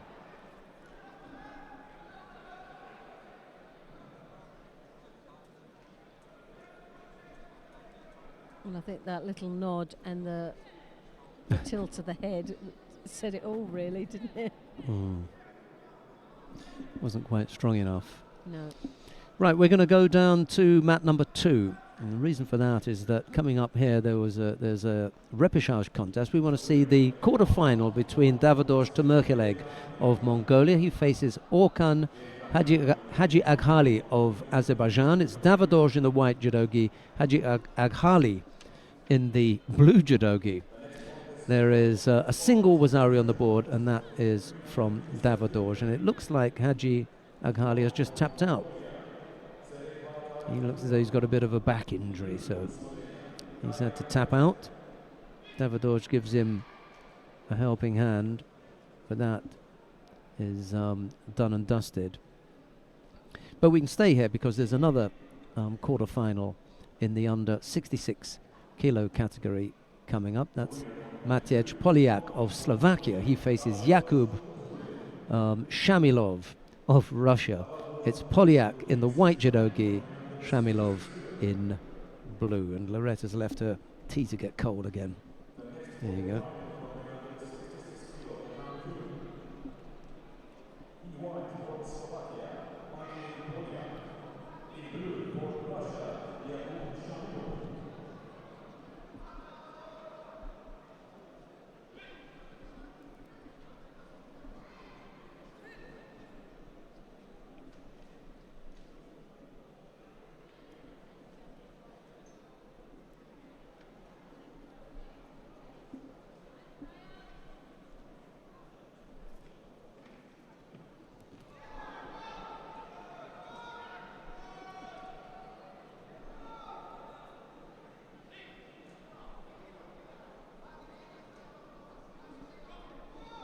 Well, it would appear that we have been a hit on Facebook.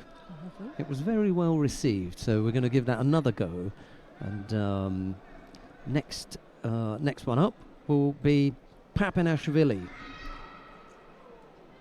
and Oguzov.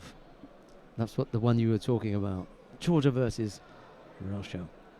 That's in a few fights' time on map number 1. Oh yes, this is going to be a very interesting match.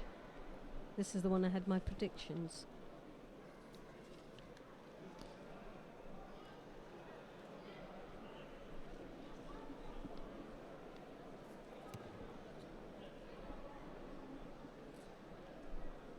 We could have had a head-to-head here. If Shmailov had beaten Poliak, we could have had the head-to-head between Shmailov and Shamilov. Yes. I'm rather upset that didn't take place now. Wonder if they've ever fought each other. I'm just going to be sidetracked here. A little bit of sorry, go on.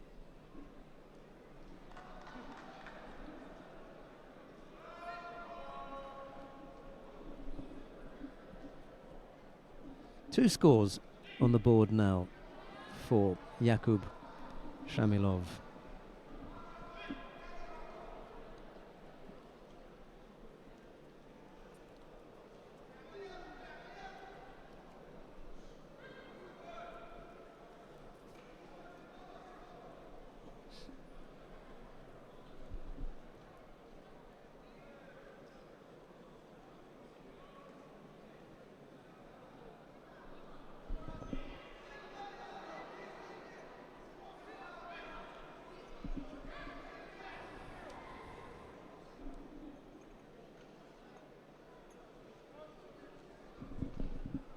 Well, halfway through this quarter-final match at the under 66 kilos.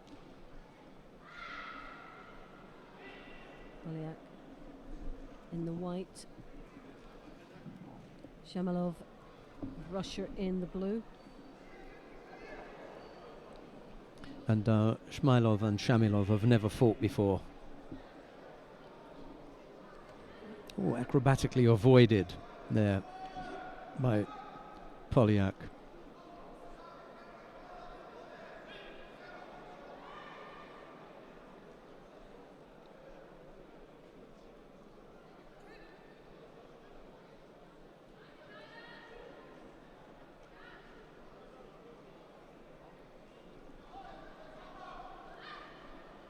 Well, 1.5 minutes left, and Shamilov, 2 Wazaris, looking very comfortable out there. He's shut up shop, hasn't he? Already. That far in front, Yeah. and it doesn't really need to do too much other than looking busy, but he's not got Shido on the board, so he's doing enough to You caught him again. referee happy. He's just picking him off. He's just waiting, playing a waiting game, and when you're under that much pressure, you have to just open yourself up to go forward. And Shamilov knows that, and he's just waiting.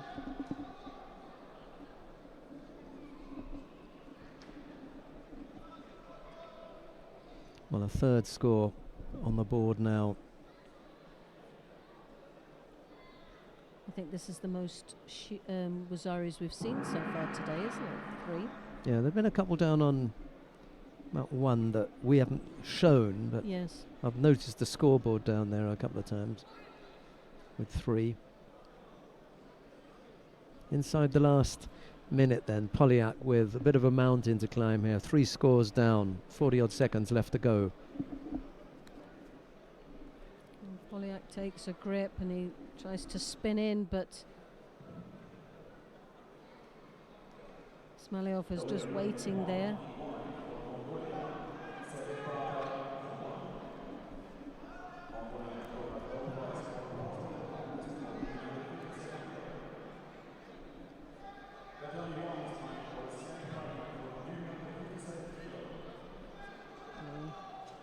Shamilov taking the first Shido now. Still 15 seconds left.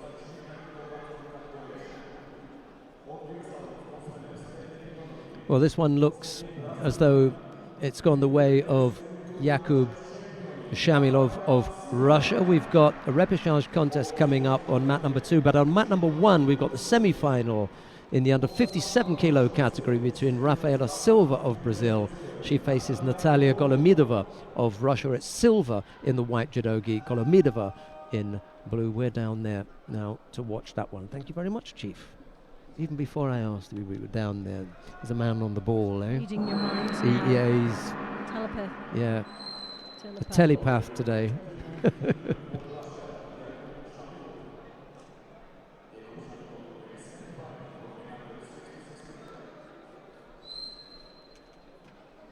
Well, now it's the turn of Golomidova of Russia to see if she can cause Rafaela Silva some problems.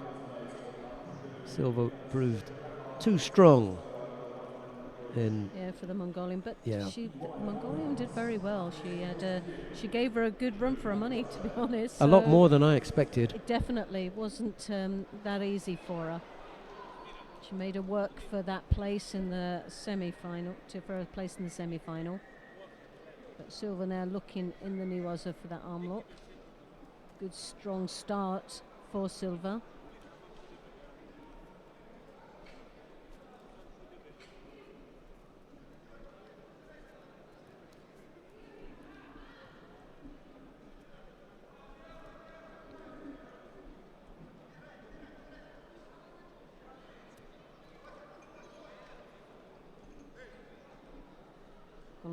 Over, looking, throw that arm over as she draws Silva's head down, as you can see, controlling that shoulder to the wrong side, because Silva keeping the head down, trying to avoid any major throw coming across. But she'll pick up a first Shido, I would have thought. If she does. Yep. Just looking a little bit defensive there.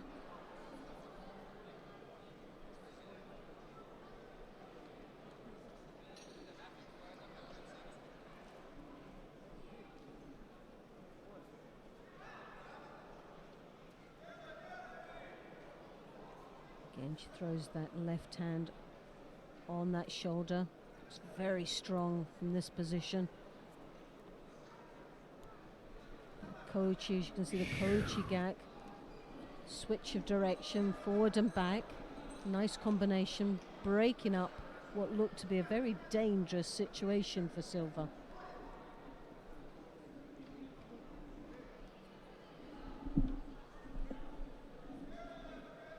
She hasn't really gone through with the Koji Gake, has she? No. She's just put the foot there a couple of times and come straight back out. It's been good. It's Yeah. been a good, strong move. The leg looks good. Obviously, they just feel a little bit apprehensive because the power must be so forceful on the upper body control that's maybe keeping her from engaging too deep.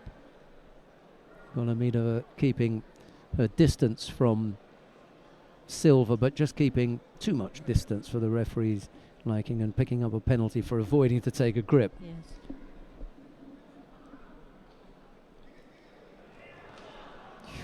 Yes. Oof. Well, she aggressively moved into that position.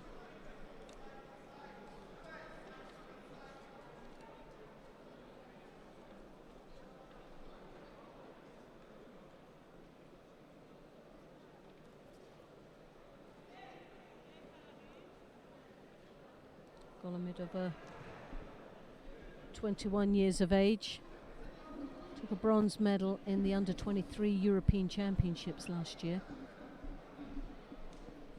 So no stranger to being in the medal positions.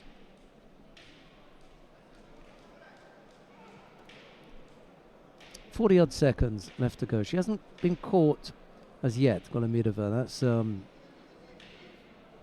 meant that she's still in the contest here, despite the fact. Very, very powerful there on that grip, as you can see.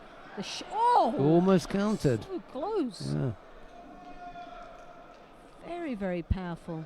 Nicely controlling the upper body. Tentative little effort from Rafaela Silva that left her slightly exposed, and Natalia Golomidova almost came up with the counter there.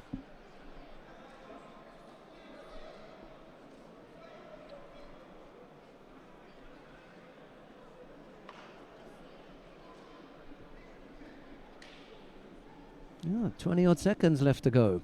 Awkward time for the number 1 seed, the current Olympic champion as well, Rafaela Silva. Well, she gets into this final, she's had to work for it all the way through. Also into the Makakomi, but look how it was totally crushed by the Russian.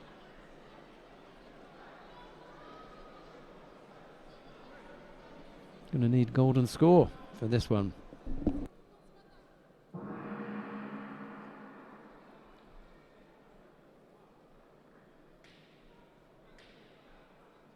Well, Golomidova doing extremely well against the Olympic champion. Into the golden score now, a Shido apiece. The Russian very, very strong. That left high collar grip. Oh, but almost fell on the receiving end of that Makikomi. Now we've seen that twice, and she's been very lucky to avoid the throw. Try to ambush her there early on in the contest. Get it and done, yes, over and done with left quickly. Open. So that's twice now we've seen that very, very strong move from Silva. Golomidova's got to come up with some attacks here. They don't hang around in golden score, the referees. If you're not up for it, they put you out. 40 odd seconds have gone. Can't remember a big attack from Golomidova during this 40 odd seconds. It's that switch that she takes completely to the opposite side for Uchimata, which is very dangerous.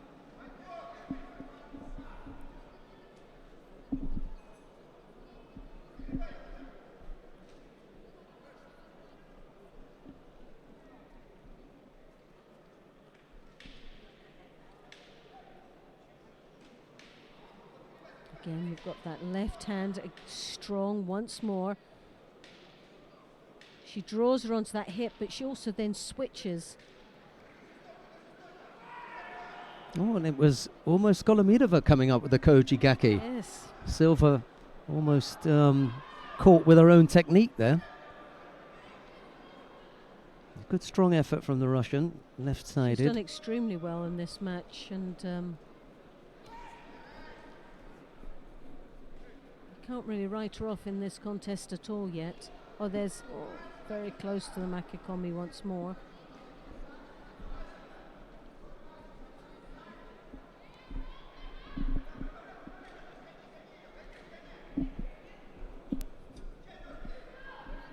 This has been a good day's judo. We've had one or two early on that were slow burners, but yes, right at the beginning. But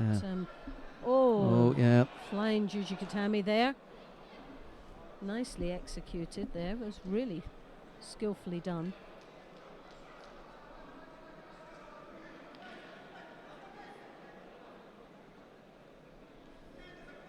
good battle, this. Really good It's battle. very interesting. It keeps you really on the edge of your chair. You're just...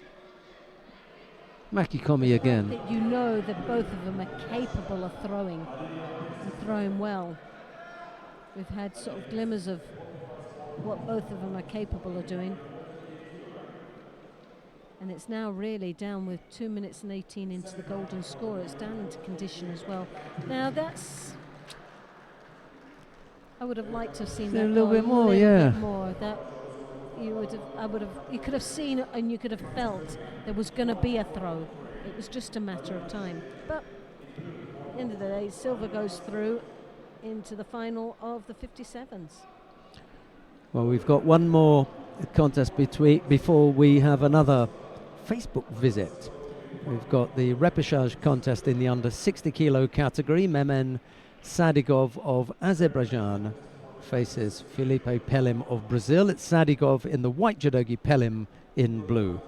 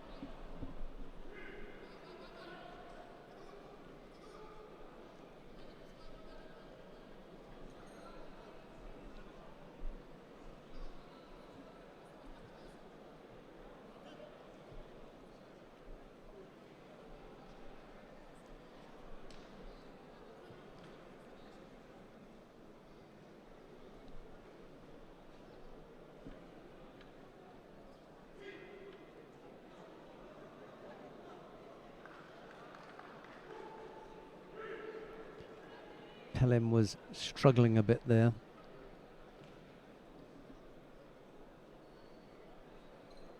He picked up a penalty.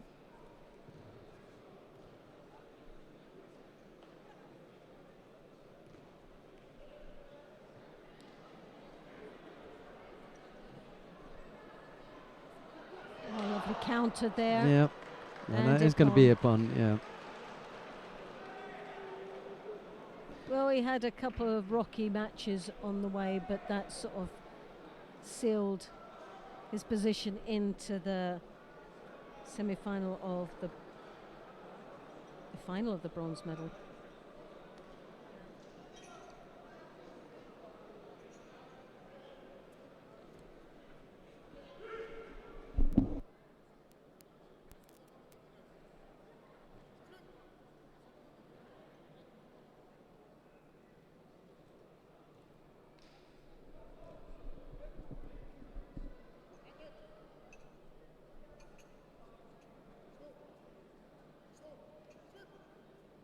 And once again, you can see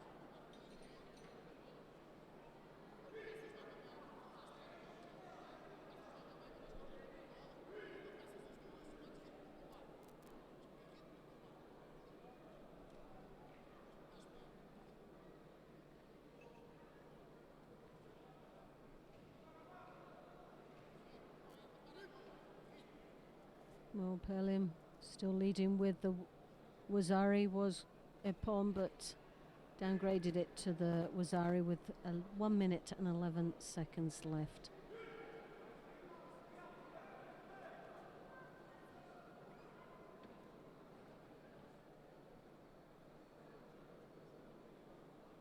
Sadigov there desperately trying to draw his opponents onto his hip. Kosota there again from Pelim.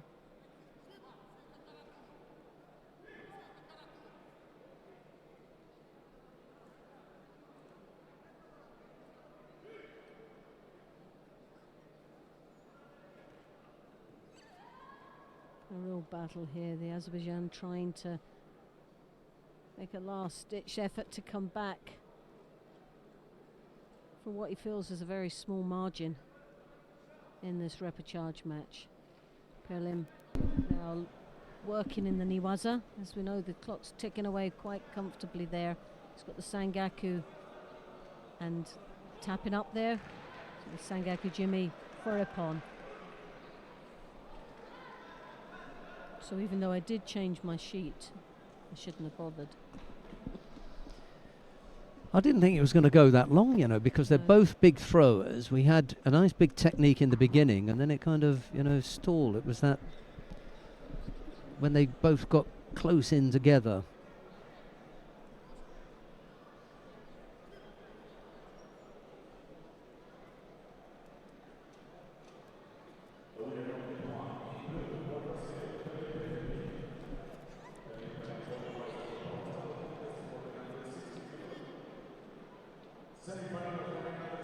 Right, so here we are again with another Facebook visit, Loretta. This time Amiran Papinashvili of Georgia faces Albert Ogazov of Russia. It's Papinashvili in the white judogi, Ogazov in blue. Here's the one that Loretta was talking about. We'll see whether all of that materializes. I'm not going to say what her prediction was. We'll leave that. We'll see if it happens. There we go. It's definitely going to be an exciting match anyway, but both athletes have had a superb innings today. Very, very strong match. In fact, both deserving to be in the final.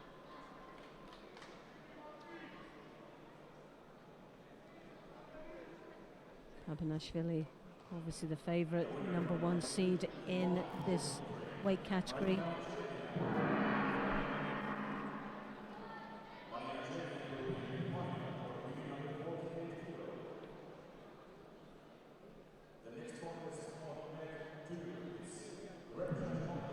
Oh, the hips are through. The danger there, that arm on the belt, the hand taking the belt, and the hips went right through. Papinashvili had a wonderful opportunity there to finish this contest.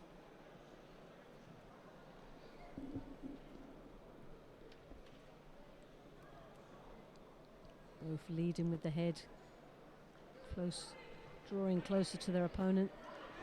Again, Papinashvili with that hand on the belt, controlling his opponent quite nicely.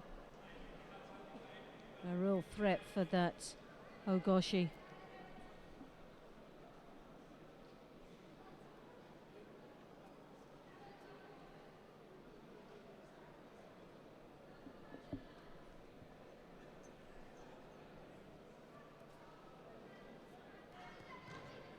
There's a real battle going on with Marote Sianagi. All through the back and starts to continue to rotate. Great perseverance there with the Marote Sianagi. He couldn't get himself into a good enough and strong enough position to come up with some nearwaza at the end. That was... Well, as he rotated over, he ended up getting his head caught up, so it was too close rather than being on the shoulder for the Marote. He ended up being around the neck, which meant that he lost the movement and the flow of the technique.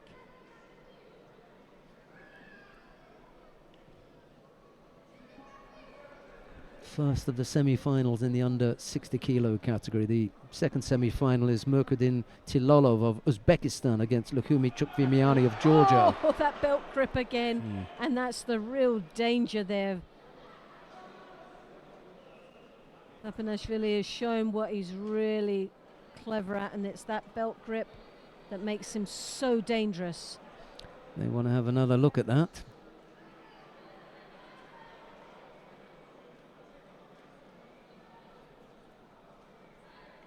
You see here, he just catches. No. Nothing either way. Yeah. I think they were looking to see if he landed flat on his back first.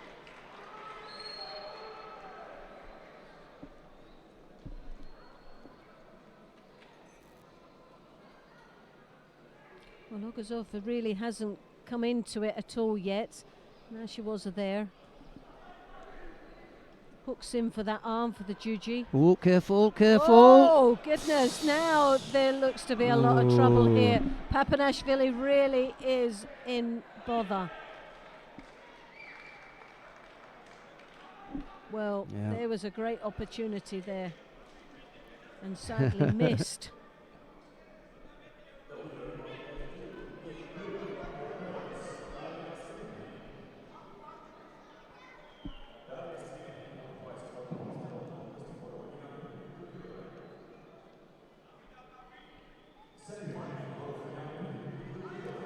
We've not seen that Kosota from Ogazov, but obviously Papanashvili will have known that's going to be coming. It's one of the strongest attacks. And here we've got the Osakomi. But has the leg been caught up? I'm not sure at this angle, but he's tying up the head quite comfortably there, trying to put the pressure on the shimiwaza. So there was a mixture going on, but once more Papanashvili put himself in a really difficult situation, hasn't he? Brought it on himself there. Inside the last half a minute. Well, just about. Single penalty picked up by Ogazov. He goes for the arm again. And Papanashvili having to fight that one off. Well, Ogazov really now piling the pressure on, but in the niwaza. And coach being warned.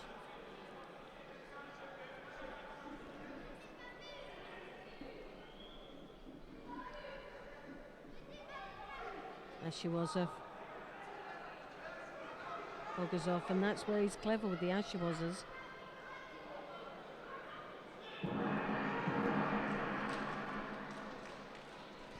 Well, Ogazov's got a bit of a point here. What he was trying to show was that he had a good grip.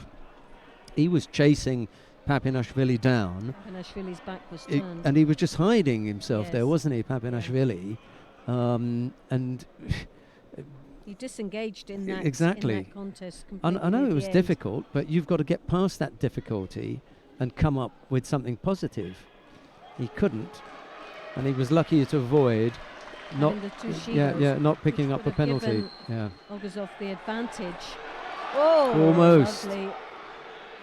Kochi. That's over now. Hey! Yeah, Kosota did it. The Kosota was there. He just rushed it a little bit, Ogazov. Well, my predictions was there was a Kosota, but it just went the wrong way. Well, your prediction was that if Ogazov couldn't finish him off early, he was going to get done. The first 30 seconds he did. But the Kosota was there, but on the wrong side. Yeah, but absolutely. Lovely technique and a fantastic finish. What is it that happens here? How does he get himself in this position?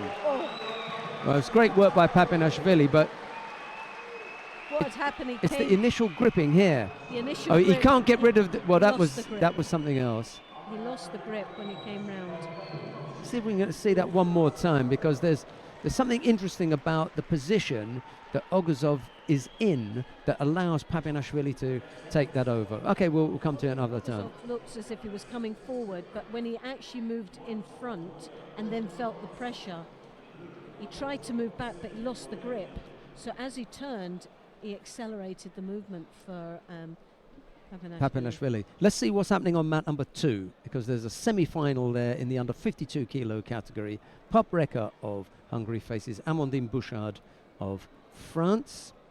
There's no scorers yet. Bouchard has picked up a single Shido, and there's just a little over a minute left to go. Semi-final in the under 52 kilo category.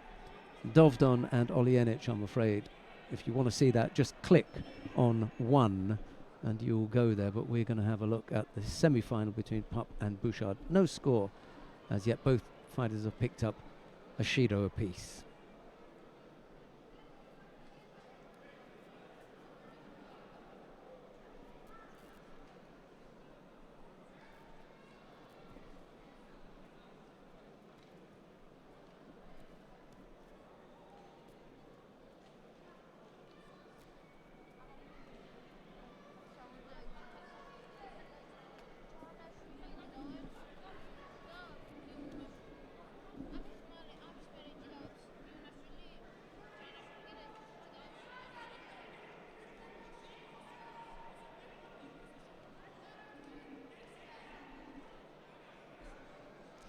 Half a minute left to go. Bouchard picked up the first penalty. Pup joined her about a minute or so ago, and we're looking for the first score, really. Whoever comes up with a score, if they can do it now, will take it, but this looks as though this one is going to go into golden score.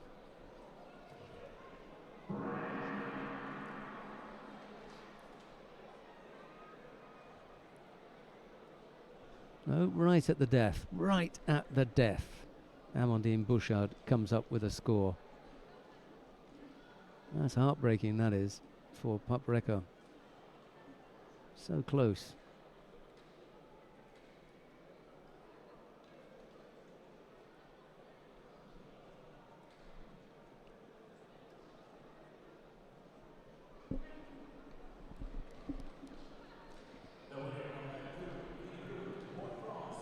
It was right at the end that Amandine Bouchard came up with that Wazari. That's why was junior world champion. A lot of experience, this young lady, and still very young, and second in Baku. So this is her second Grand Prix in, and she's in the final again. Interesting to see how she gets on this time. Right, Evelina Ilieva of Bulgaria has missed out on making it to the final, but here she is in the repechage contest. She faces Mariam Janashvili of Georgia. It's Ilieva in the white judogi, Janashvili in blue.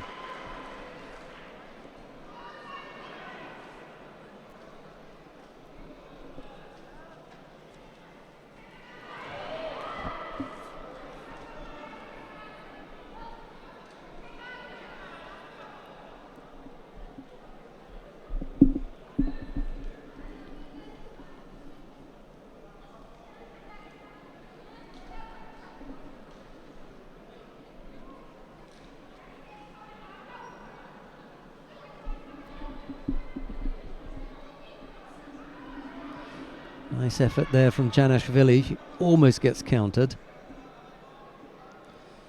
Janashvili lost out to the Russian Irina Zabludina in the last of the quarterfinals. Ilieva lost out to Marguerite Bergstra of the Netherlands. That's a good win for the Dutch girl.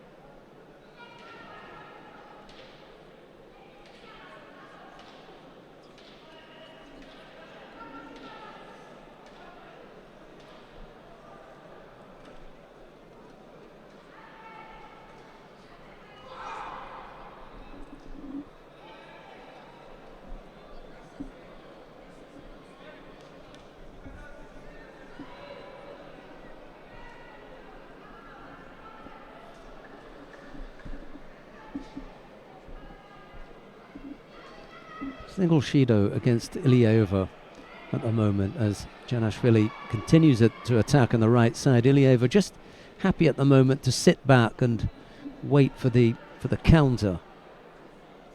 I'm not sure how much longer the referee's going to allow that.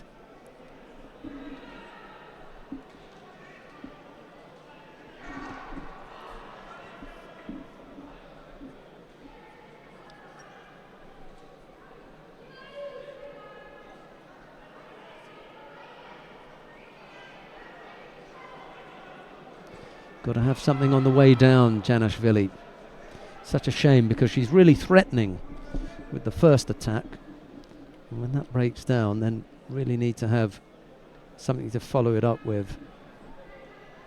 Good effort from the Georgian. And just out of the juniors, 21 years of age, so and already has got quite an impressive junior record. Junior World Championships, a silver.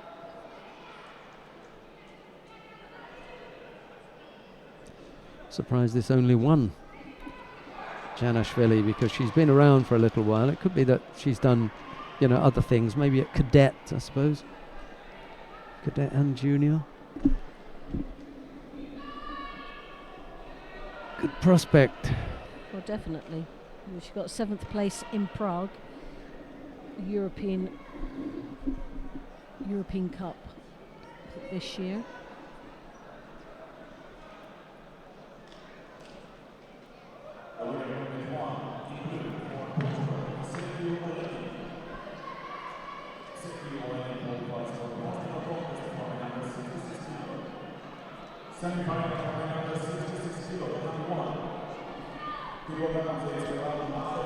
Well, we A real battle here. The Georgians throwing that right arm over the top. We'd like to stick around for this, but given that there's a semi-final on map 1, we're going to have to go down to map 1 to see Lasha Juniashvili of Georgia up against Charles Chibana of Brazil. It's Juniashvili in the white judogi, Chibana in blue. And if you want to continue watching Ilieva and Janashvili in the repechage contest in under 57 kilo category, just click on 2 and you'll be able to see that.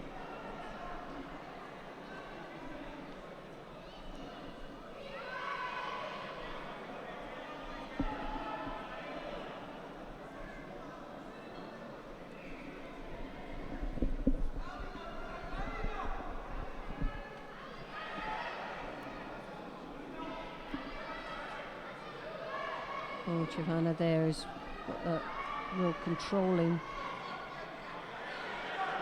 right-handed grip. Trying to keep that sleeve at bay. Very negative from both sides. Neither one of them really want to follow through with an attack. Uchimata there from Chibana. So that takes the pressure off himself a little bit.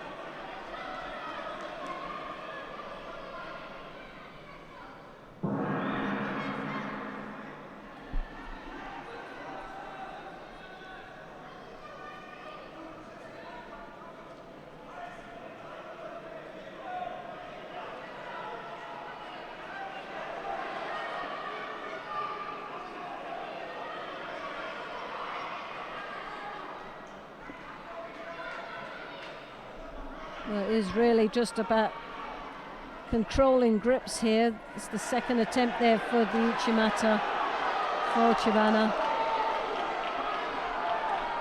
So 2 strong attacks, and now we've got the Shido, which rightly so should go to Georgia.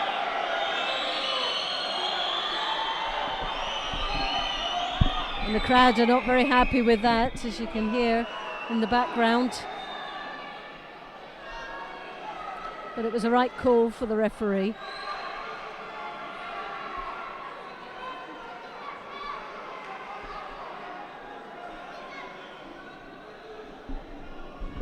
Nashvili there, as you can see, just holding that sleeve. He wants to throw that right hand over the top. And there it is, into the Makakomi, but allows it to slip down, leaving very little opportunity for the attack.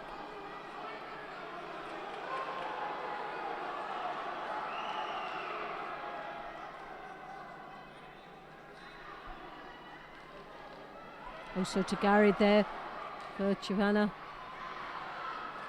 There's a follow through. Was there a pause? That's maybe something that the referees will look at.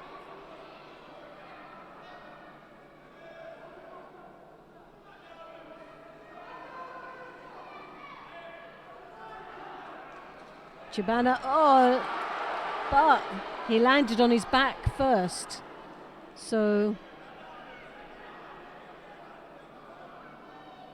well, they give Georgian for a leg grab, so he gets the Shido. So that's the second Shido now.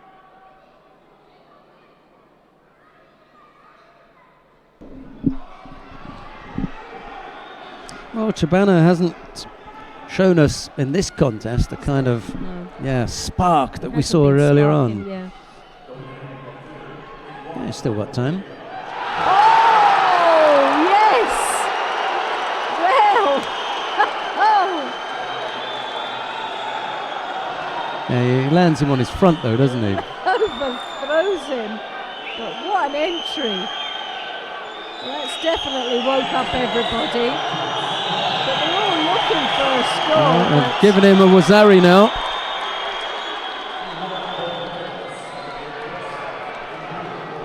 With 20 seconds to go. Well, the timing couldn't have been better. And Chabana really has got his work cut out for him now, especially under the roof of this home crowd. Not going to happen now. It's just woke up everybody. The noise is electrifying.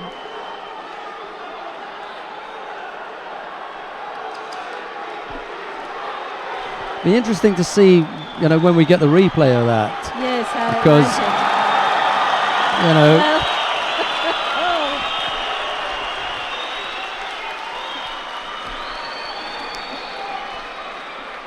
just got the feeling that the crowd were absolutely certain that it was a score. Yes. And the referee was certain that it was not. So I think from the angle it looked like it was an overturn. Yeah.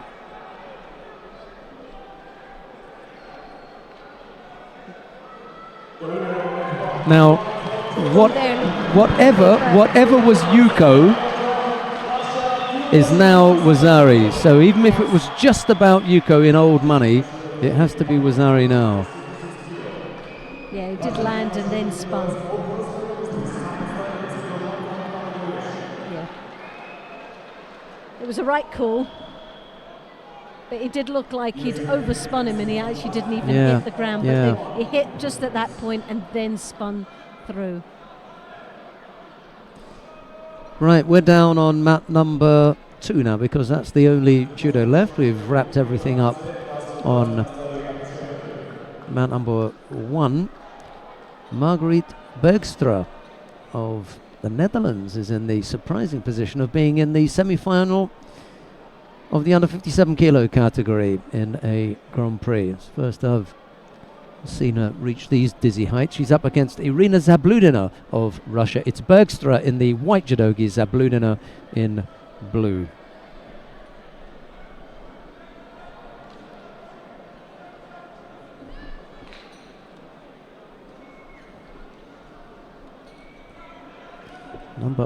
Number 80 on the world ranking list at 23 years old is Bergstra. She has yet to win an IJF medal, so yes, this is the first innings. First time. Oh, she may have come up with a score there. No, I thought that was close. Yeah, recent. She's 23 years of age. A recent medal was in Prague this month, where she took a silver medal in the European Open. Yeah, she does come up with a score. I thought that was the case with the little Ojigari. So Bergstra leads with a little under 2 minutes left to go.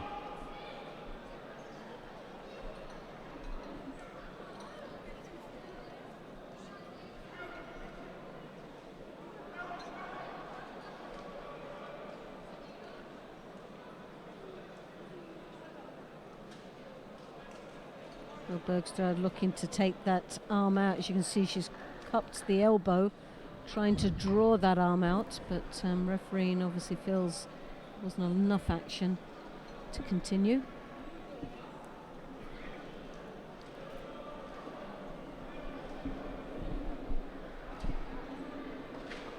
And the winner of these will meet Silva, Rafaela Silva, in the final. A very interesting match.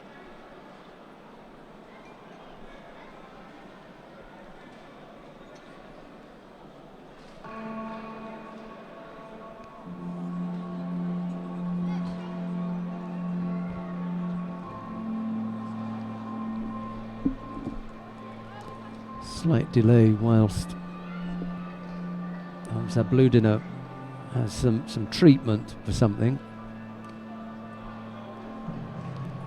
Still got about 4 or 5 contests after this one before we take a break. It's just coming up to 3:45 here, and we'll be back underway at 5 o'clock for the final block.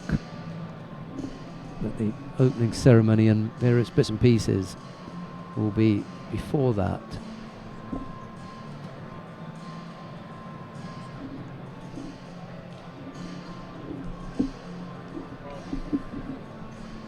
How's it gone then as far as the sheets are concerned? Every time you've got a green line, you can see where they've gone. What's happened with them? Silver is there.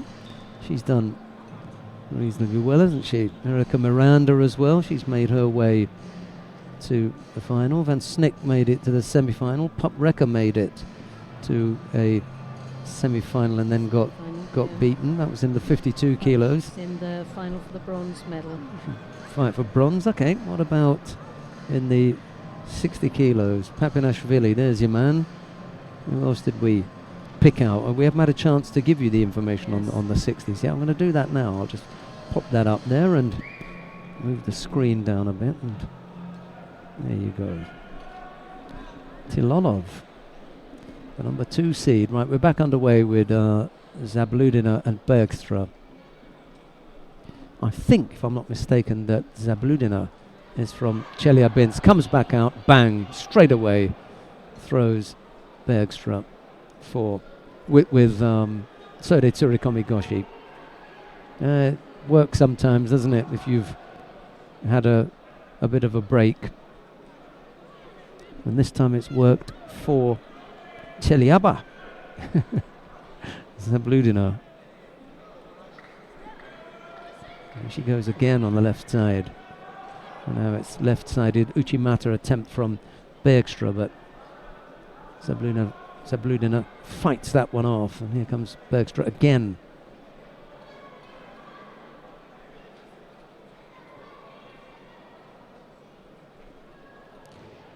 No, that was a weak effort from Zabludina. The only thing that could have happened there was for her to get countered. She was lucky to avoid that happening.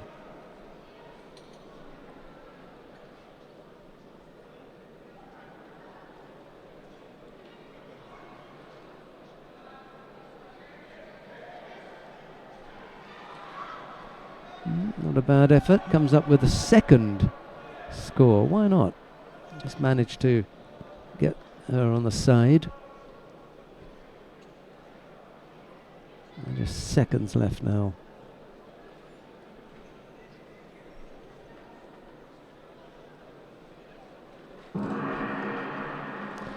Right in the last 15 seconds, that Uchimata from Zabludina, bringing Bergstra down onto her side. For a second was Ari, and that's enough to put the Russian into the final of the under 57 kilo category, where she will face Rafaela Silva of Brazil. Okay, we continue. We've got a repechage contest in the under 60 kilo category coming up next.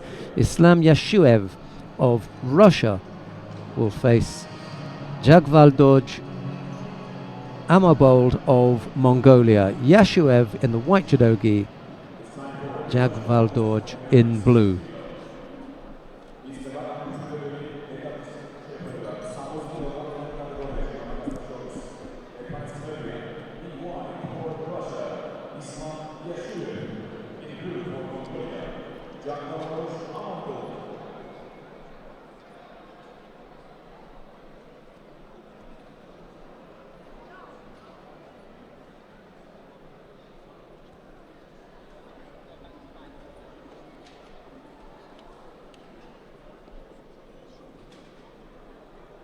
I think Oguzov has been one of the most attractive fighters today, hasn't he? Yes, definitely.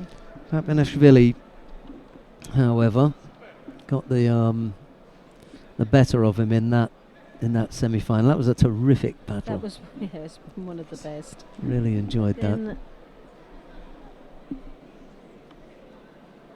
That was a good match. Yeah. As well. Yeah, definitely. Couple in the 66s have been good as well. Chibana, Guinashvili gave him a good go, and he upset him in that semi-final. That was an upset. Davidorj, we've seen once or twice. Dovdan was a little bit of a disappointment, to be honest. He scratched through Khachatryan and then he got dumped by Yunashvili. I'll just bring up that under 66 kilo category repechage group for Loretta, who's busy filling out her sheets. I'm always lucky with someone who's got better handwriting than I have. Alec Burma's got nice handwriting, easy to read. And Sandra Zaghedi writes well. I haven't seen Chloe Cowan-Vickers. I haven't seen her handwriting. She's a bit lazy, Chloe. Doesn't fill out the sheets.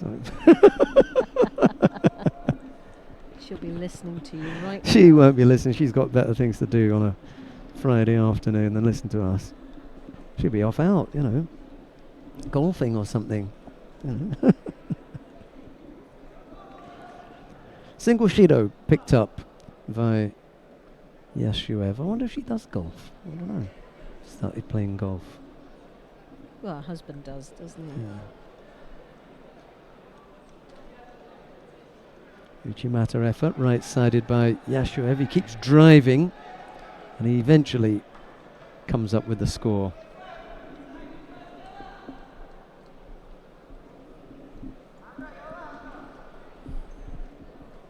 Probably got her own clubs. She'll be hitting you with I one was of them, going to would say, I I'm going to get imagine. such a slap next time I see her. Are you laughing at me? She's going to say. Someone sent us a message to say that she's got one of the loveliest accents. Bizarre comment, I think. Lovely accent. It's the Cheryl Cole Yes. of judo. Minute 20 odd left to go. Still Yashuev leading by that single Wazari. It's Jagvaldorj who goes left-sided there, doesn't come up with anything.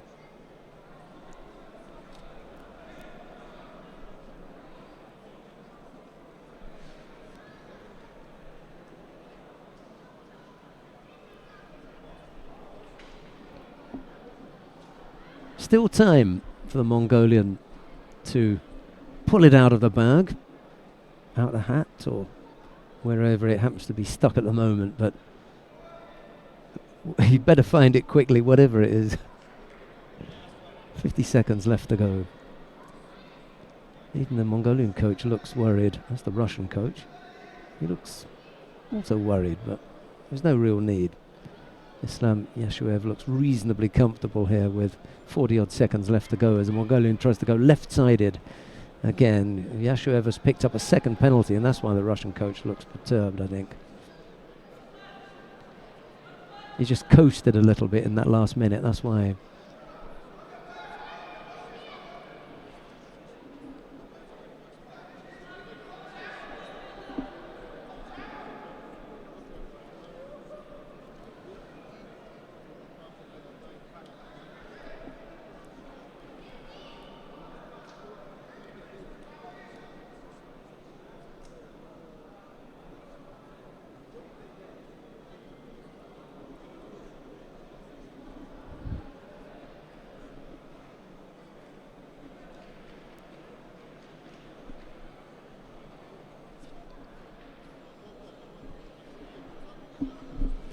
Only 9 seconds left to go. This isn't long enough, really, for Jagvaldorj.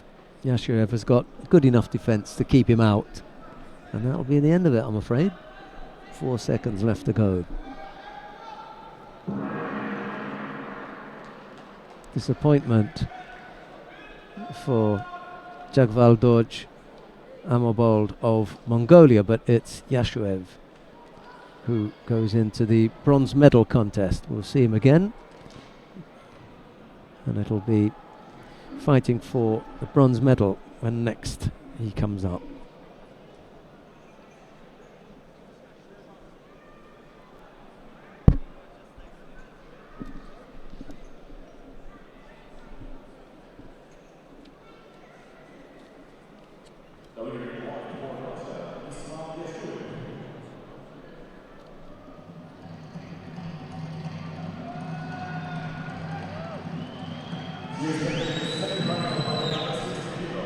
Right, we've got the semi-final in the under 60 kilo category. Beg your pardon. It's the first time actually that we're going to get a chance to see Mukridin Tilolov of Uzbekistan. He faces Lukhumi Shukvimiani of Georgia. It's Tilolov in the white judogi, Shukvimiani in blue.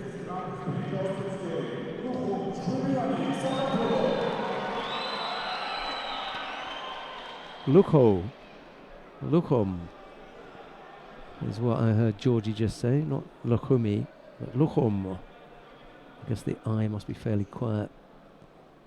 Lukhom is Shukvimiani.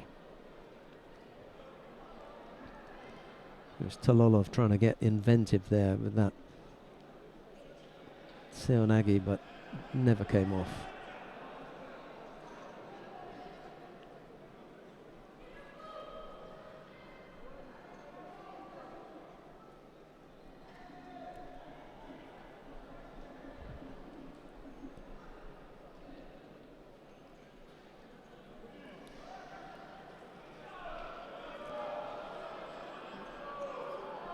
It's the second time that Tilolov has tried to wrap the sleeves of Chukvimiani up, or wrap up the sleeves of Chukvimiani. He's going to get penalised here though.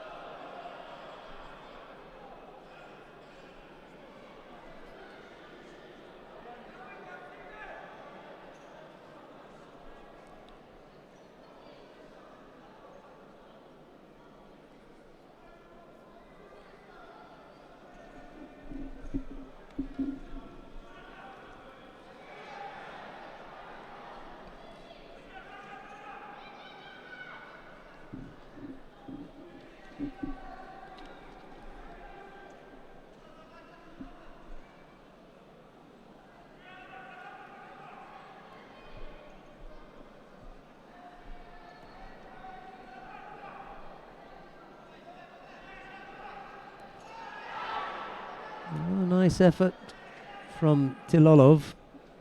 Doesn't quite come up with a score, however. Just a single Shido against the Georgian at the moment, but there's plenty of time. 2 minutes and 12 seconds, in fact.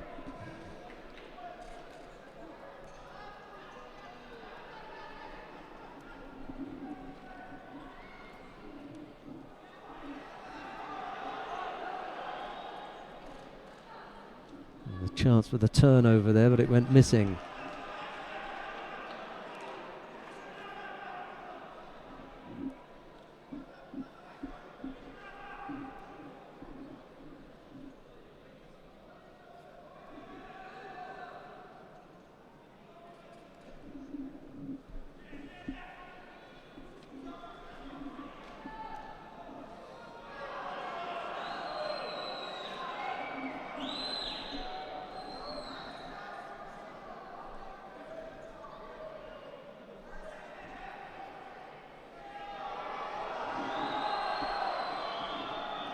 Yeah, they didn't like that one, did they? Tilolov maybe guilty here of taking a drop, but he doesn't pick up the penalty. Minute 20 odd left to go. No, he does pick up the penalty. Yeah. It looked that way to me, but Mr. Okada a little bit reluctant to dish out the Shido there.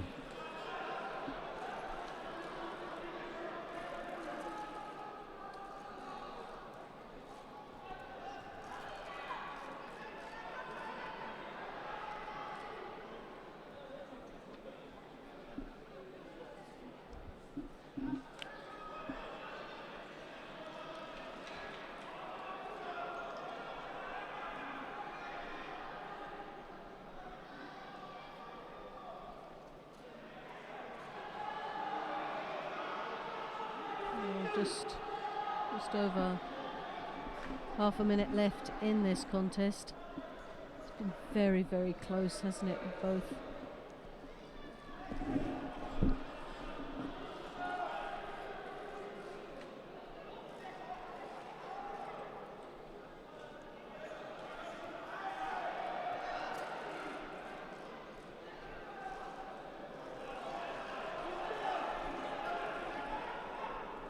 That was a good time to score. Couldn't have been more perfect to score right now with 10 seconds, because it's been an absolute battle going out here. So energy-wise, it'll be really depleted. Well, we're going into the golden score now. Very difficult to say which way this is going to go.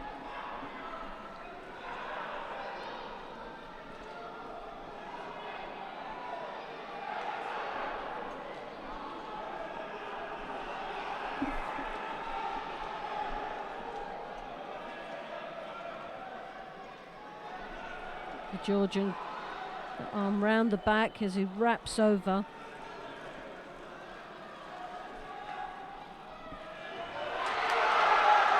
Oh, just a little bit of a push there would have done it. So close.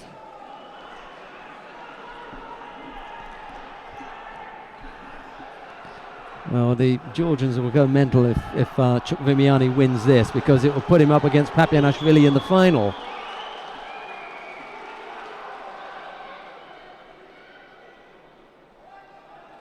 Tilalov takes a bit of a bash to the lip, which means now that he's going to get a bit of a break, and it will give Chukvimiani a chance to get some instructions from the coach, and at the same time to try and gather himself.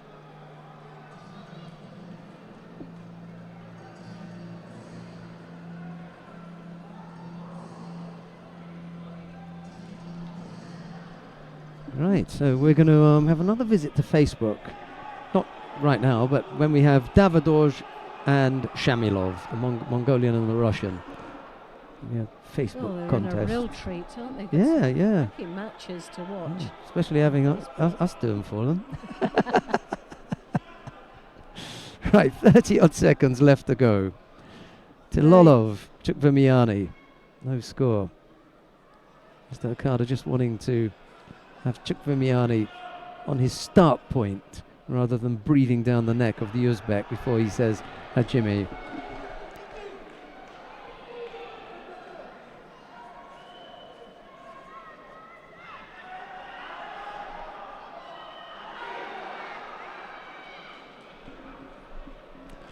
Right, let's have a close look at this then.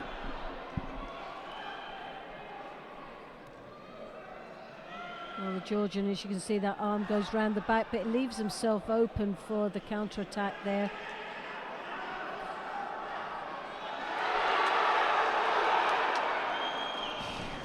Every time the Georgian engages, the crowd seem to erupt, and that's only just gripping. One more big attack, and I think Chukvimiani is going to take this. Tilalov is really breathing heavily here. He's backing out and going closer to the edge. Got to be first here, though. Well, no, that wasn't a convincing attack. Very poor drop. Again, another drop, but he's under pressure, and these are the reasons we're seeing.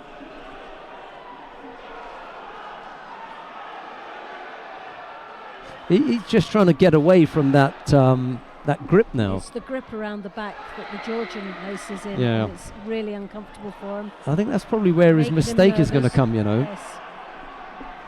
In trying to avoid that grip, he's going to drop.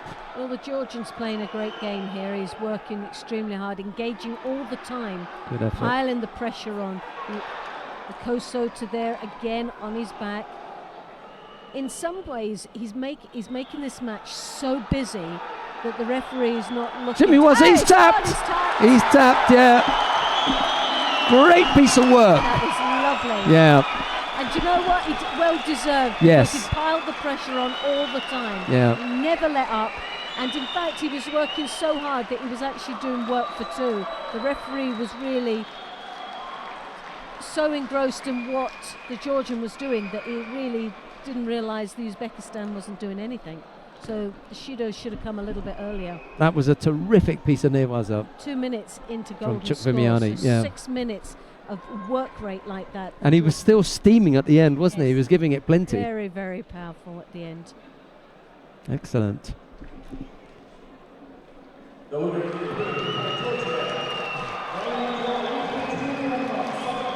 Well, it'll be an all-Georgian final in the under 60 kilo category. Amiram Papanashvili will face teammate Lukhumi Chukvimiani. Right, just before we come to the meat of the matter, Davidosh Tamerkeleg and Yakub Shamilov, we've got a repechage contest in the under 66 kilo category between Orkan Hajiaghali of Azerbaijan. He faces Matej Polyak of Slovakia. It'll be Hajiaghali in white and Polyak in blue. They're the two athletes ready to go at it now.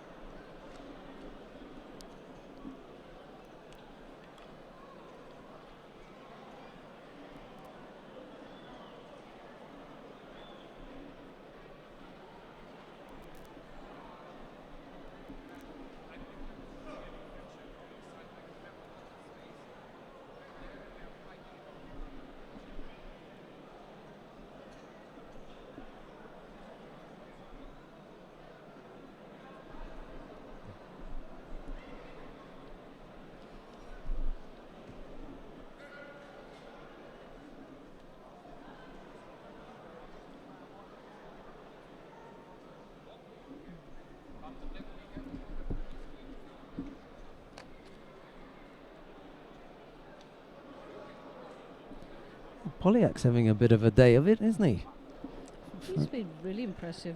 I'll just have a look and see his pathway. Looking for a place in the bronze medal contest, the Slovak fighter. A little over 2.5 minutes left to go. Hajiaghali had a back injury earlier on. He appears to have recovered from that, or at least recovered sufficiently well for him to fancy his chances in this repechage contest. He's out there and giving it a go. We will have one more contest after this, and then we'll take a break. We'll be back at 5 o'clock with the final block. It's just 6 minutes after 4 here in a reasonably mild Tbilisi. It's not cold. We used to come here in January. So glad we don't do that anymore. Goodness me. This place in January would have been like an icebox. Well, the stadium's only just been built, isn't it? It would have still been like an icebox, I'm telling you. The old, I remember in 2014 going to the old stadium. Well, health and safety, I think, would have still closed open. it down. Still open. Is it? Yeah. Walked past there last night. They were setting up a rock concert or something. Really? Excellent.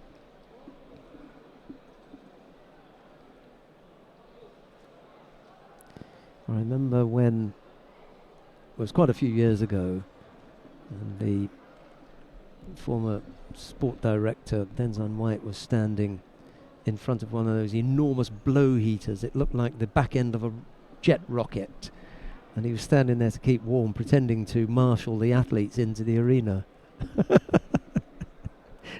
Sounds like You get clever boy. Well, this is a real battle going on here in this repechage with 1.5 minutes left in the contest. Shido apiece. No Very score little in it yet. as well. It's a very, very tight match. Second Shido now being awarded to the Slovak.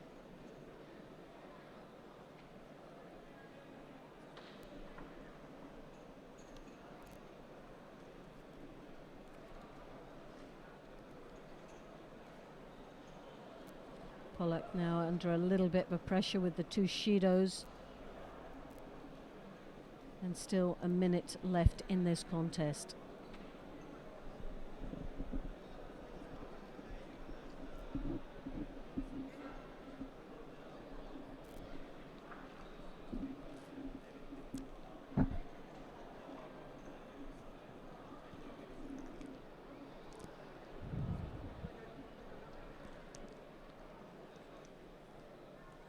very similar styles and gripping. Polak there rotating his opponent over now, looking for an opportunity down in that knee waza, as you can see, drawing the leg out. Hasn't Turn really now, yeah. He just didn't have the upper body control at all. Just turned at the right time as well. That's the biggest mistake a lot of them make. They're too desperate to get the leg out, but with no upper body control.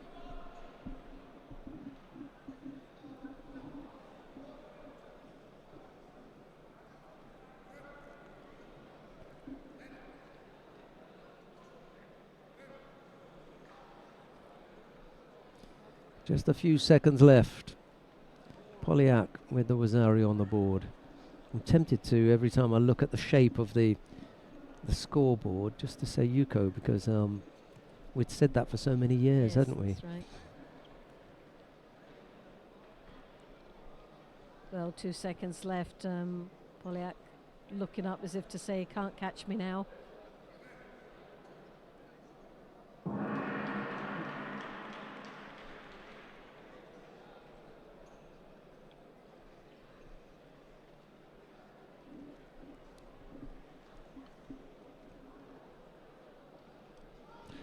And it is Polyak who will fight for bronze.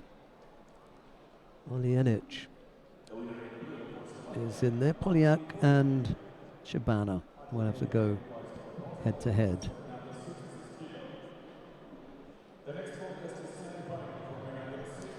Right, last contest. Sorry, go ahead. They're looking good. Well, They look all right. Here. Got carried away with myself. Yeah, you reckon it will be right? I'm not going to say who it is. Right. Okay. We'll see where the money goes. Okay. Davidosh Timurkheleg of Mongolia faces Yakub Shamilov of Russia. It's Davidosh in the white judogi, Shamilov in blue. The winner to face Ginuashvili in the final of the under 66 kilo category. The Georgian having already won his semi-final when he defeated Charles Chibana of Brazil. So Lasha Giunashvili waits for the winner of this one.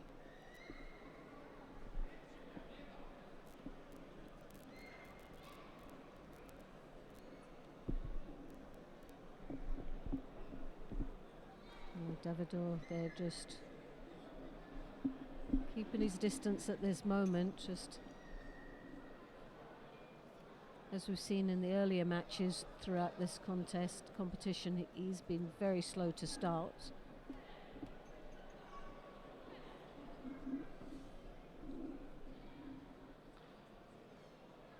And Shamanov's performance has been outstanding. He's been very impressive, defeating some tough opposition up to this semi-final.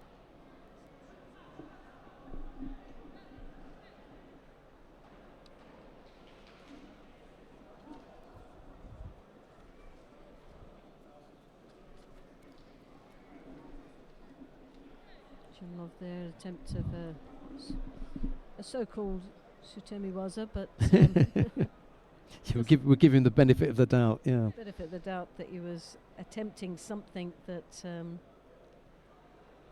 resembled a Sutemi Waza. Ooh, trouble here. Shigari, lovely attack there.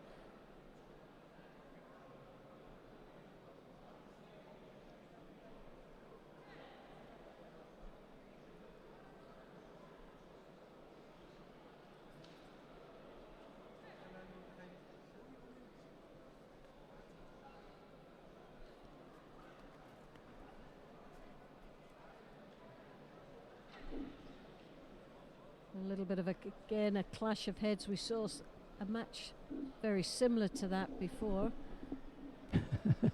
Don't know whether it. Well, did we ever find out whether it was a disqualification? Yeah, it was given Hans Tokamake for a deliberate headbutt. Oh, gosh. Georgi Zantaraya. Right. Deep on that belt, and Shamanov likes to engage in that grip, and he comes square in with the hips with the ouchigari. It's a very effective way of gripping and a strong style for the ouchi.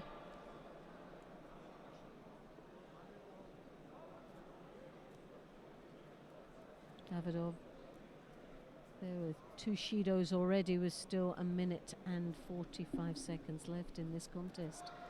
So under a little bit of pressure, the Mongolian. It's powerful enough there as he swings his opponent out of the mat area.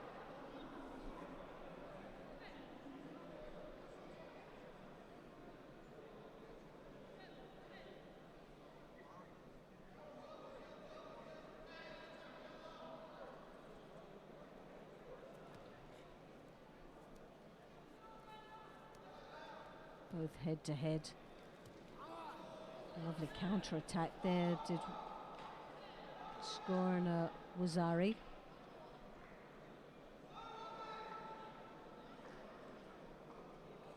Shamalov attempted to spin on his head, but already landed for the attack.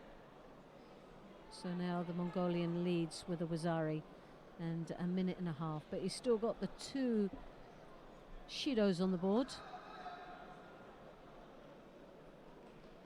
So has to constantly stay engaged in this contest. Can't afford to make any slip-ups here. Yoko Tomonagi there from Shamalov.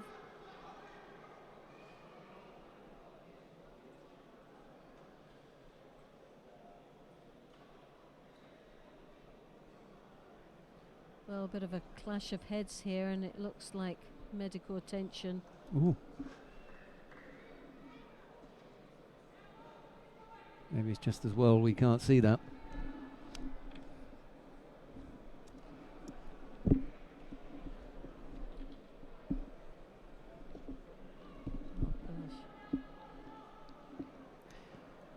Well, maybe it's a chance for us to hear the dulcet tones of Loretta Cusack-Doyle as she gives us a rundown on who we can expect to see in the final block, because I think it's going to be a while before. Well, there's going to be some exciting matches, and that's one thing we can predict.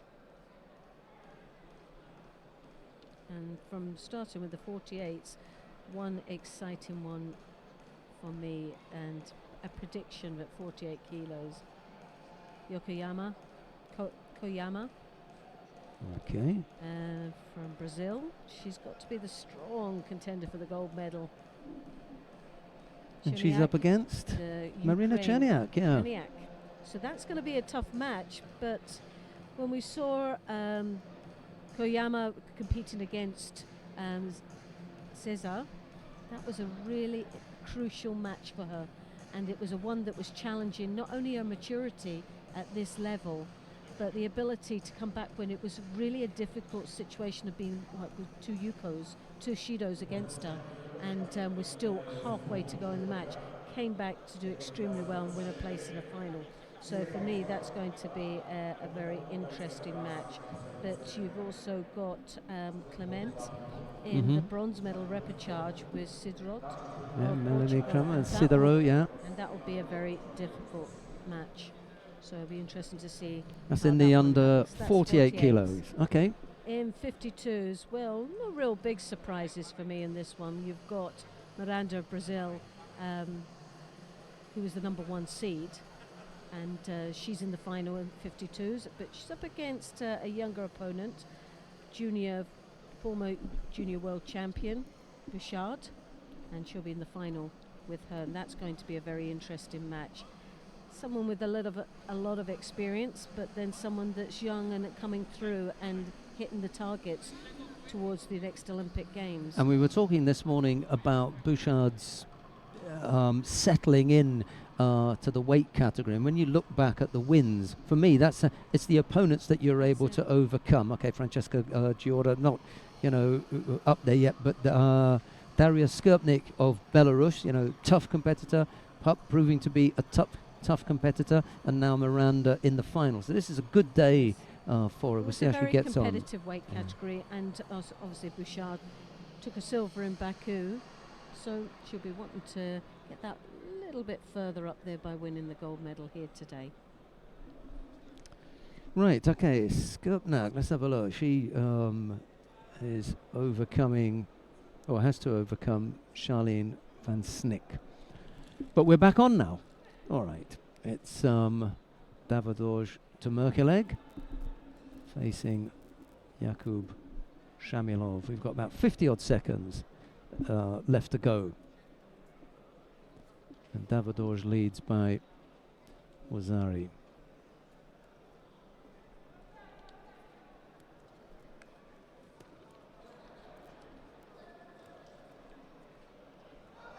Well, this is where does it make a big difference with that break. As you see, Davidov picked up an injury now.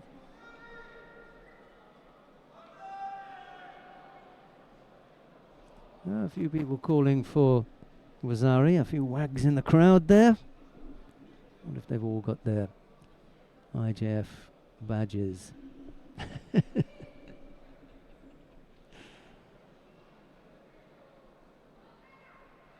What was a leg grab? Yeah. So Second penalty picked up by Shamilov, yeah. Now, 27 seconds left in this contest. Davidov straight onto the attack. And the thing is, he cannot afford to make any mistakes now with two Shidos against him. One more would result in a hand sokumaki. But as you can see, there is a bit of a clash to heads, and not very sportly-like, is it, really, when you know that someone's got a split eye. But Davidov really has to keep the pressure on.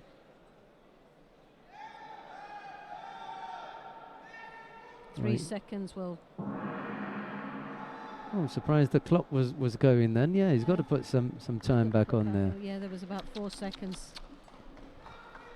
The scoreboard operator aired there. Nothing to do with the referee.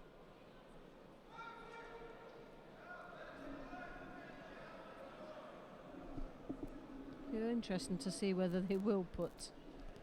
Well, they could put Well, it wouldn't make 4, much of a 5, 6 difference seconds, I think. Yeah, that's gone back on. It started. Davidoj with a little right-sided effort that will be I enough. was right. I predicted well. Yeah, well done.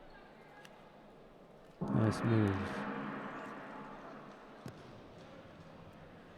Well, he obviously looks disappointed with that, but at the end of the day, the score counts.